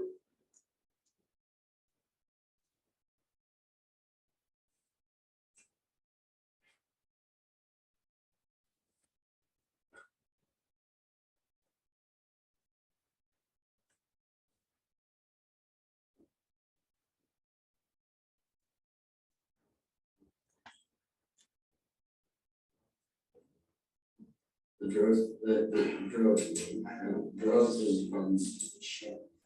what, was it dayline?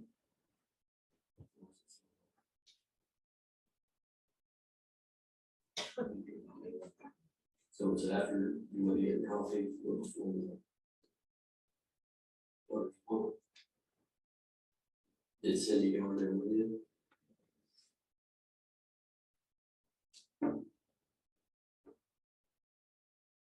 No. Where was she at? Outside. Like in the yard, they were like in the yard or in the apartment, like where else?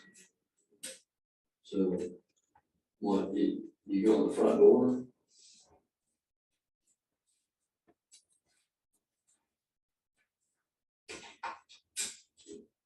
You come in the front door?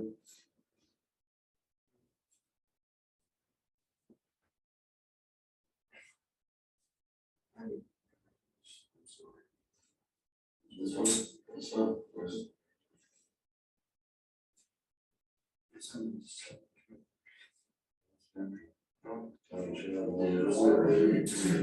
Yeah, okay.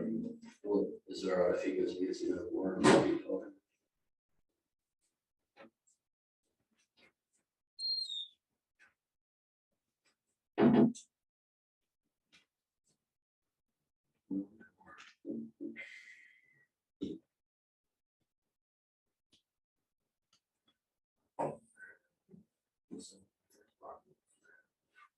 Well, there's, I can't tell you even what the state can do. Okay, I can begin to guess all that, but I know that what we're doing right now is the right thing. Okay?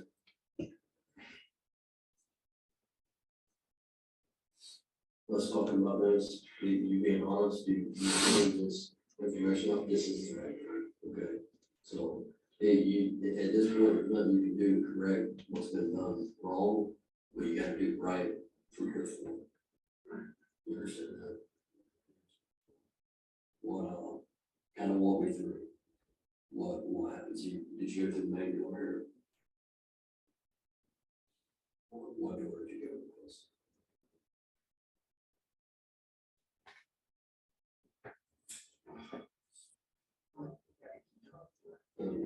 As soon as we're done,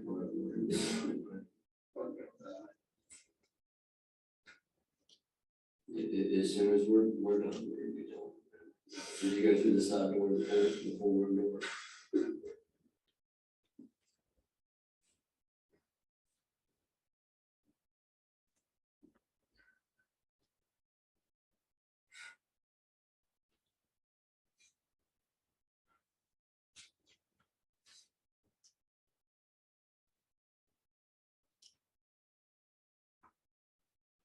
Do you want to make this right?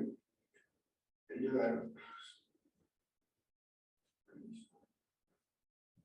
I know you don't want to talk about it, all right? I understand that it's a difficult situation to talk about, right? I mean, it's not easy for you, I can see that. You know why I can see that it's difficult for you to talk about it? Because you're not a monster, okay? But I also know that guilty conscience and knowing that you've got to try to do right now, you've got to try to do right moving forward for you, for your family, for your daughter.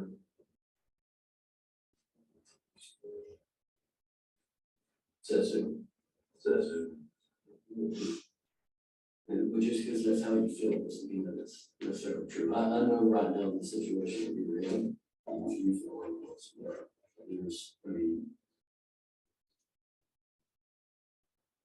I can't make you any guarantees. You know, I'm not even fixing to sit here. I can't even sit here and tell you what you want.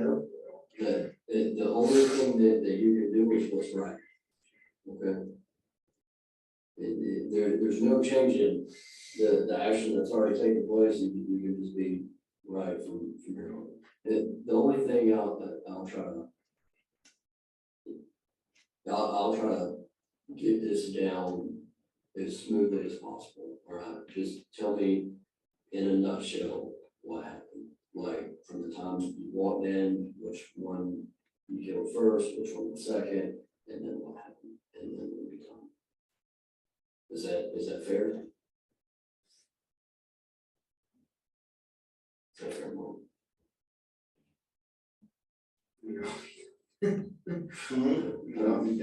What we want to do is, they're already painting whoever did this as a monster. Yeah. Well, I know you're not a monster, we talked to you for 2 hours now.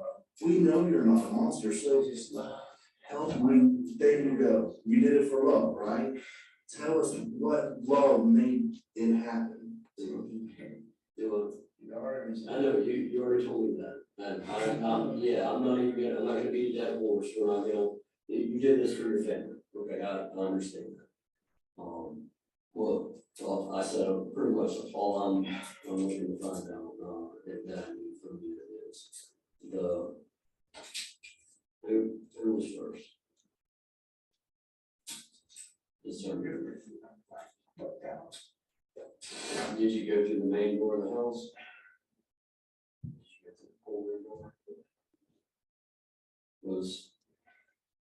Was Robert laying out in the corner of the wheelchair? Was he first?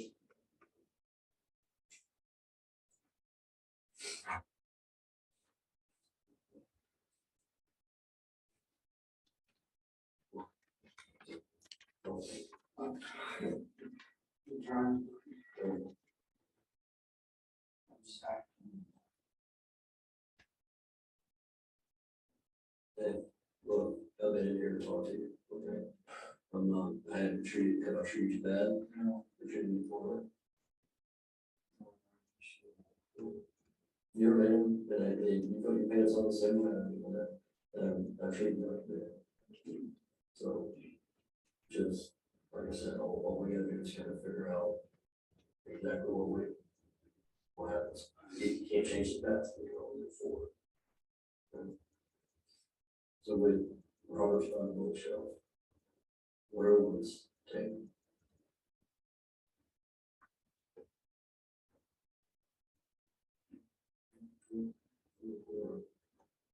So they were away.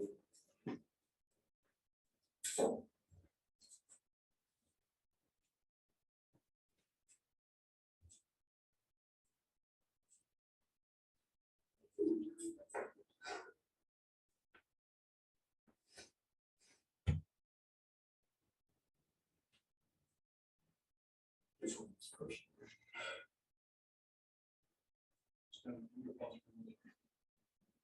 Taken. So you started in the foreroom. You went in the foreroom first. What was Robert?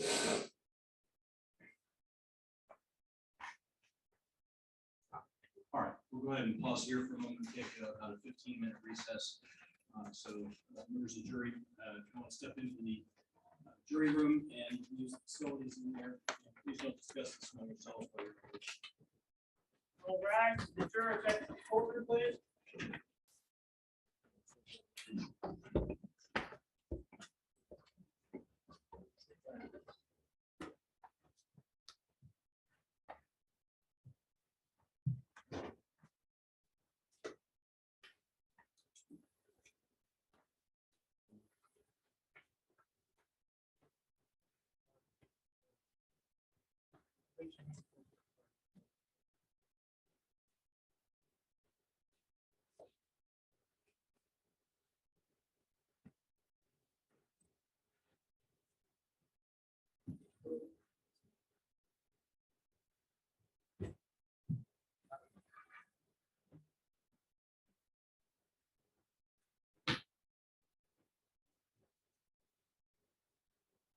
All right, thank you. Please proceed.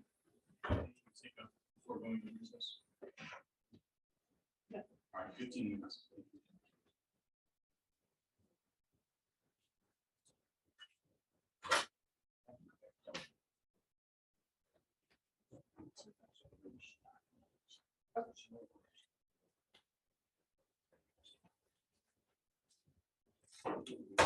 He's done. I think his number 2 is basically just couldn't really hear. I think that's what it was.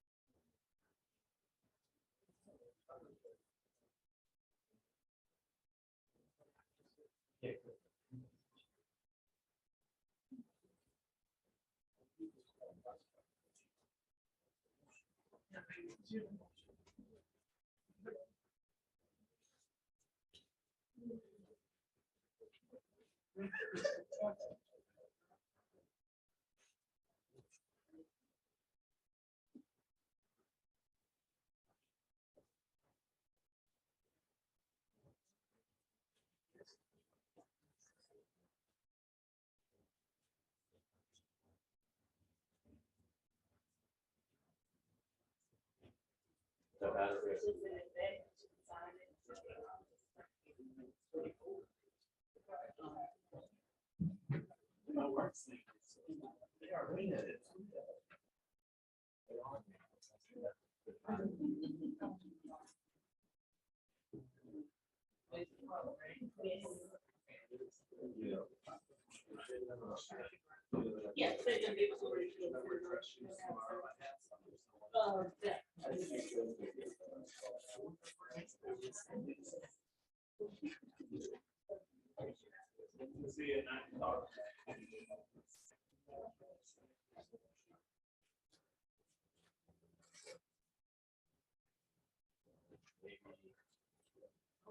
Yeah.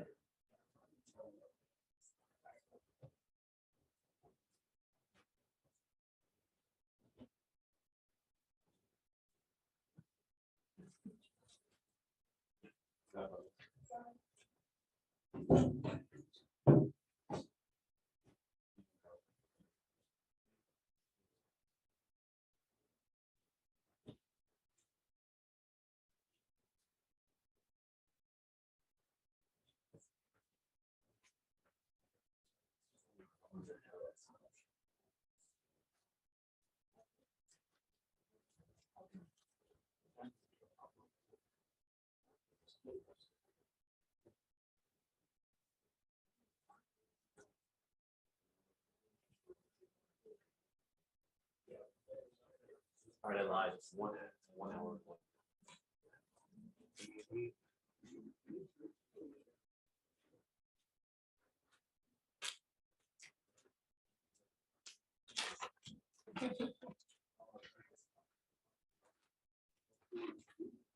What's lower? Slower. Want some skinny pop?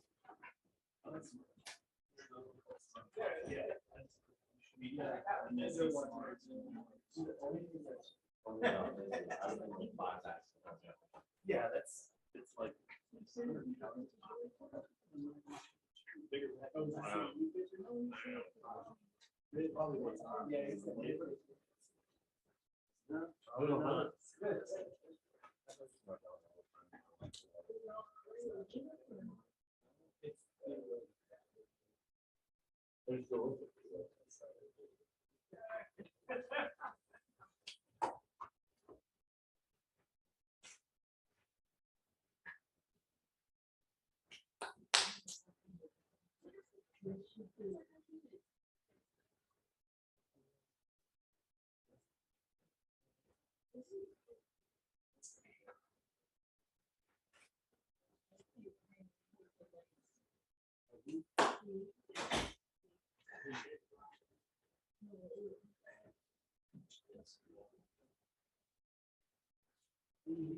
I would say that when you're not.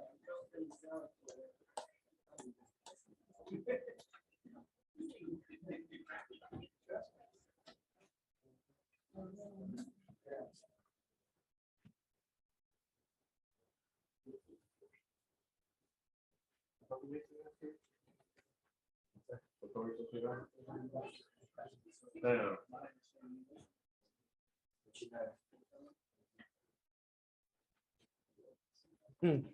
Are you leaving now? Yeah. Oh.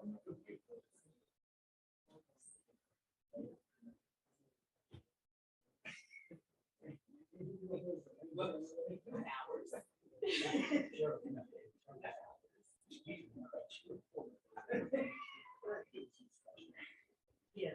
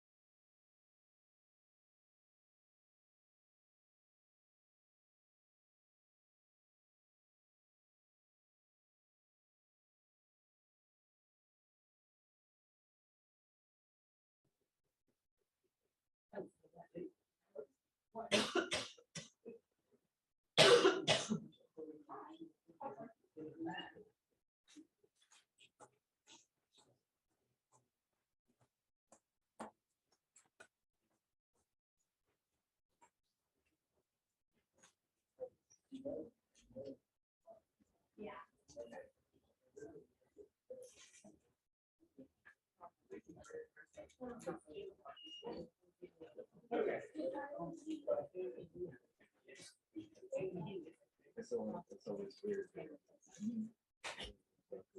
I don't walk around like this all day.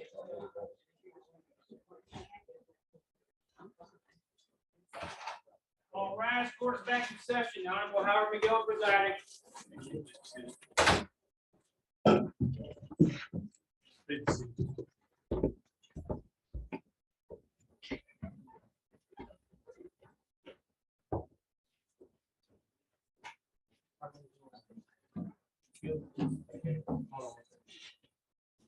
No, wait a second. Before we, parties are present, defendants present, the jury is still out. Jury coordinator indicated to me, well, where's the speakers? Sorry.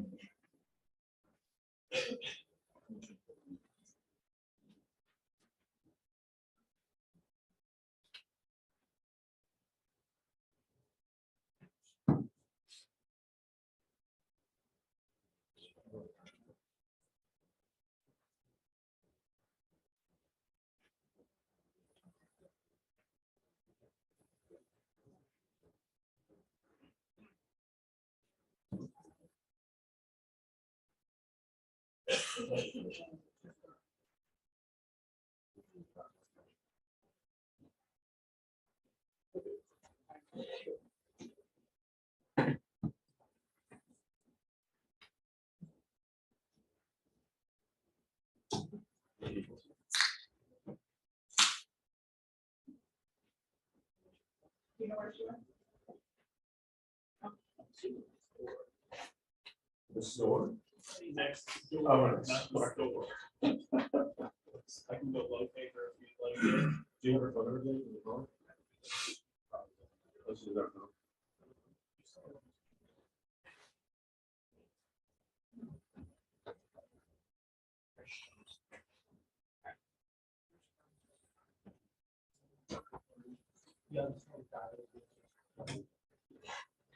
Okay, now must be present, all the parties are engaged. One of the jurors asked the jury coordinator at lunch something about whether there would be a transcript of any of these recordings since they're difficult to hear. One of the jurors just indicated that they'll stand a question, which is exactly actually what she was told to do by the jury coordinator, which brought it to my attention. So I suspect they're going to ask that question, and the answer is going to be right. That's what I'm gonna try to obviously clarify with Detective Zena, because some of it's just not audible with the best of headphones. So, That's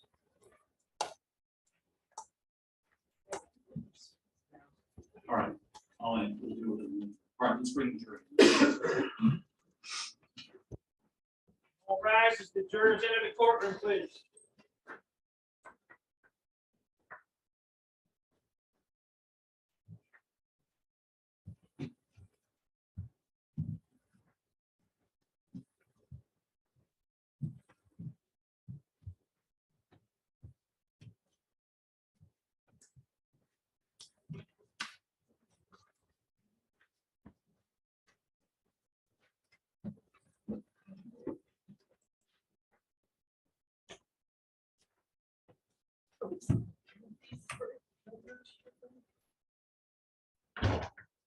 Thank you. Just to see. The bills indicated from the yes. hang on. If you could, take a clean piece of paper there on your pad Yes, sir. and write out the question real quick and then hand it to the bills. That would be- It's not a handwriting test, so just do your best.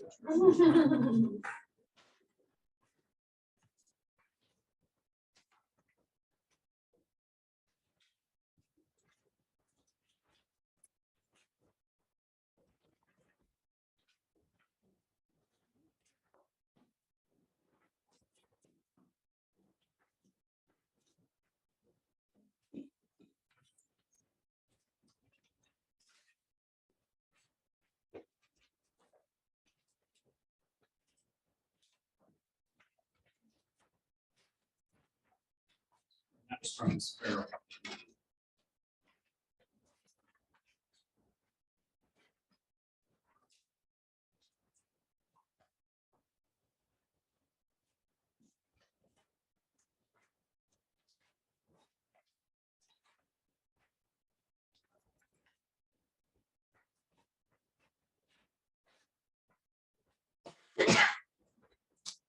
Was it merely that you couldn't hear it at that point? Yeah, so there were dump trucks going behind. Oh, right and here, I so couldn't- At It was 241 on that. Yes, sir. Okay. If we could, can we run it back to 241? She indicated there were dump trucks going by. I think that's a fair Yes, sir. point to restart it there. All right. Yes, sir. It's a specific time. Exactly. And it's on the, I've noticed the time hack is at the top of the video. I'll give that to you.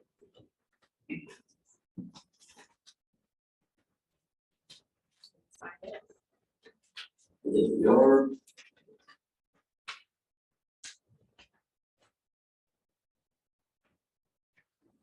I don't believe it's very far back from where we stopped.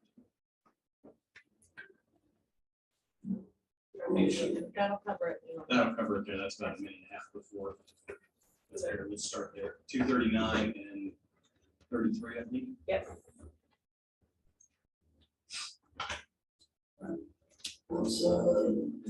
outside, like in the yard, or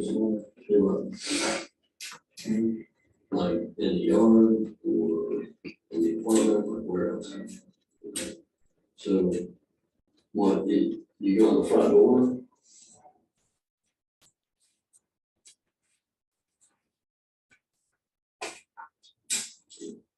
You come in the front door?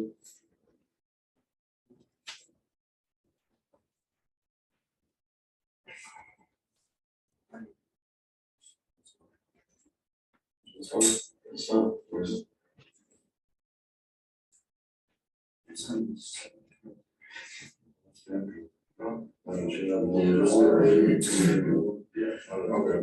Well, is there, I think it's easy to learn.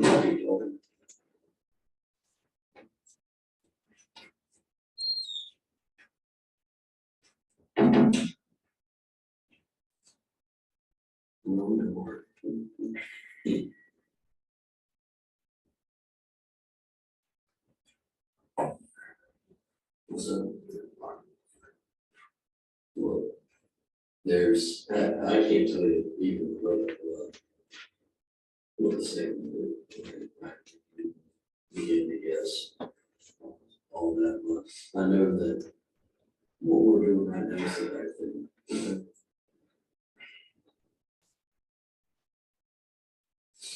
Let's talk about this, you being honest, you giving this information up, this is the right thing, okay? So, at this point, there's nothing you can do to correct what's been done wrong, but you gotta do it right from the beginning. Right, you understand that? What, kind of walk me through what happens, did you go through the manual here? What door did you go?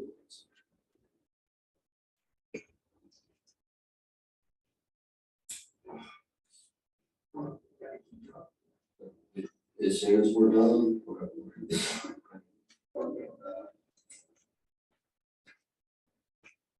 As soon as we're done, we're gonna be done. Did you go through the side door before we were?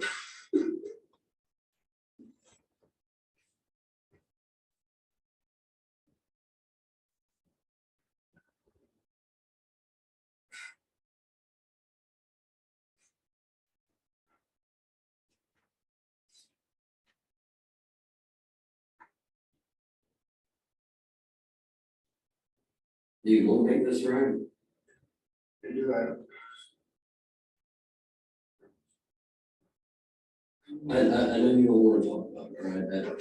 I understand that it's a difficult situation to talk about, right? I mean, it's not easy for you, I can see that. You know why I can see that it's difficult for you to talk about it? Because you're not an officer, okay? But I also know that guilty conscience and knowing that you've got to try to do right now, you've got to try to do right moving forward for you, for your family, your daughter.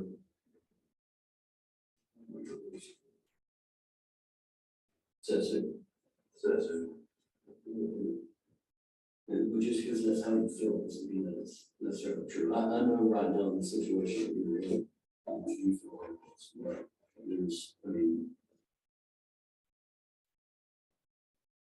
I can't make you any guarantees, you know, I'm not even fixing to sit here. I can't even sit here and tell you,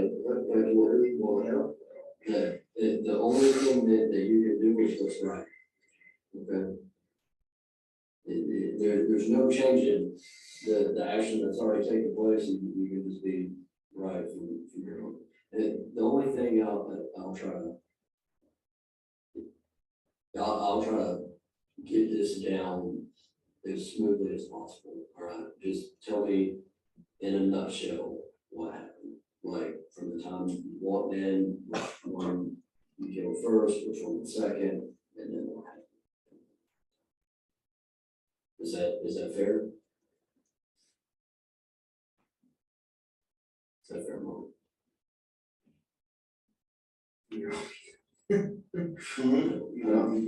What we want to do is, they're already painting whoever did this as a monster. Yeah. Well, I know you're not a monster, we talked to you for 2 hours now, we know you're not a monster, so just help me, there you go, you did it for love, right? Tell us what love made it happen. I know, you already told me that. And I'm not gonna beat that horse, we're not gonna, you did this for your family, okay, I understand that. Well, so I said, pretty much all I'm looking to find out, that I need from you is who was first? Just so you're Did you go through the main door of the house? Did you go through the pool room door? Was Robert laying down in the corner of the shelf? Was he first?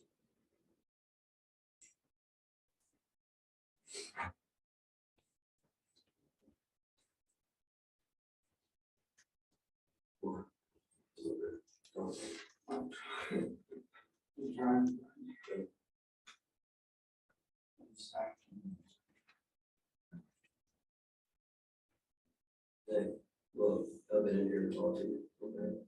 I'm not, I haven't treated, have I treated you bad? No. I treated you poorly.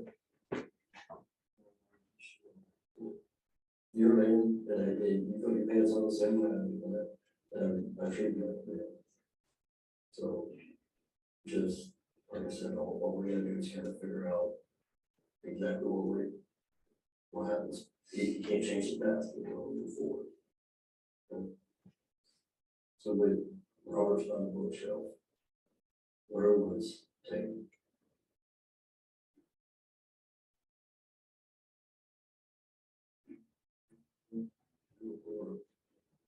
So they were away.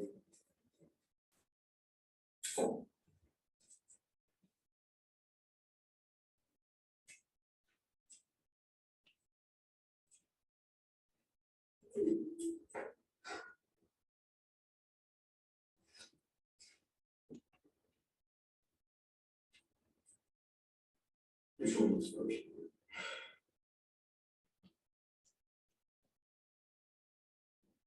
Payton. So you started in the pool room. You went in the pool room first. What was Robert?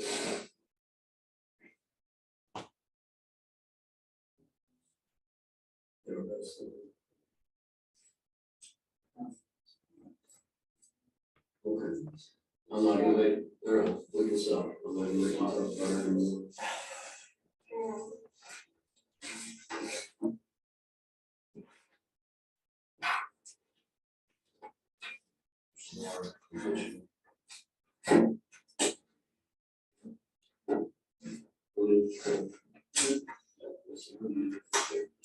Okay, I'm gonna give you a few minutes in here. All right?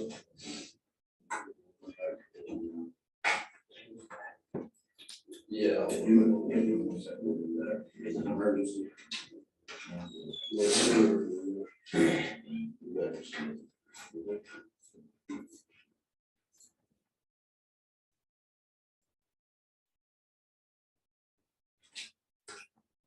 Man, I'm sorry.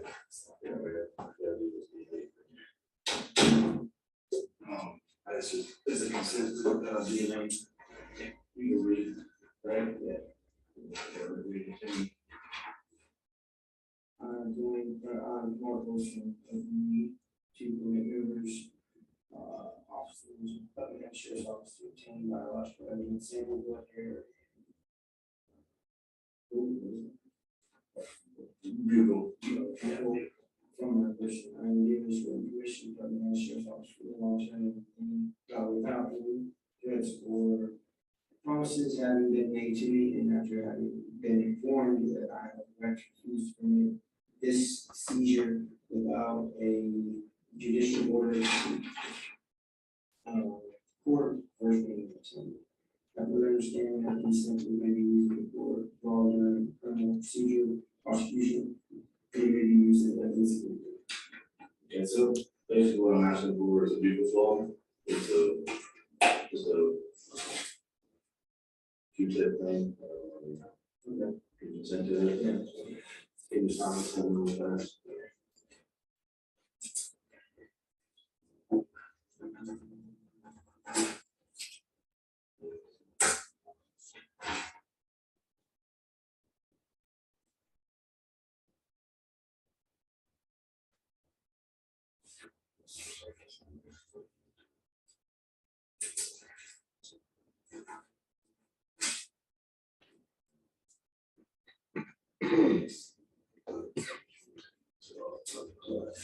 Melrose. 3:24. Yeah. Good.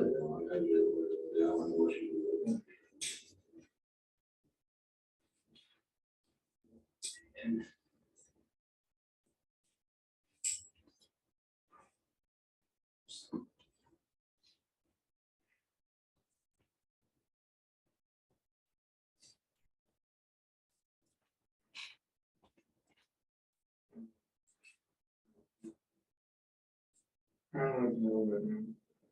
What's that? Might know where. They.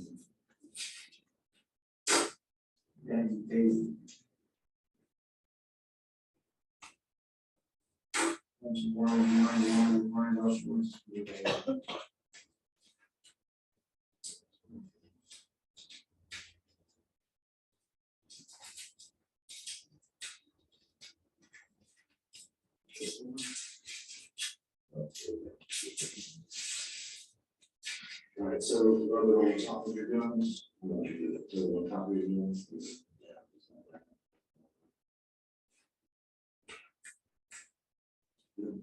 There, and then when you stick this one in, stick it in this side.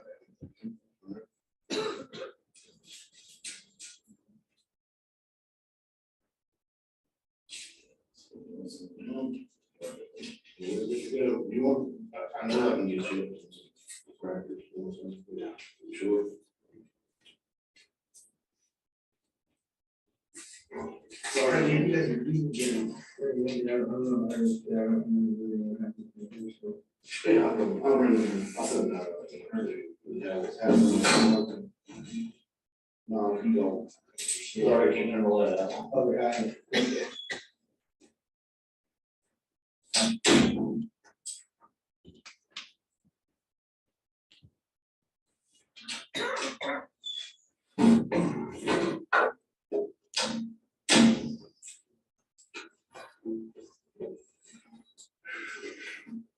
We're gonna be a little bit of nothing. Yeah. Probably more than you've had in a little while, huh?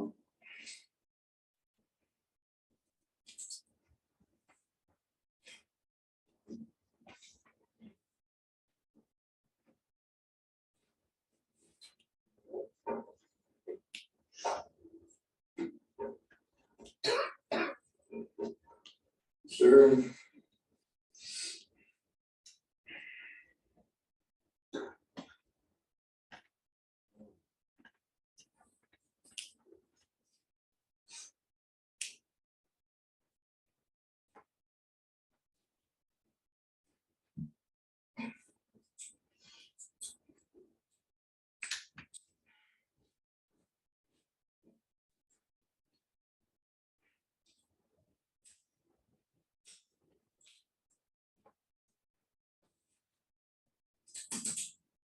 Can you read like it over here with it?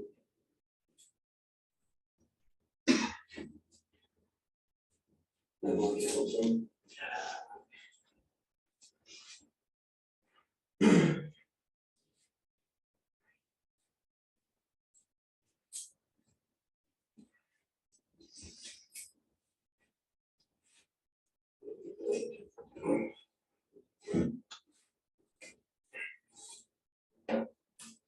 Your way, you get there.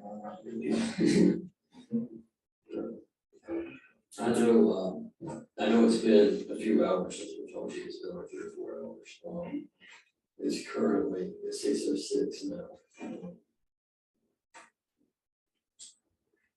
I think it was around 2:45, 3 o'clock, something when we finished talking earlier. But I just want to go ahead and still kind of reiterate this. There you go. All right, I'll give you a few minutes. Once you wake up. You want me to get you some water? You want me to get water?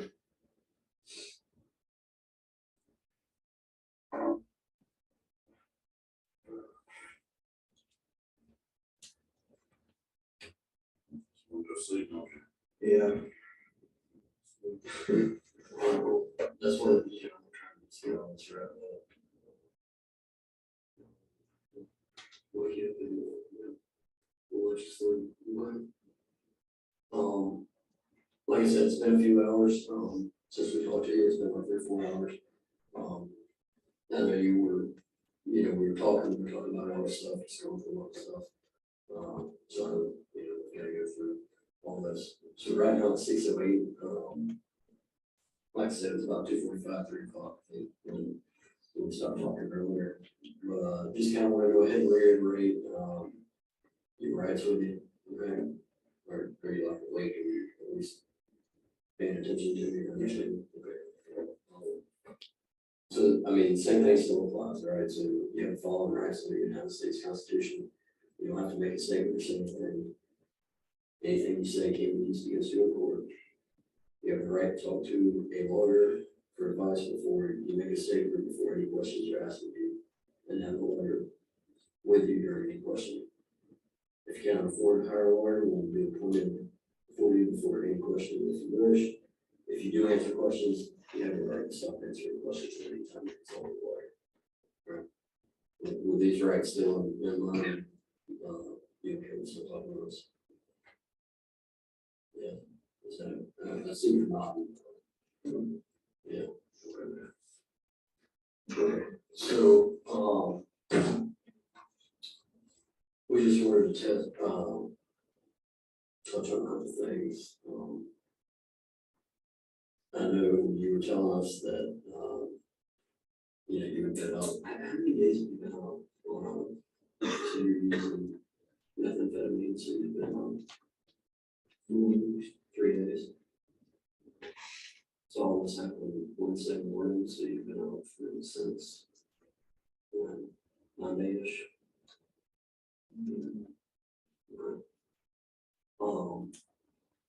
And I guess a lot of this is just kind of done with non-games, I guess there's kind of playing with you. Yeah. And you were you having kind of paranoid thoughts about the boys messing with Cindy and messing with your daughter beforehand, or do you think the drugs have brought that on, or what?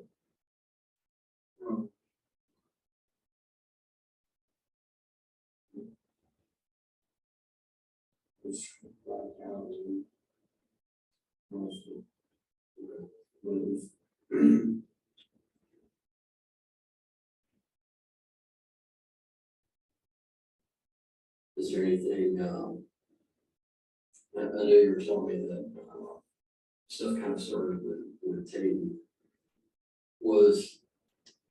Did any kind of confrontation or argument or anything ever start in the game room?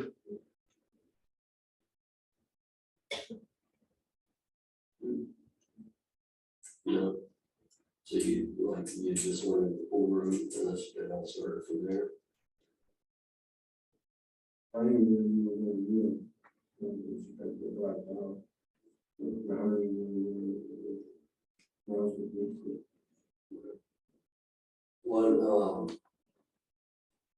so I know when we were talking earlier, you said that you went into the pool room, and then it started with Payton, after you killed Payton, it's when you killed Robert afterwards.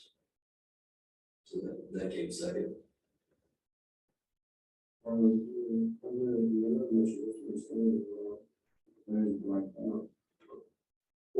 know you got to just remember some part of it because we were talking about it earlier. Yeah, that's what you were explaining to me.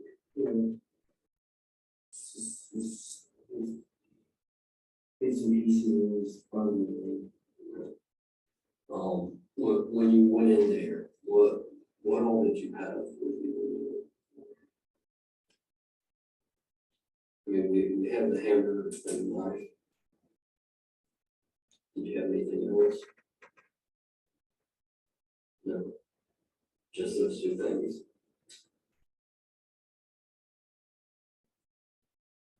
Where did it come from? Where did that hammer and knife come from?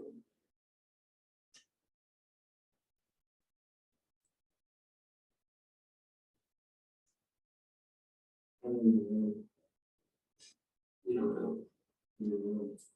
I mean, I know, when we were chatting a little bit earlier, you were saying that you do like some electric work and some, is that something, or like, was the hammer a tool that you had, is that like in your tool bag, or? Was it something that's in the house or something that's in your apartment? What? What's that?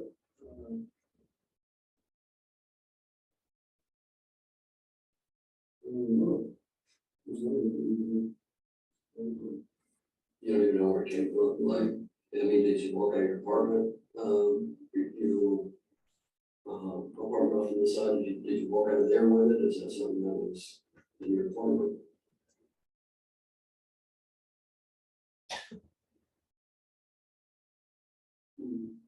Yes. Where do you typically keep that in your apartment?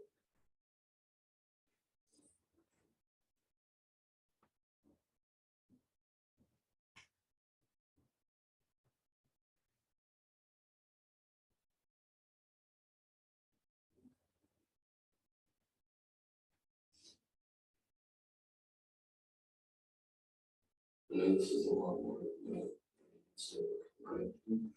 But we're in the final stretch of this, okay?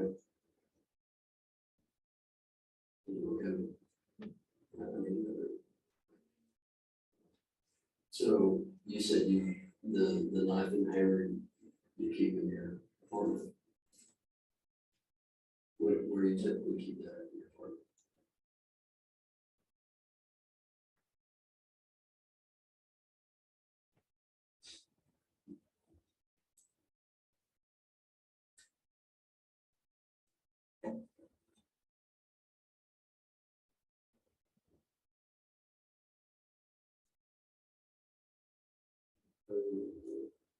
Are you trying to think about it the hardest thing? I'll let's try to describe what you did.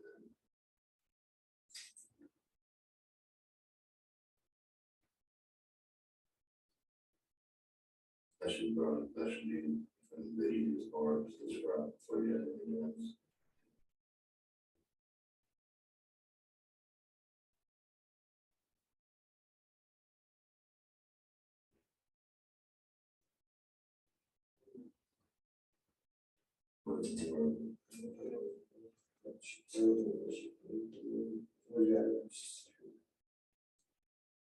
You don't know where it came from? Well, describe the hand to us. I didn't know this. Was it like wooden handle, or what color was it?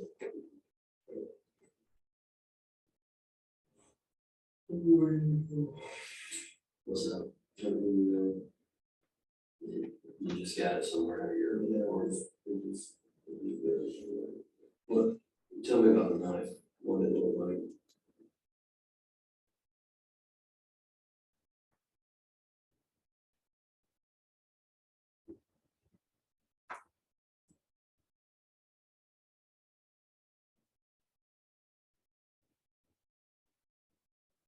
Is it like a machete? Is it like a steak knife, a fillet knife, a kitchen knife? Like a fillet knife? So after you went in the house and you killed Payton and Robert, what did you do with that afterwards?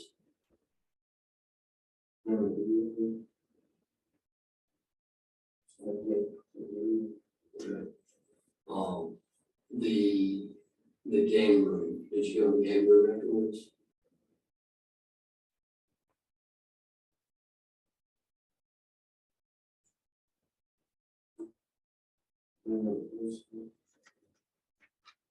You ever go game?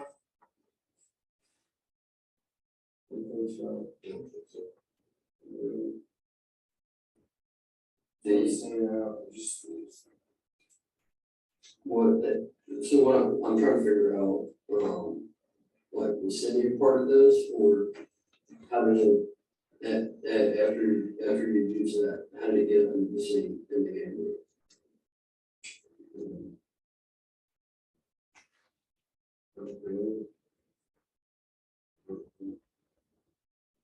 Yeah. Okay, I know we found like a bunch of napkins and stuff. Yeah. What, tell me about that. I don't know. Did you teach us? Yeah, I mean, we did, we found a bunch of bloody clean napkin, so tell me how that happened. Was that from cleaning the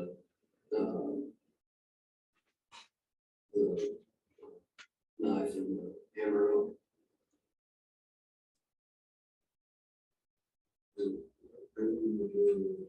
You don't want to clean your mold. After it was all said and done, girl, she had to know something that big, that just happened. Yeah. There's no way she could have done it. Yeah. So how did she know? Did you have the nerve to tell her?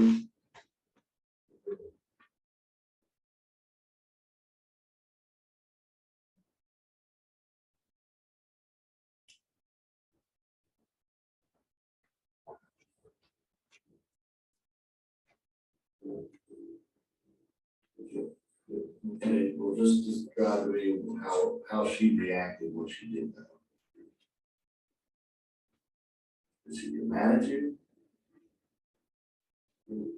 No? She started crying, like I think, she's crying. That was weird. Where, like, if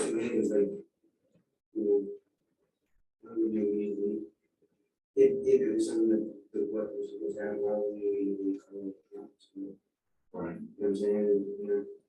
And she did know. Did she ask you, hey, did you get rid of all the stuff? Or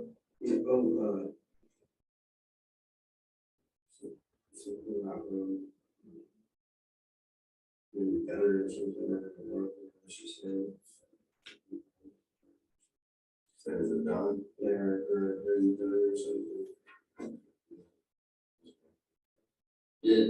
Did she know that you were gonna kill the boys?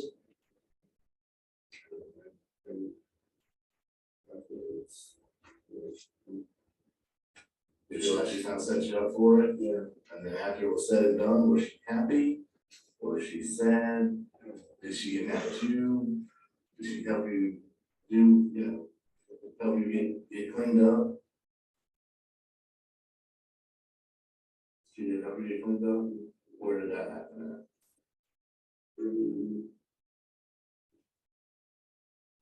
It was, I did.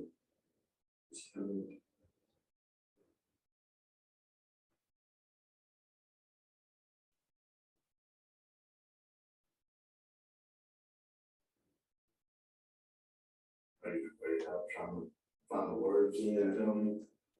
Okay. So, well, the question again was, did she help you clean up, or did she help you in any way? Like, yeah, how she help you? Okay.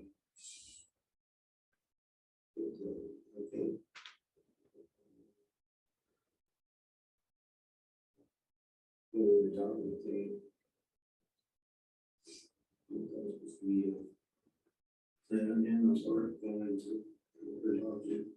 going to her doctor, and So she was trying to like help you with an alibi or something. What's her saying or anything? Did she ever go in and see him? Yeah. She did. At what point did she go in and see him? Right after it happened. And when she came out, she shot him, was she crying?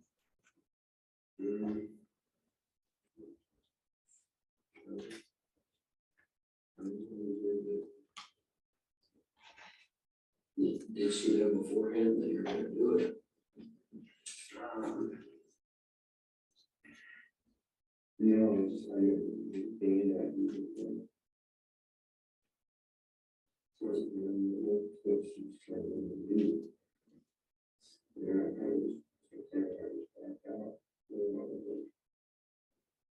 So you went in there and did it without her knowing, and then told her afterwards? Did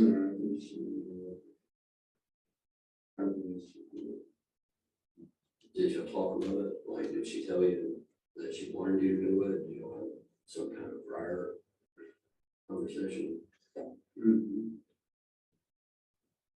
But she knew that you were gonna do it.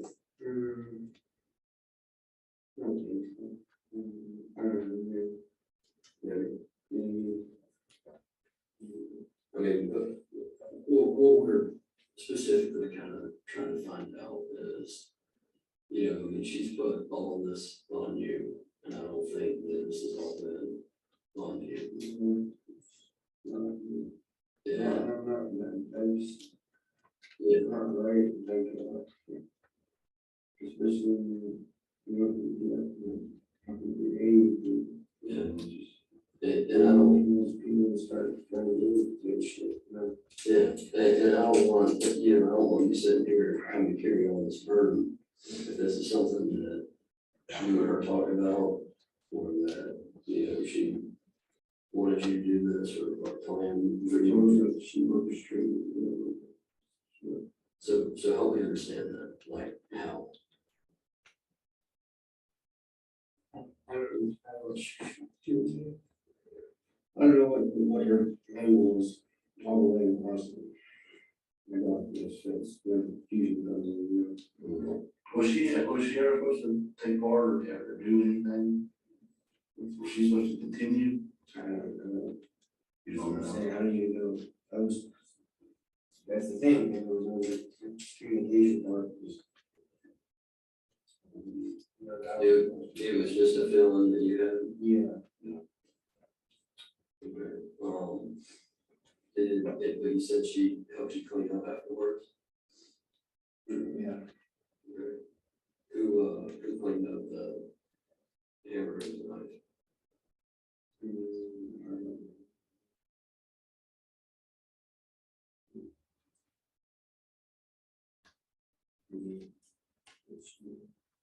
Is this the hammer?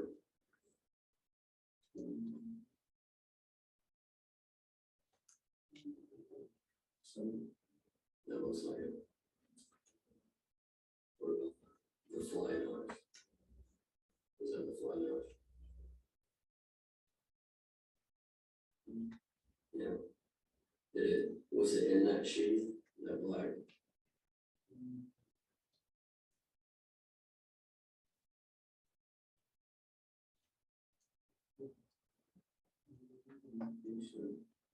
It was by itself, it wasn't in the sheath. Maybe. But it was that. It was kind of.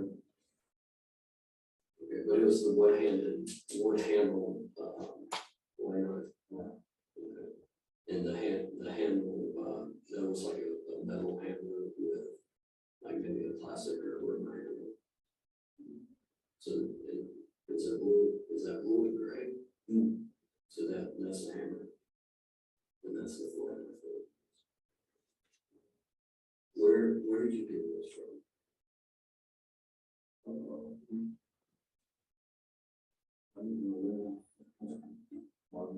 Did she give them to you?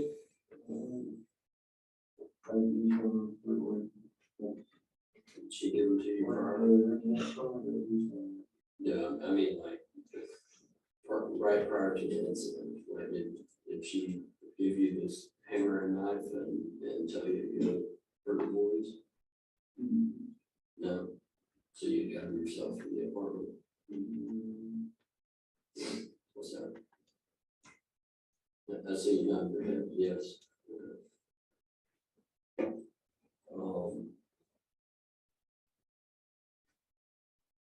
Did they say anything? What was the conversation?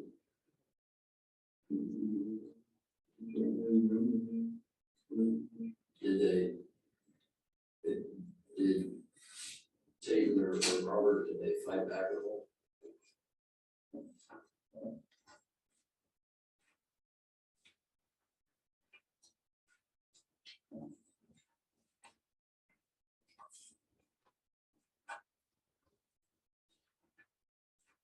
No. There's a lot of smear marks.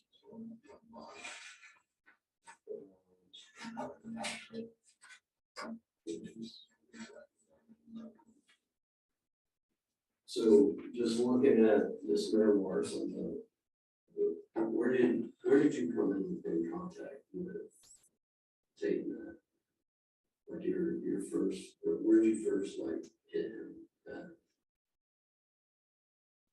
You could help us understand why we have the marks that we do, why it's on all this side of the pool table and then some on this side. Yeah.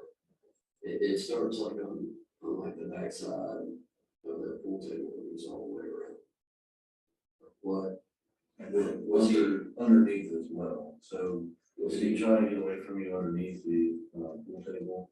or was he fighting? Did you drag him? That middle of there. I mean, Robert's pretty stationary from where he was at all the time. So, how was Robert when you went in there?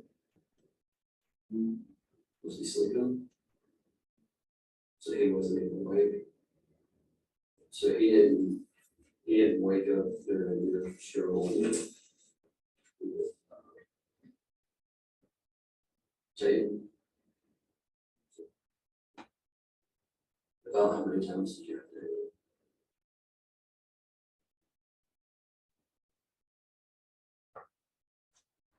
Just like a rough guesstimate. Like once or twice, 5 or 6 times.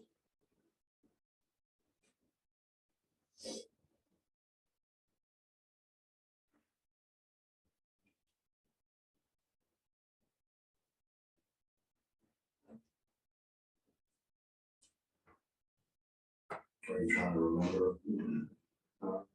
Yeah. I know it's hard to look at these photographs. But these are the references that we have. Okay. So we're not putting them in front of you to be mean. Okay, just know that. This is just reality. So Was Payton crawling after you hit Payton? Did you hit him first or did you cut his throat? What comes first? We'll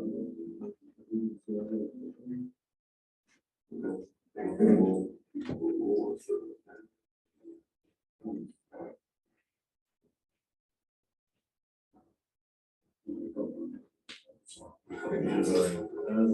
This is.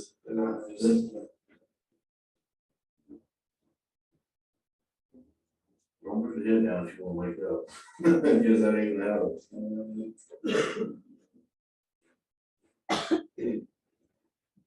We'll be down here soon, okay?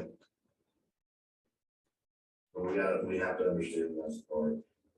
This is the closure process, okay? And understand what happened, okay? Very well. So it appears you struck him first with a hammer. Would that be correct? And you're not a verbal yes or no? Yes.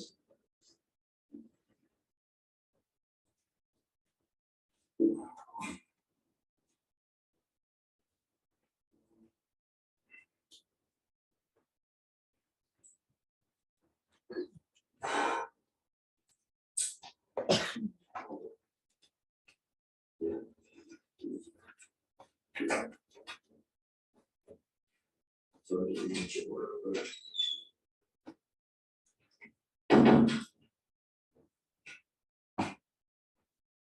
so the blows come first, did he start crawling away, or was he fighting? What?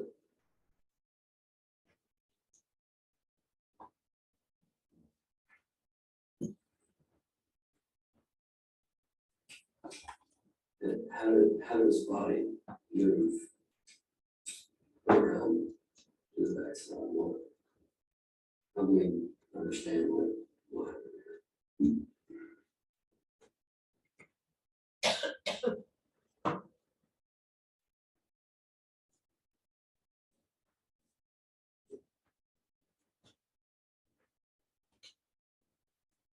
Did you drag him there? Was it crawling?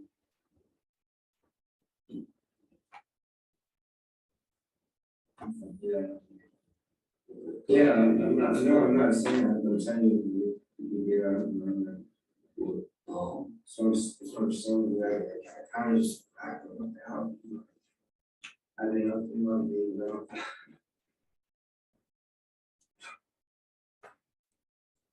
So. I'm trying to. Yeah, I appreciate it.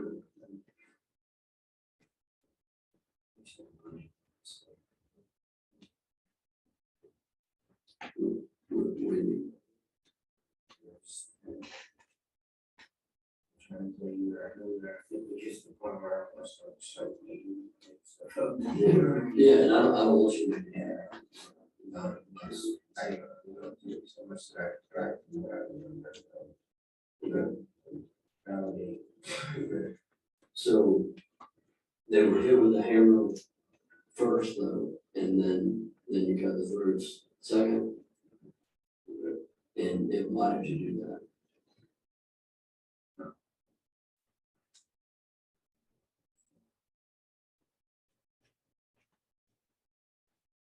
Just to make, make sure that they're dead.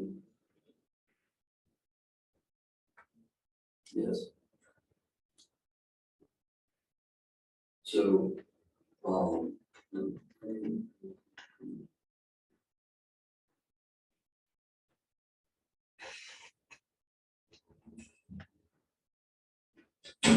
so after Robert, or after Tim, you said that Robert slept through that. Was this not loud? I mean, when the first time you did it, it was not loud. Didn't wake Robert up.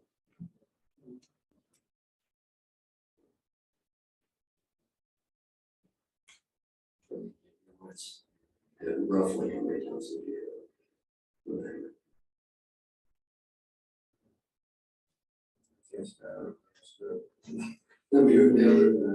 But it wasn't more than once. Yeah, so was he, do you know if he was crawling away and you were still hitting him?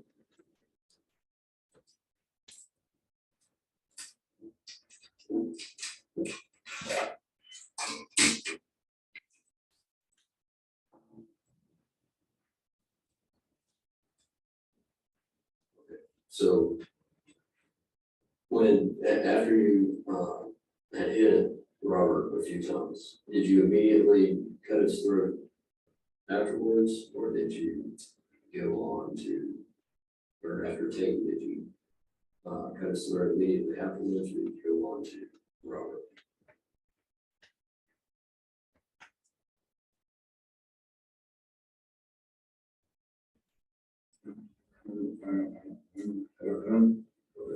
So, what you cut his throat?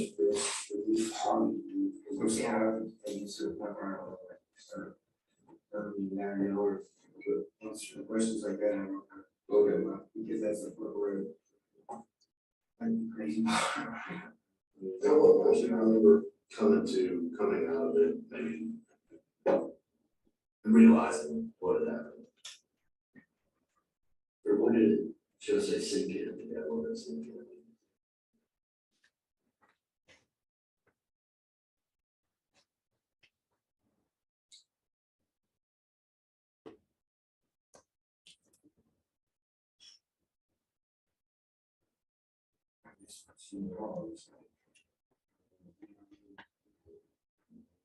So, 2-3 hours later. You and Cynthia to talk about it before? Yeah. Oh, you see, you're so, yes, yes.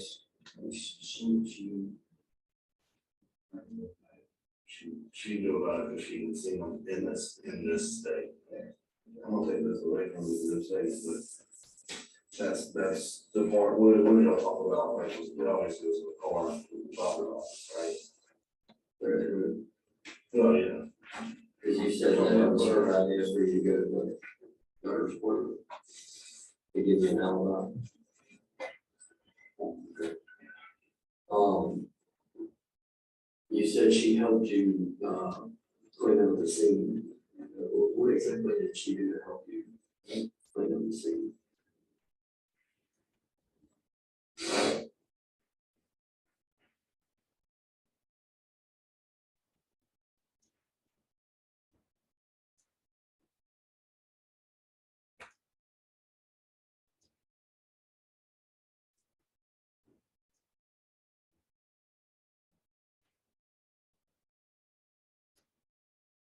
So,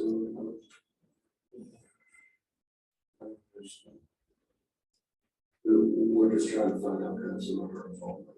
What did she do that helped you clean up the scene?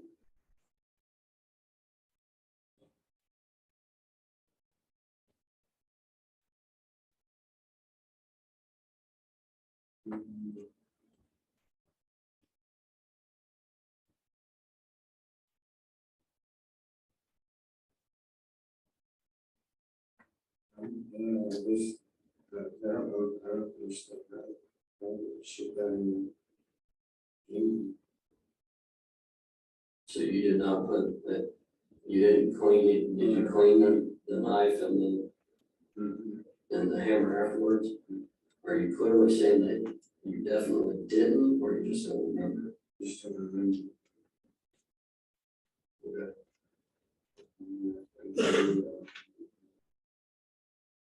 Okay. There were keys. Things just a bad dream. Yeah, there were keys.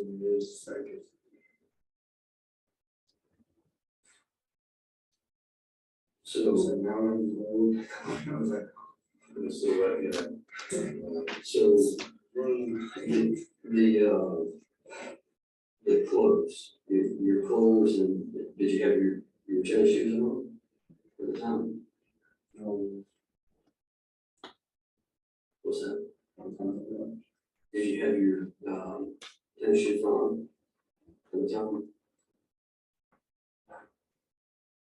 The same ones you were wearing early in life. And the basketball shorts? And the shirt, like the stuff that you went to the store with, were you wearing that same outfit at the time? So what happened to the shoes and the clothes?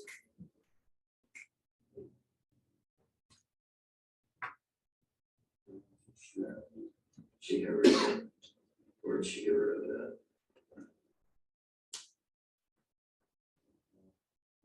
Y'all went to Hawthorne together. You were with for the appointment. Where did y'all go and discuss that? So she got rid of your blade, clothes, and the. So what did you have on it? Was it on the shirt, basketball shorts, and? I have no idea what that.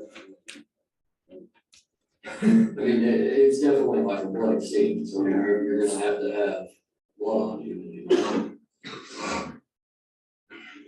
Do you remember worrying about your shoes maybe how long, so you want to get rid of them? Like, do you remember, like, I got blood on me, I need to get rid of the shoes? Did you ever remember thinking about that? Or somebody telling you that, basically, that's saying, hey, you got blood on your shoes? What was she saying? Yeah, you gotta tell us. Yeah, you gotta tell us, I can't just.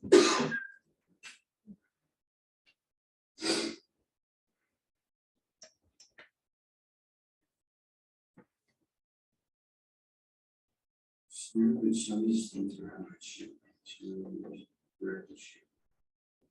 in and around about taking your shoes? Yeah. So she didn't take your shoes? But what does she take and do with it?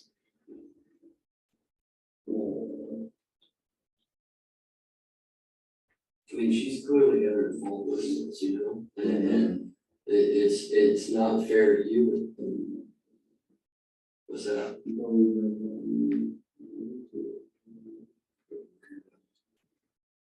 I know the full story, you know, that's why we're here talking to you. Because you're the guy with the answers, you know. What Cindy do with the bullets?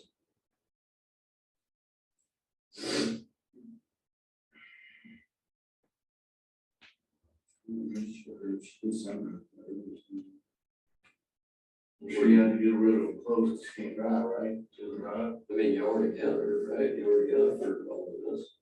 Yeah. So where'd she go? I mean, this is gonna help us to cooperate with the guns, you know?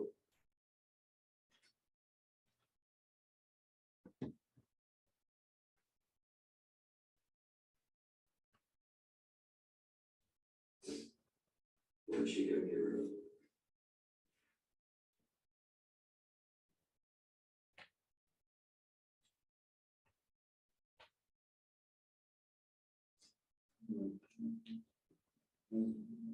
You weren't with her, where'd she go?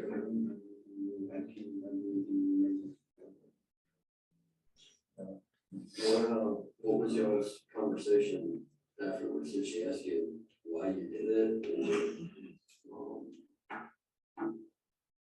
Or had you, like I said, talk about it? Did she know you were gonna do it beforehand? Well, I don't know. I don't know if she would know. It's not something that I plan on doing. So, Yeah. I love this. Yeah. I just didn't, I felt like she was trying to tell me it was. I just didn't know what was going on. I didn't. Well, I felt like she was making me feel like it was something that I had to do. You know, but without saying. so just getting off those vibes. Yeah. It's just,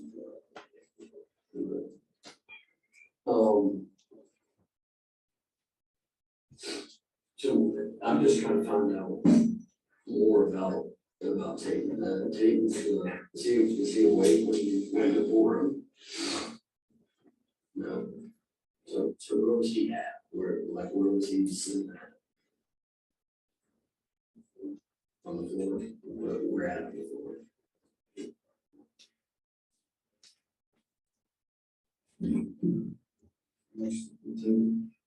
On the back side or on the front side, closest to the living room?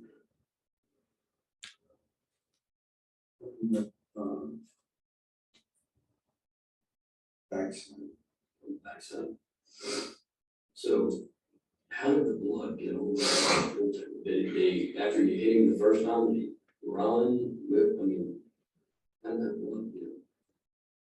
If he's back there in the area where we found him laying at, he wouldn't have been able to leave that blood all around the whole thing. Yeah, I don't know. You don't remember if he ran from it? I didn't run.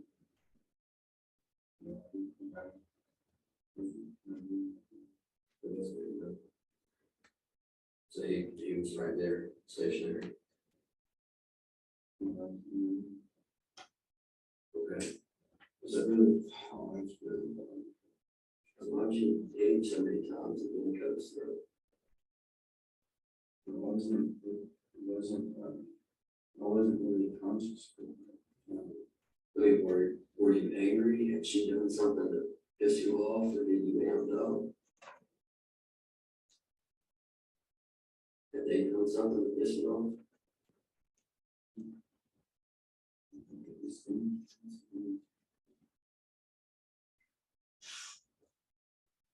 Were you pissed thinking that that the boys were fucking around with Cindy?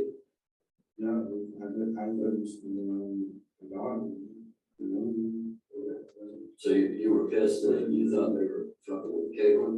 Yeah, I didn't think that Cindy, I don't know, it was like I didn't think that Cindy wanted to tell me, but.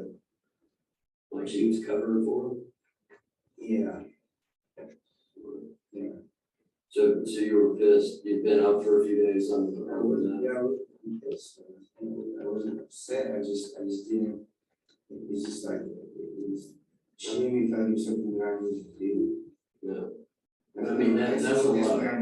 Yeah, but I mean, look, that's a lot of blows, you know, a lot of blows of and then the cutting, so.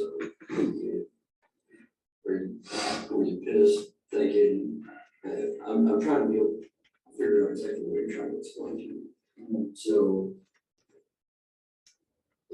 And correct me if I'm wrong, I'm just trying to understand this. So you feel like Brandon, I'm not great start too.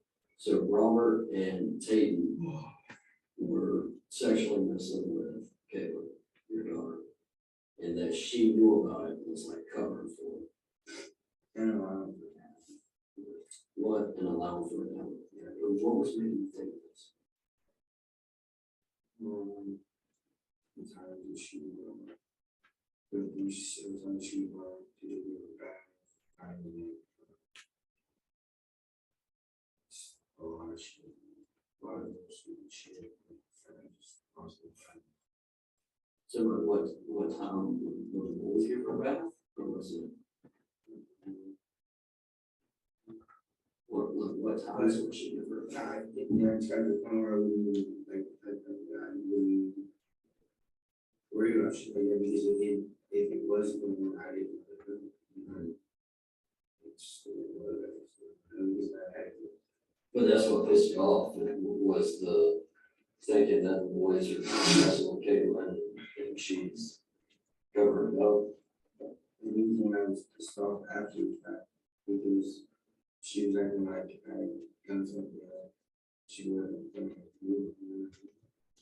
So she was pissed off too. No, I'm saying I got pissed off because I felt like she was like. She was mad at you for being in.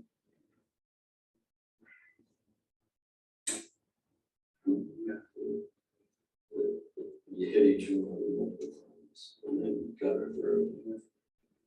What I mean, what kind of anger were you feeling?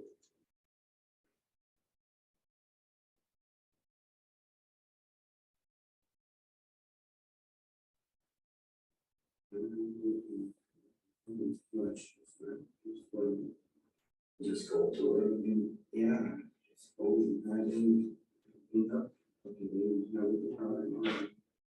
What? So you didn't even really have any. What made it that one? At that time.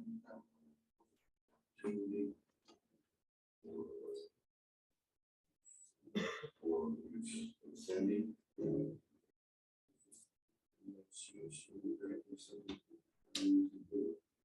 But she didn't tell you to do it. She was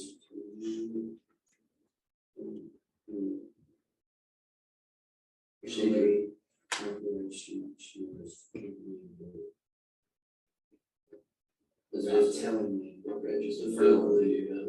Yeah, without verbally telling. Okay.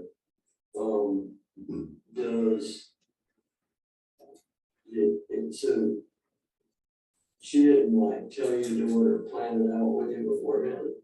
She just helped you clean up the scene afterwards. So all the bloody paper towels and stuff that were in the trash and taken out, what of those used on? I mean, it appears clear that it's used to clean up the knife and hammer. Where'd you clean the knife and hammer up at? In the kitchen?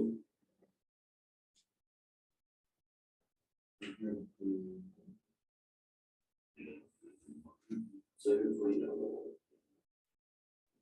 Was it Cindy? And you keep saying that Cindy helped you clean it up.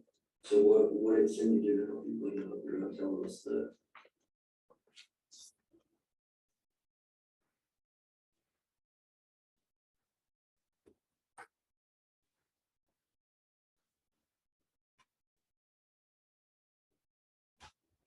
I mean, what is Cindy's role on it?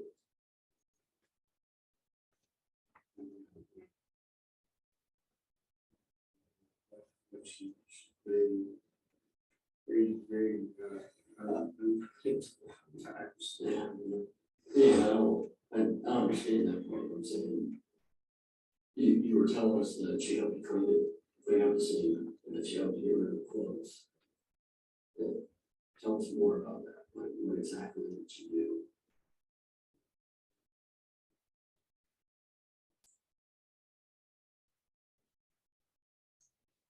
It was her idea for you to go to the doctor for the alibi.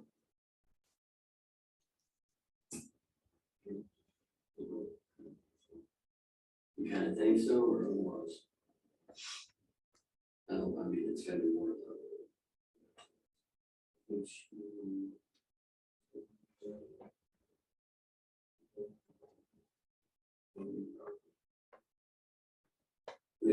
but did she go in the house and see the police there? And what was the conversation after that? I mean, clearly, what did you do? And what did you tell her?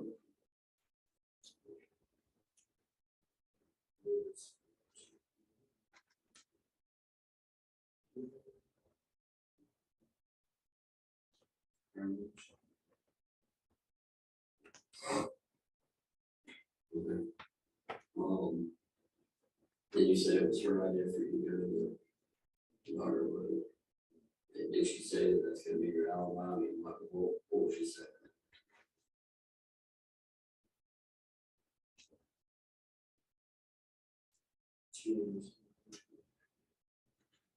She didn't say that really at the situations. So you're just saying it's obvious. Okay.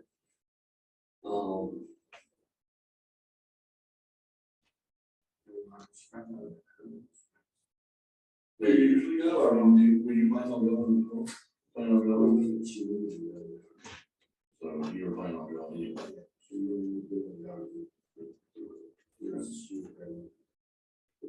Well, look like this, you said you were just numb to this, going to it. So you didn't have, you weren't angry, or you just did it.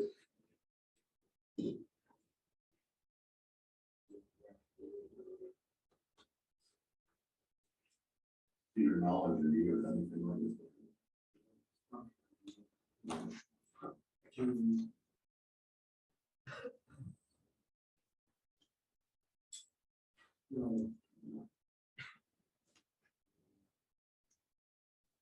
If they were here, sitting right here with you today, right now.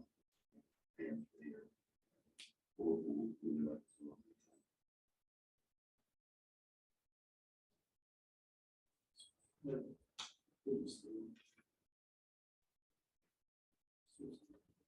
What makes it,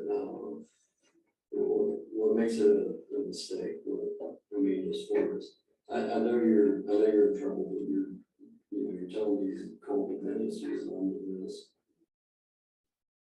But obviously, right now, you're not.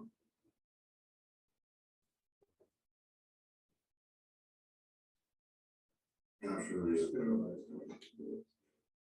What's that? Yeah.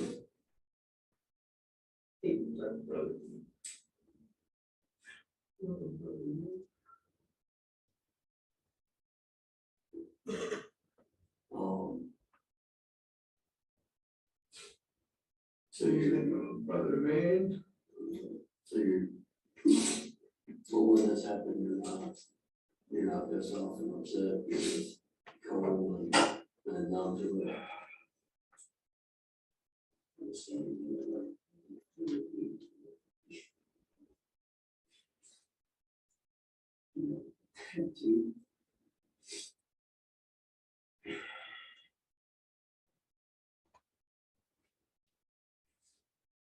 Well, yeah, and that's what we're trying to understand. I mean, it's not, any one of those bullets gonna kill them. I mean, Payton said 5 times, pushes the head with a hammer. Before it stops. handed back out. And then Robert was twice with a hammer. Which would have him completely incapacitated, then his throat was severed. And I'm not talking just the light, like the light gun.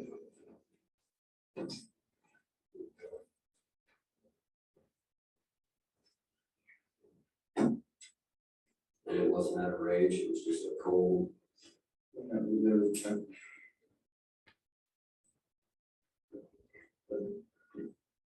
With it crying. And you didn't have anything, any emotion felt through it. I mean, I know you do now, I see you're upset about women at the time.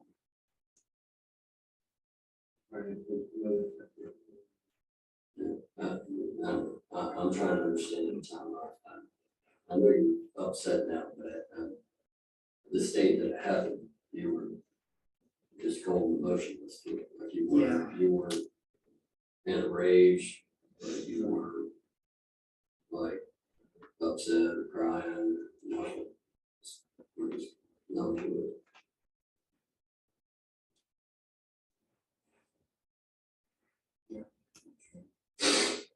Will you be brave? Let me step up and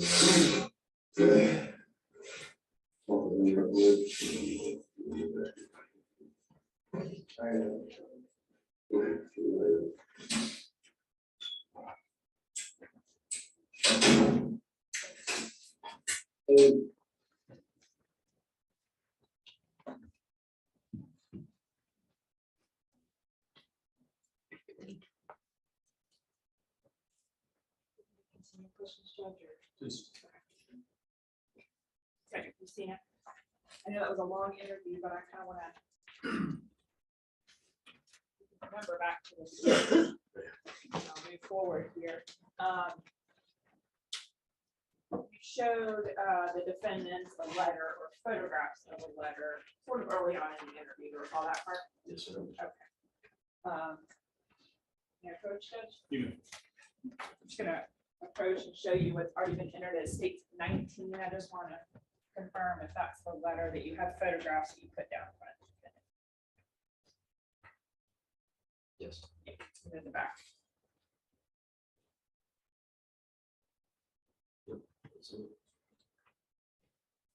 And why did you put that down in front of them? What were you trying to do? What was that? Why did you want to show him that letter? Just to see kind of his mindset and why he wrote that letter on that day. And that letter was found in which room? Right off the top of my head. I want to move forward to in the interview when you start asking him about his day and the timeline. Okay. He talks to you about how early in the morning he and Cindy and the baby go to a convenience store. Yes. For coffee and donuts. Remember that? Yes, ma'am. Okay. Through your investigation, were you able to verify that that did in fact occur? Yes. So we sent detectives up there and they were able to verify through the store surveillance and transactions, three transactions that in fact did occur. Okay. A receipt and a video, correct? Correct. Okay. And then it looks like when you're questioning him about what he's wearing and things like that, at one point Sergeant Guy. Was that a messenger? Yes. Yeah, try to say. Sergeant Guy holds up his cell phone and you're talking to him about clothing. You recall that? Correct. Okay. What was on the screen? Just so they know. It was the picture of what he was wearing at the store that morning, which was like black and red basketball shorts, a black hoodie, sweatshirt, and light colored like Nike tennis shoes. Okay. Were you were obviously asking them where this clothing was, correct? Correct. Right. Did law enforcement ever locate, particularly the shoes? Were those ever located? No. Okay. Those were the shoes he was telling you, at least initially, that he left in his room there at the house. Those were not there, correct? Correct. And then I think at the end, he said, I don't know where they are. Correct. And any of his other clothing he would have been seen in that morning ever located by law enforcement? The shorts were not, later on, following this part of the investigation, when the family went to clean up the house, they located the hoodie, and it was in that bathroom, and they contacted me and reached out. Okay, and so you were one of the law enforcement officers that responded when the family located that? Yes, myself and Sergeant Guy, that was in the interview room, we went out there and collected the hoodie. I'm gonna show you states 31. Is that the sweatshirt you're referring to that was collected? Yes,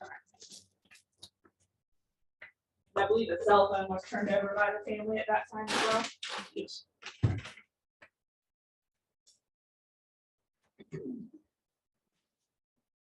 You move on in his timeline and you talk to him about how he went to a doctor's appointment at some point that morning, correct? Yes, ma'am. Okay.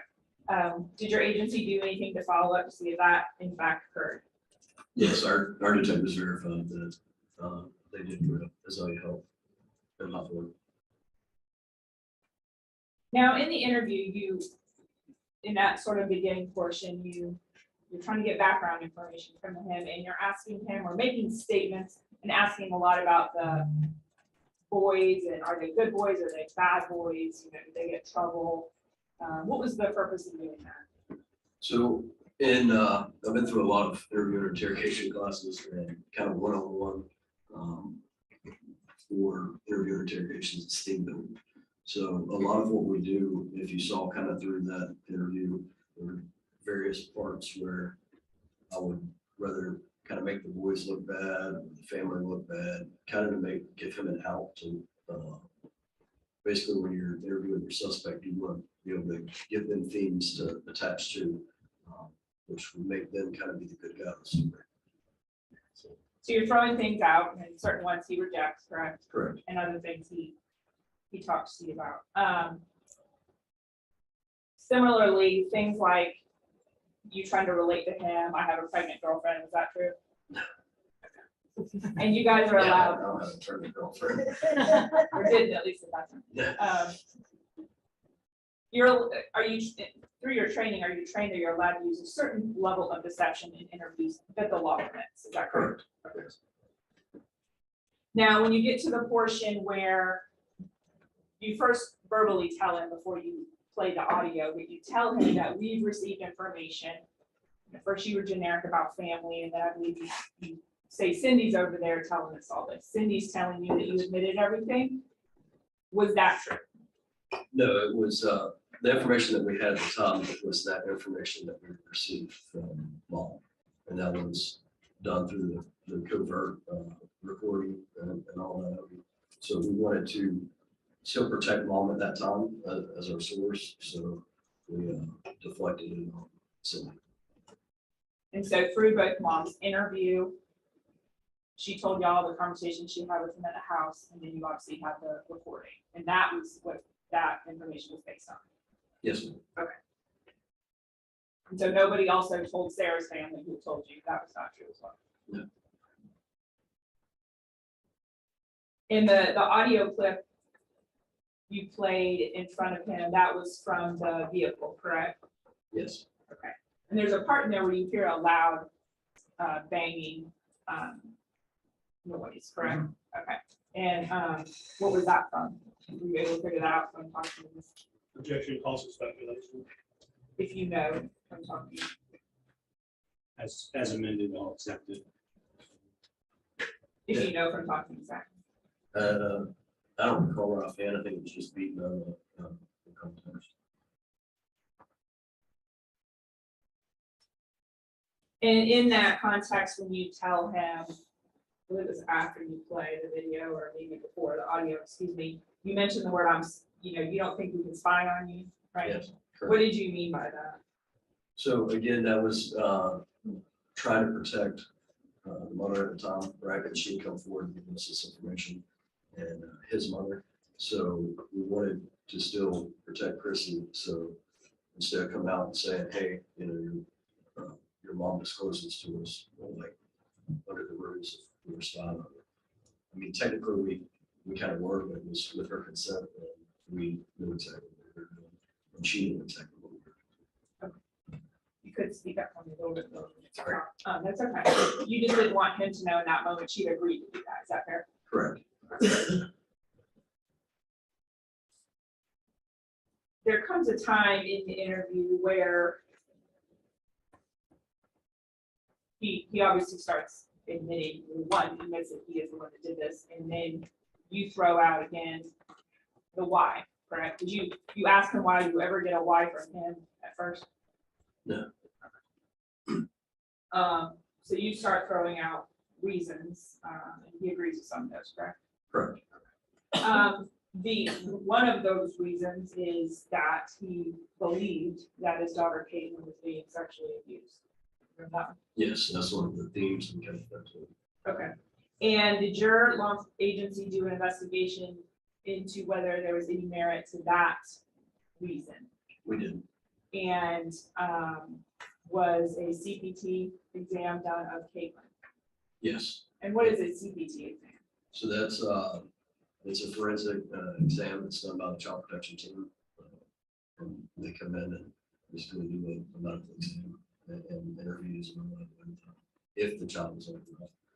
But in this case, they did a forensic exam and there was no evidence to substantiate that she had ever been sexually abused. Okay.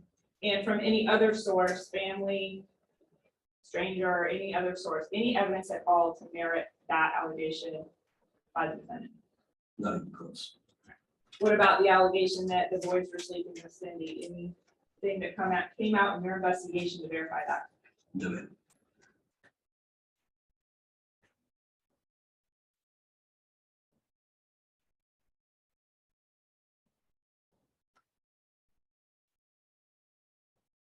There came a time in the interview where you stopped talking to him. I think it's almost close to 3 a.m. You remember that? And then it picks back up around 6 a.m. Can you explain to the jurors why was that? And then why, when you came back in the room, were you reading him his rights again?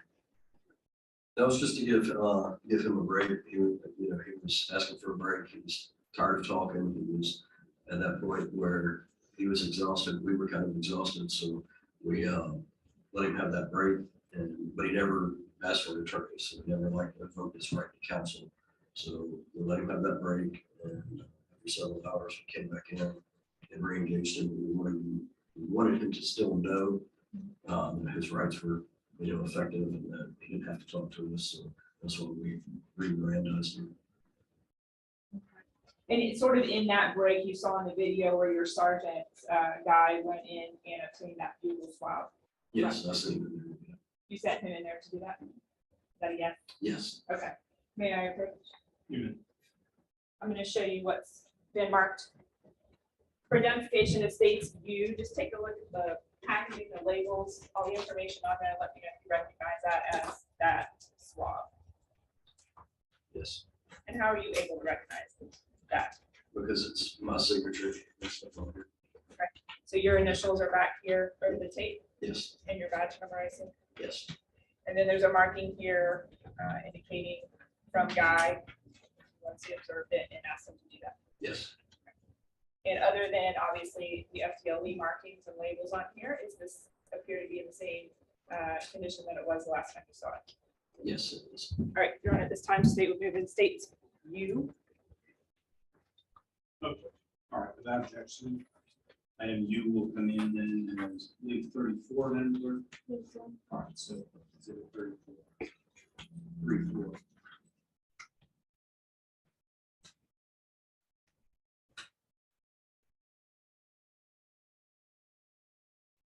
Now, obviously, Mr. Wilson wasn't giving you a ton of details, is that fair? Correct. There was a time where you asked a question about what type of knife was used, and you said, was it a machete, was it a steak knife, was it a kitchen knife, was it a fillet knife? Why did you do that? So when they're not giving me the details of it, I'm trying to give them out a list of examples, and that way it doesn't look like coercion and saying like, oh, it was this kind of knife, right? So I gave him a list to choose from, and he chose right. Meaning he stated fillet knife. Correct.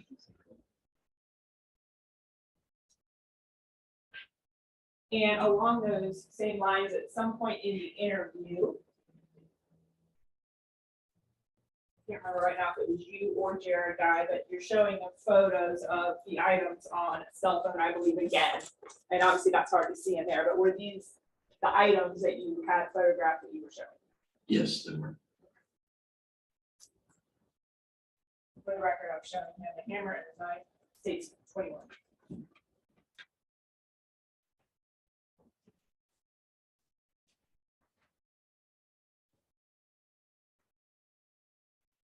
There was a question you asked him in the interview where you used the term, and I just want to clarify, you used the term napkins. You asked him about napkins with blood. Were you referring to what later became known as full paper towels that were in the garbage can on the property? Yes. Okay.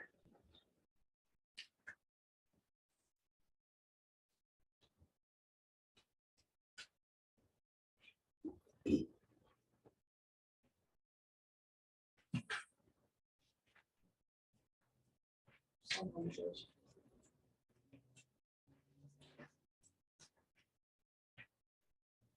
No further questions. Cross examination.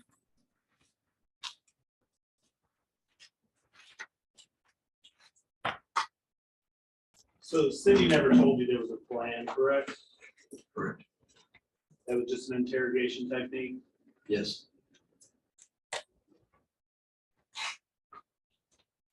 And it didn't appear that there was cleanup around the boys, correct? Correct.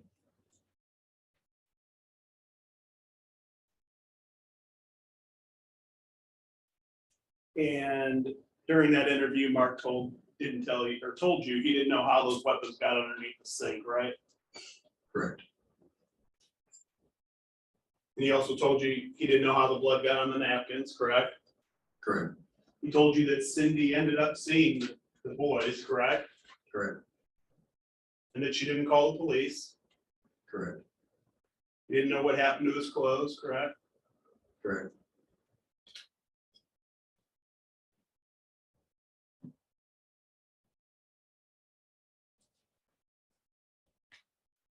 And fair to say that Mr. Wilson was tearful and remorseful during that interview. I mean, we all saw it, correct? I mean, I wouldn't go far to say that once it was caught, sure. But, I mean, we were what, several hours into that interview before you saw any of that Russian.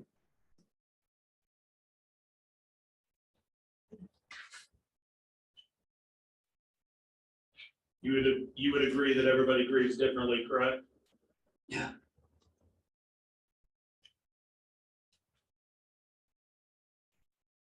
Show a moment, please. You may.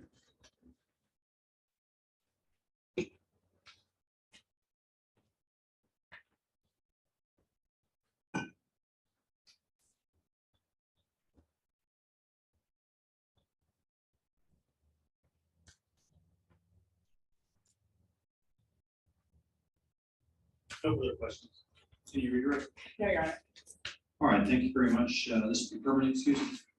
Yes. All right, thank you very much, Detective. Your permanent excuse for your good business. Thank you.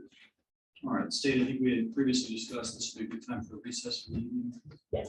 All right, so members of the jury, we're going to recess until tomorrow morning at 8:30 again. Give you the same instruction I gave you yesterday, but bear with me as I read it to you. Sure, let's do that.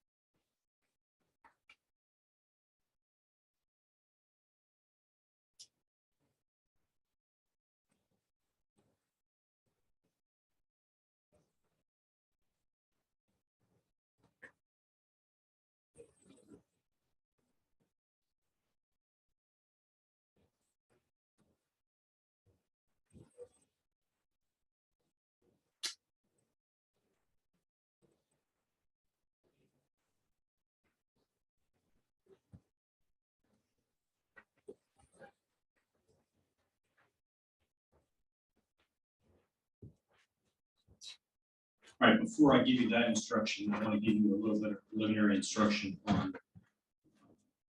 at some point this week, and I don't know if it's going to be tomorrow or Friday, you will be receiving the case for deliberation likely.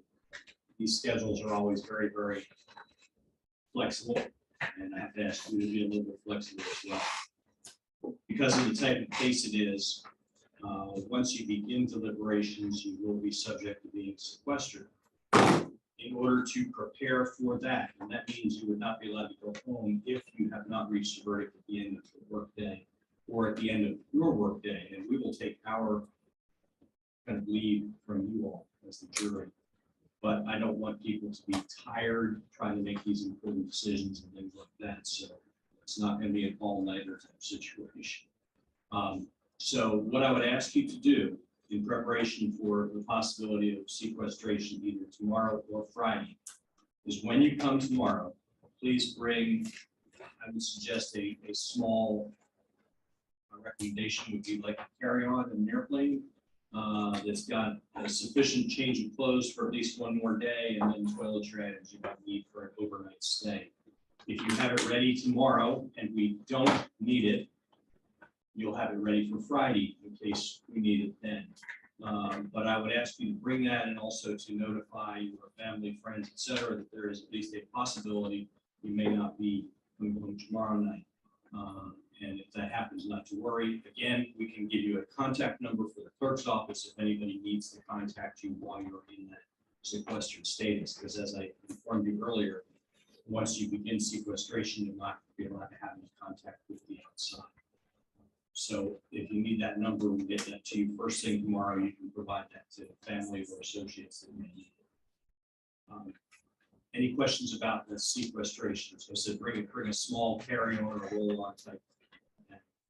We will secure that for you. We'll tell you, we'll know by tomorrow morning, late tomorrow morning, whether you're going to need it, and we'll probably have you bring it in after lunch, if that's the case. And we'll secure it for you once we get ready to do that. Until that time, you should not form any definite or fixed opinions on the merits of the case until you've heard all the evidence, the argument by the lawyers, and the instructions on the law that I will be giving you.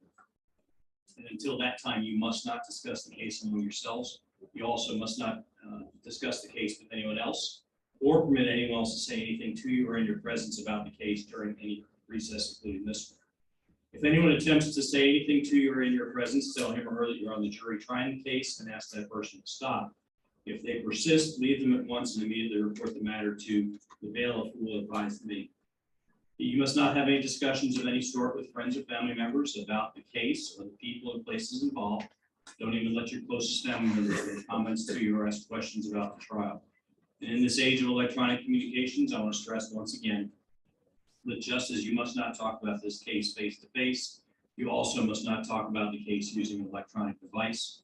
Don't use your phone, computers, or other electronic devices to communicate or do any research on the case, on the law applicable to the case. Don't send or accept messages relating to this case or your jury service, except from our jury coordinator. Do not discuss the case or ask for advice by any means at all, including posting information on an internet website, chat room, or blog. There may be news accounts of the trial on television, in print, or online. You're not to listen to, watch, or read any of those accounts, and if you do become aware of any violation of these rules at all, notify court personnel of that violation. If there are no questions, we will see you all tomorrow morning at 8:30. So have a good evening. All rise, jurors exit court, please.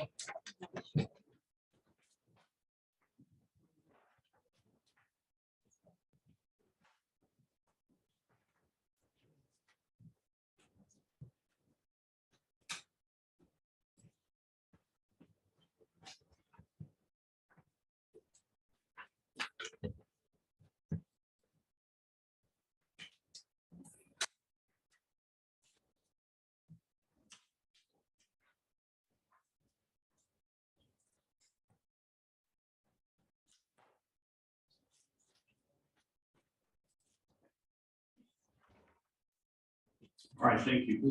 Let's actually, we'll just take about 5 minutes and then we'll come back in and discuss the instructions. We'll see you in about 5 minutes.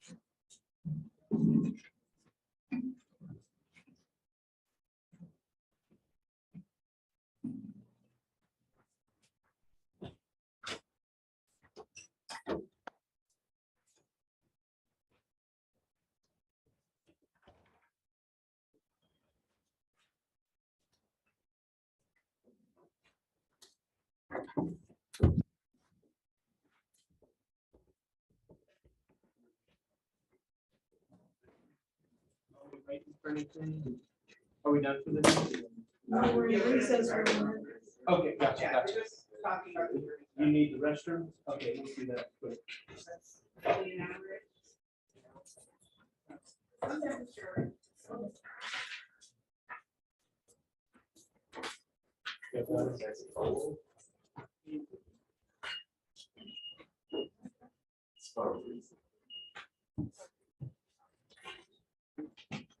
You want some? Oh. I love chocolate. No, I already had four Big Macs, not a whole Big Mac. What kind of chocolate and almonds you got? Curious. Check these out. The same like you have there. Just don't want to see. Oh, those are good. We'll have to try tomorrow.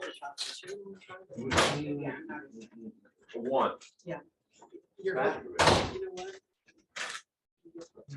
I know, oh, they're not. They're chocolate dusted, covered. they're just dusted. I've had it before. Never sells chocolate covered ones. What's good? Oh, I'm sorry, that's right. Is, I go to DJ's, they have dark chocolate, actual covered ones, that are dark chocolate. There you go. Oh, yeah, they're delicious. Covered in dark chocolate. Let's see. It's a big container, I know. I'll eat a lot of them during the day. Thank you. What do you think? We're doing good? Everything except one, right? Yeah, yeah. We don't care about that one.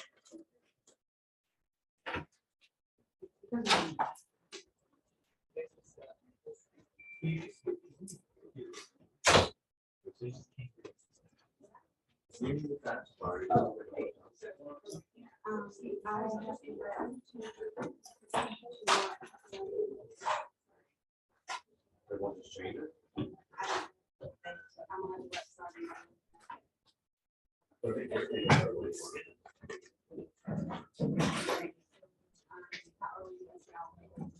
I mean, it's-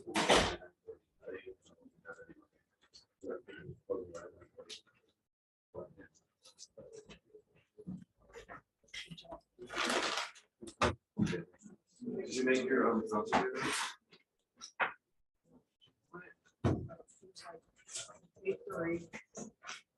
Should have just went right there.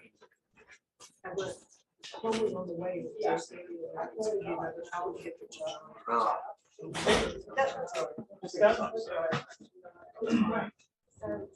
I really appreciate it.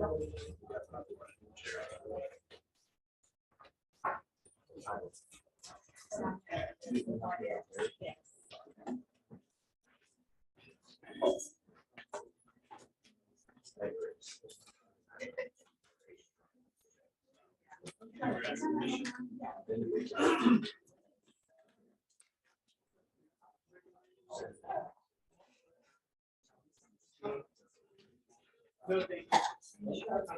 why. There you go. You never know. But yeah, I follow. We were just talking about exactly.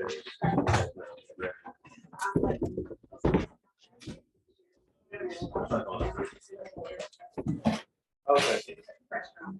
Okay.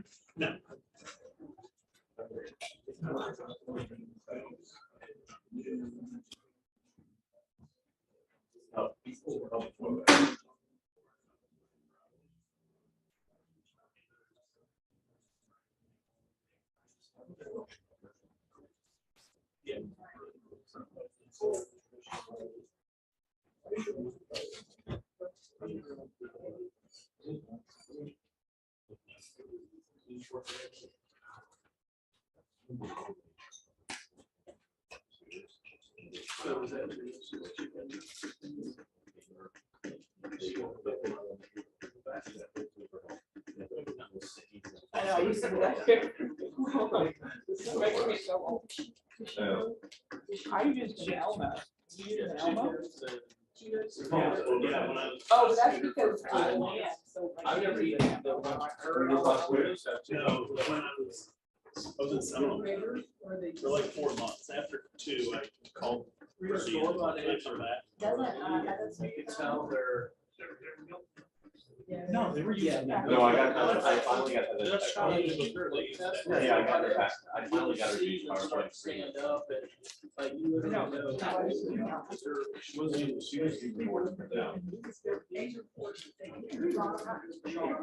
Right, I know, but she's still. They should lay. I finally got her to PowerPoint. Yeah. On the bottom. If they start to raise up, there's a gauge about how many days of people totally up. They're like.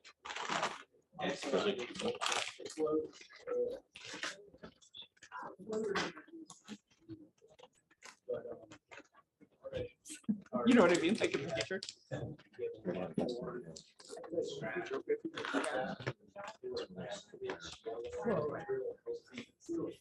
Shells. You can just tell. Yeah.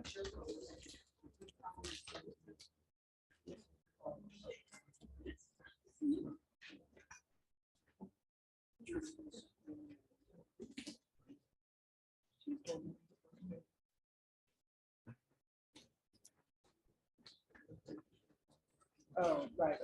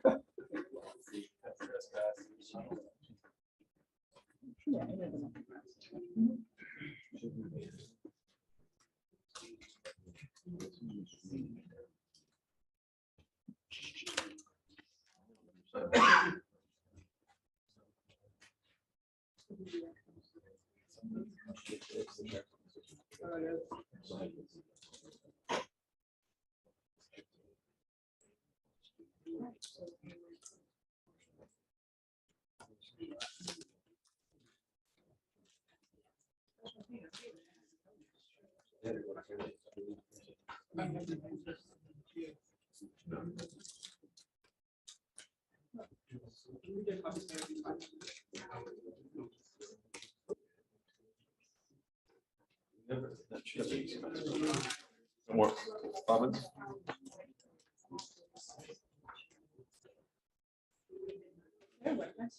Oh, yeah, Jesus. I woke up this morning, I didn't know what day of the week it was. Why?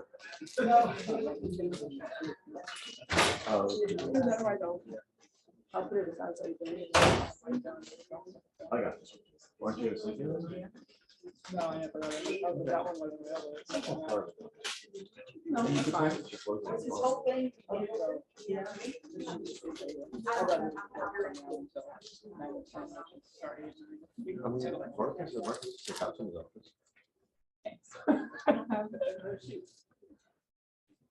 Just flip that inside out.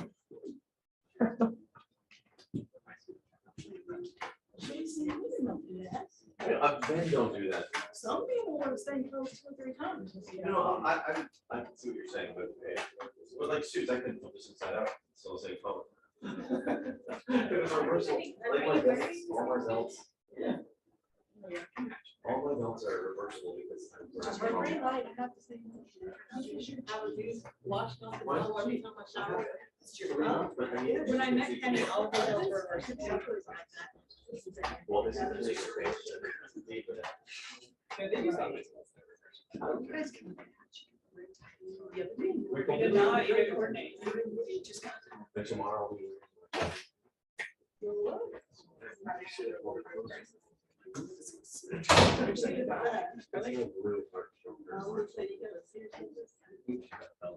It's not, it's out of season.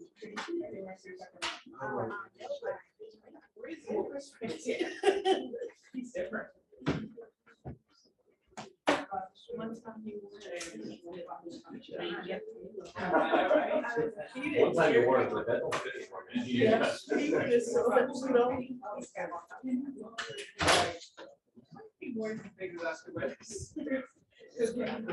Main City Court come to order, court is back in session. Got more copies coming of the draft instructions. Reflect the parties record present, the defendant is present, the jury is not.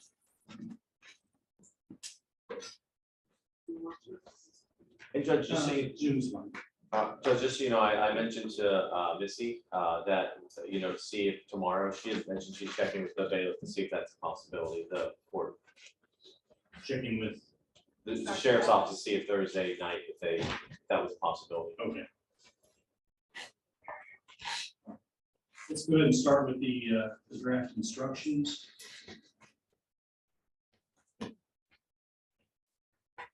Not that there's any problem on page 1.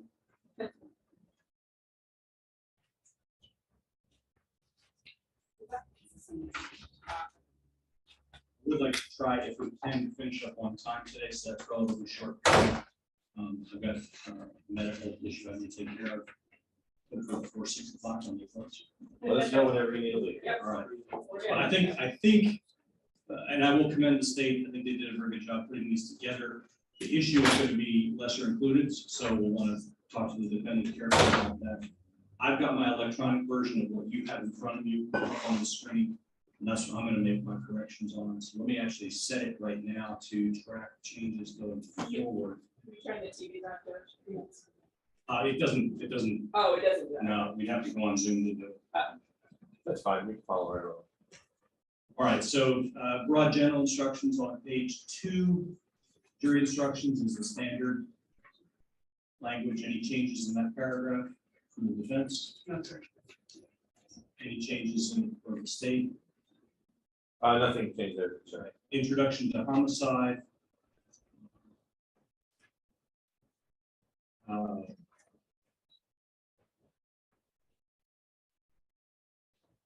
Of course, that specifically includes the category 1. Here. Lesser included, so we will have to modify that potentially if there are any category 2s that we feel are called for. What would be additional category 2s? I've never. Well, category 2 has of lessers of first degree premeditated.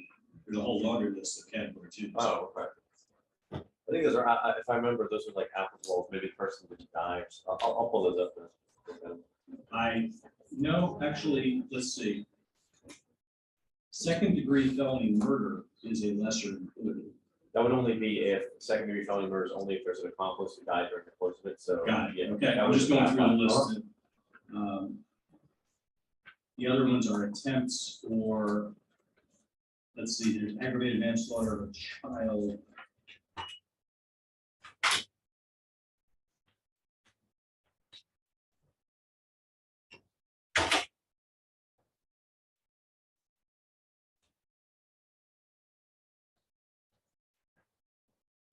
That would be the only one that I think would be even just on its name arguably viable. Your Honor, our office began in the United States. Okay, We could look, or you could take that statute number and I'll look at that and give an answer. yeah, it would be, according to the table, it's 782.080, I'm sorry, let me get this right. 782.073 with instruction 7.7A.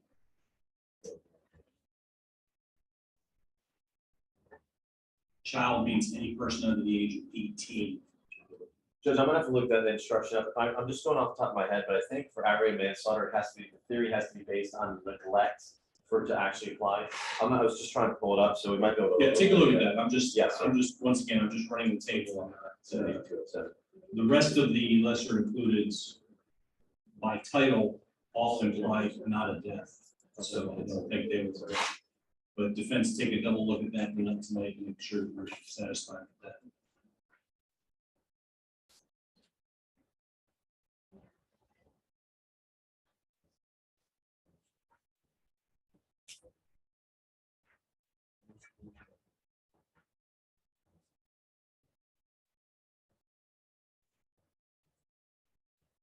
All right.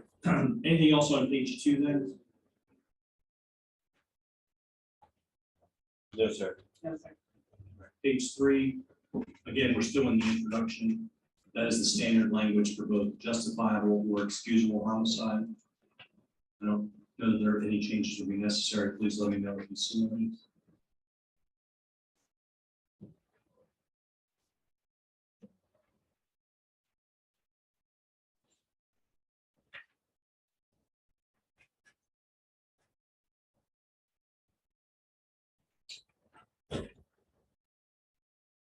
Anything else there?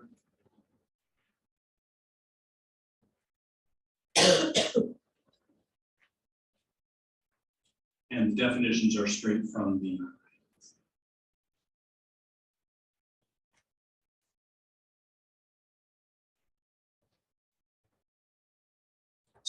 standard instruction. Anything else on the introduction then? Nothing from the state. All right, so turning to count 1, we have the dual theories that the state has charged, and obviously we've not had a JOA motion, so I'm not going to ask the defense to stick their neck out on any of these yet. So we'll talk about both theories at this point: first-degree premeditated and then first-degree felony murder. Any changes to the instructions on first-degree premeditated? It is a fairly straightforward instruction.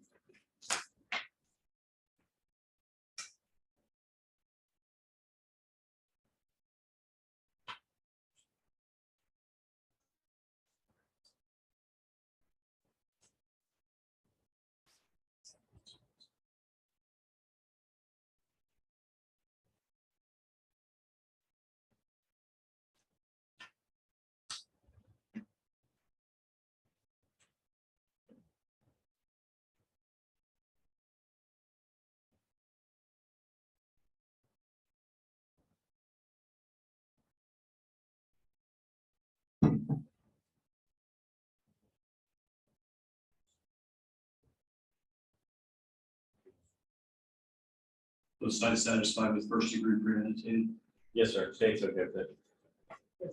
Defense, let's talk then both about first-degree felony murder. The theory with regard to Robert Baker is that the enumerated felony was a burglary, correct, Steve? That is correct. Yes, sir.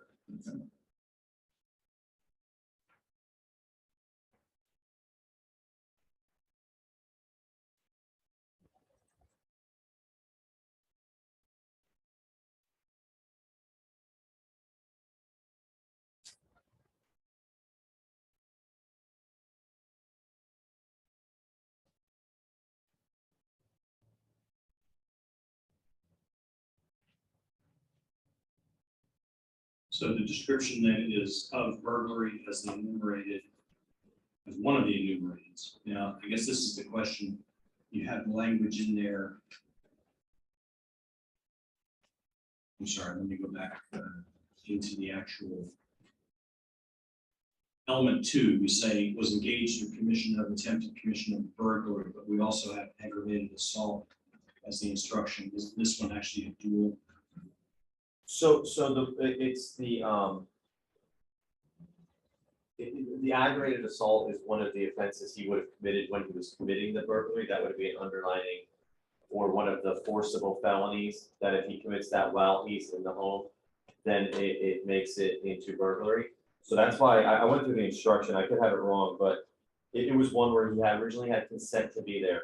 But if he committed a forcible felony, and that would have been ag assault, ag battery, manslaughter, or murder inside the structure, then that creates it into a burglary. That's the second part of the instruction. Okay. So when we enumerate the elements, 1, 2, and 3, for first degree felony murder, you're satisfied that we just need to tell them was engaged in the commission of burglary, not the underlying aggravated assault. Yeah, because in burglary, the next one, under burglary, it actually goes to explain what aggravated assault, aggravated battery, manslaughter, Okay. and murders. I mean, Correct, and so the reason, thank you, let me just articulate them. Remember, I'm the slowest one in the court. No, truly, I am. You all have been living this case for 2 years and understand much more about it, so I have to constantly get up to speed on this. So then, when we go on later on to define aggravated assault, and aggravated battery, and manslaughter and murder, which of course are parts of that, those are modifying element 2 of the burglary definition. yes, sir, that's right. Okay, I understand how they fit together. Thank you.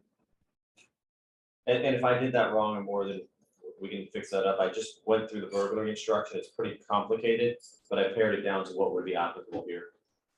Not with these lawyers, but with other lawyers from the state and defense. I've expressed my academic interest with what Florida has done to Commonwealth burglary. Just leave it at that.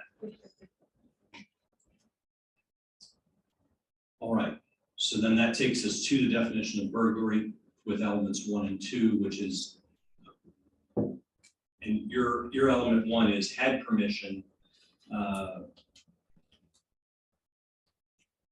That's correct, yeah. Is that stated correctly? It says that he had permission or consent to enter. I'm trying to find it in this.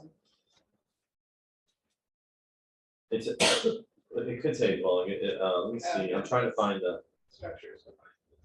We do have dwelling and structure defined later on. Yeah. I'm just trying to find the specific section here.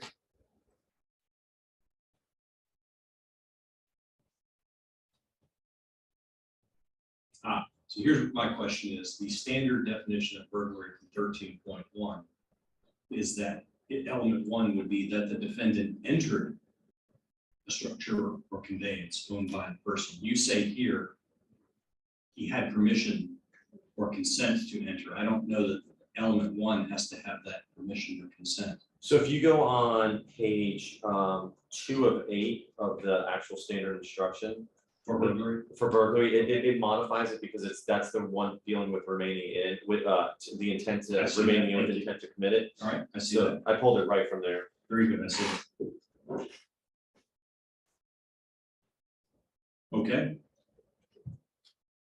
And so elements 1 and 2 would appear to be correct using that model. That's 13.1. Example 2.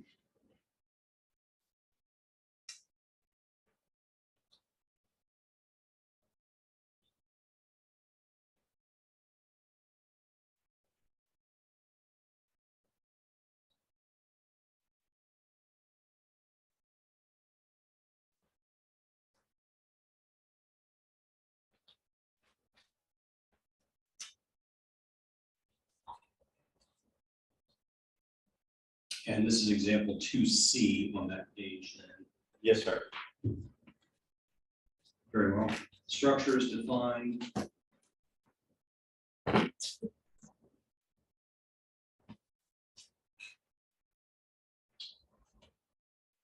Now, when we get to the next paragraph, which is at the bottom of page 6, we say for other applicable instructions concerning definition of crime of burglary, court refers you to count 3. Defense, are you comfortable with that means of cross-reference, or would you rather have me define them all here as a cross-reference? Once we get to count 3.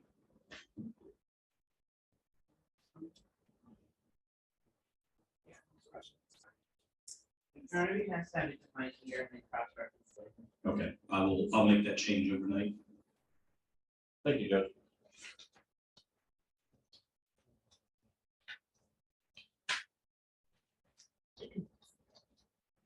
All right, so moving on then to aggravated assault.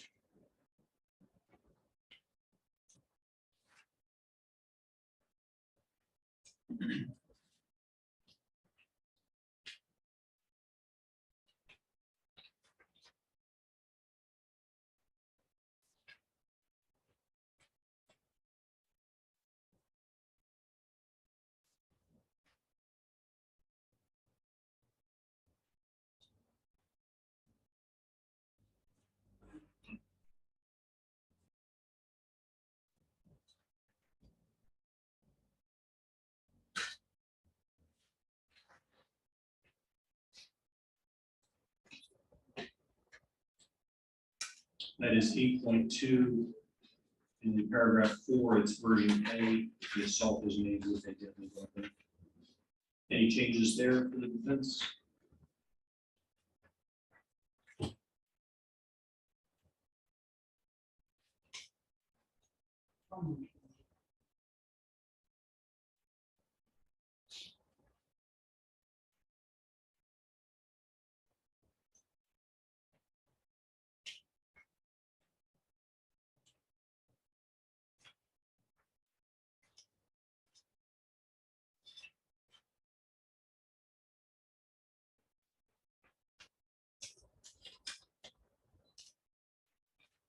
No changes. Aggravated battery then is standard instruction 8.4.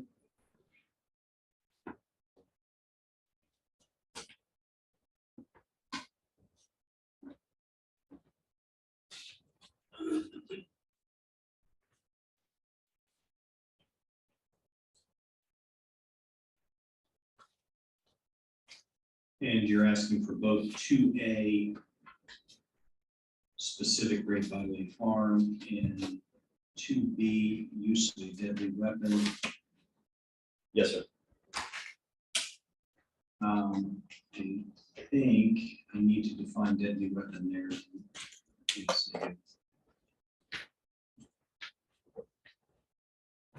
And I think I would also need the caveat instruction.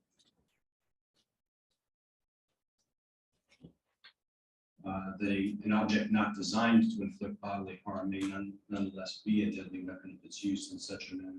I think I'll need both of those. Yes, sir.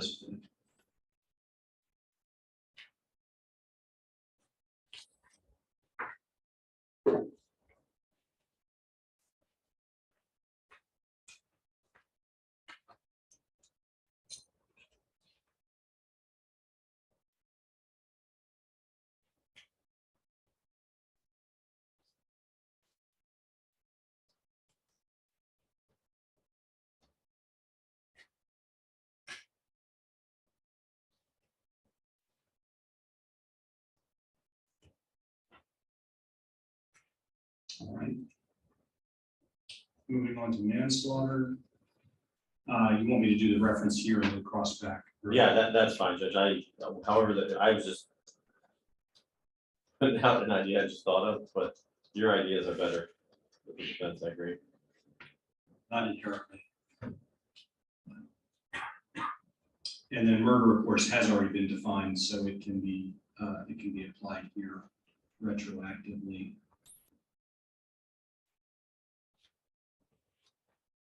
Where it says murder, we do the definition of first degree murder, we do the definition of premeditated first degree murder, because felony, if it was felony murder, it really wouldn't work, because, you know what I mean? I understand. So if we just had. I'll put in the word premeditated. Thank you, Judge. And I'll take out that reference. Yes, sir. I'll say that I'll say definition of second degree murder. Second degree murder has been defined above. You should use it here. Well, Because second it degree will have murder, been defined by then. it wouldn't have yet. This is under. Okay, so it'll be a refer back. Got it. Right, Change so- the reference. So if you just copy the stuff from second degree up there, yes, sir. Got it. All right, lesser included. I think we previously already said the only one out there, and you'll let me know, is whether you think there's any shot that aggravated manslaughter. I think I looked at it. I think it requires there to be child neglect, like it should be child neglect for. I looked briefly at the instruction, I agree, but take a look at both sides, take a look at it, and let me know for sure. So the lessers are only the category ones then, correct, defense, other than that one possible category two? Yes. Okay. And then the lesser included of manslaughter would still be the 2A and B, 2A or B theories, as previously explained.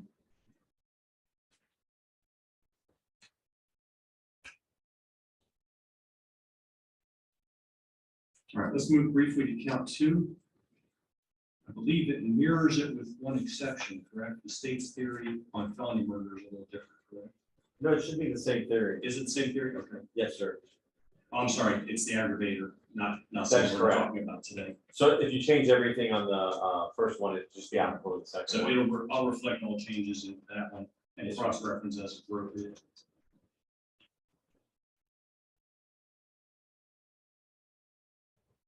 Let's look at count three then, jump ahead to that if you all agree. We briefly talked about burglary, so the burglary is with assault or battery as the enumerated, correct? Yeah, for this one. So the first one I think is with assault or battery. The second one is with a weapon. Okay. And ultimately, just so the defense knows and we're aware, if they convict on both burglary counts, you can only be convicted of one. So we would just have to defer to either one or the other. Understand. So element two, we have references to aggravated assault, which we have already defined, aggravated battery, which I believe we've already defined, and manslaughter or murder, which are already defined, so I can do cross references there.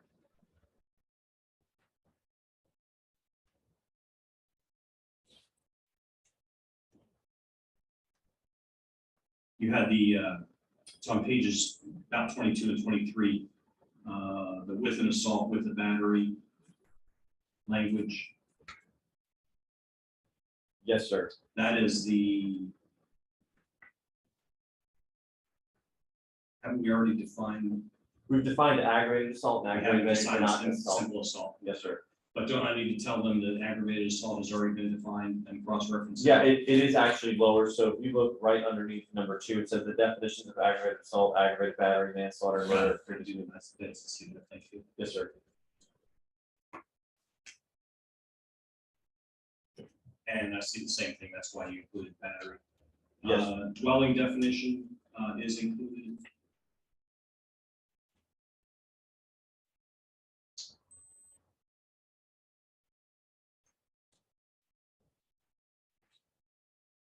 All right, count 4, burglary while armed.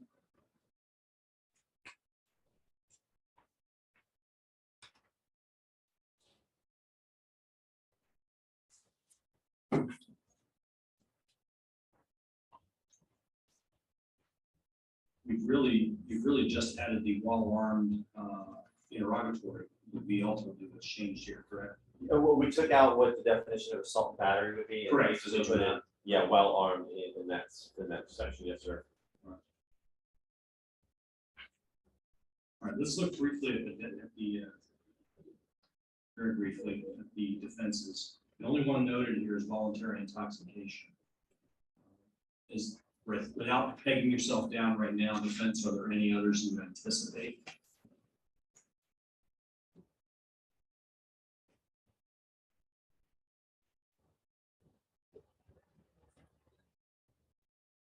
Mark, I apologize. I was looking at one additional, but I don't have the internet right now. Okay. This was a discussion with the appellate office on it, so I will give them a call tonight. That's fine. I'll Just share wanted to the, remember. I'll share the, I do have a cell phone number for the prosecution. I'll share the website or the citation for that case in specific if you actually. Very well. And Judge, can we back up to count 3 and 4? I just realized I didn't include the lesser of trespass with a weapon. So if the court needs, I can pull those, but that, they're on the verdict form, so I just thought about that, but we didn't have them there. I'll build this into that. Okay, yes, sir. Thank you, Judge. All right, anything else on this first run through? It's a very quick run, it's a sprint through the instructions. I apologize, but No, you're fine, Judge. They gotta go. The verdict form, I did change the verdict form just slightly.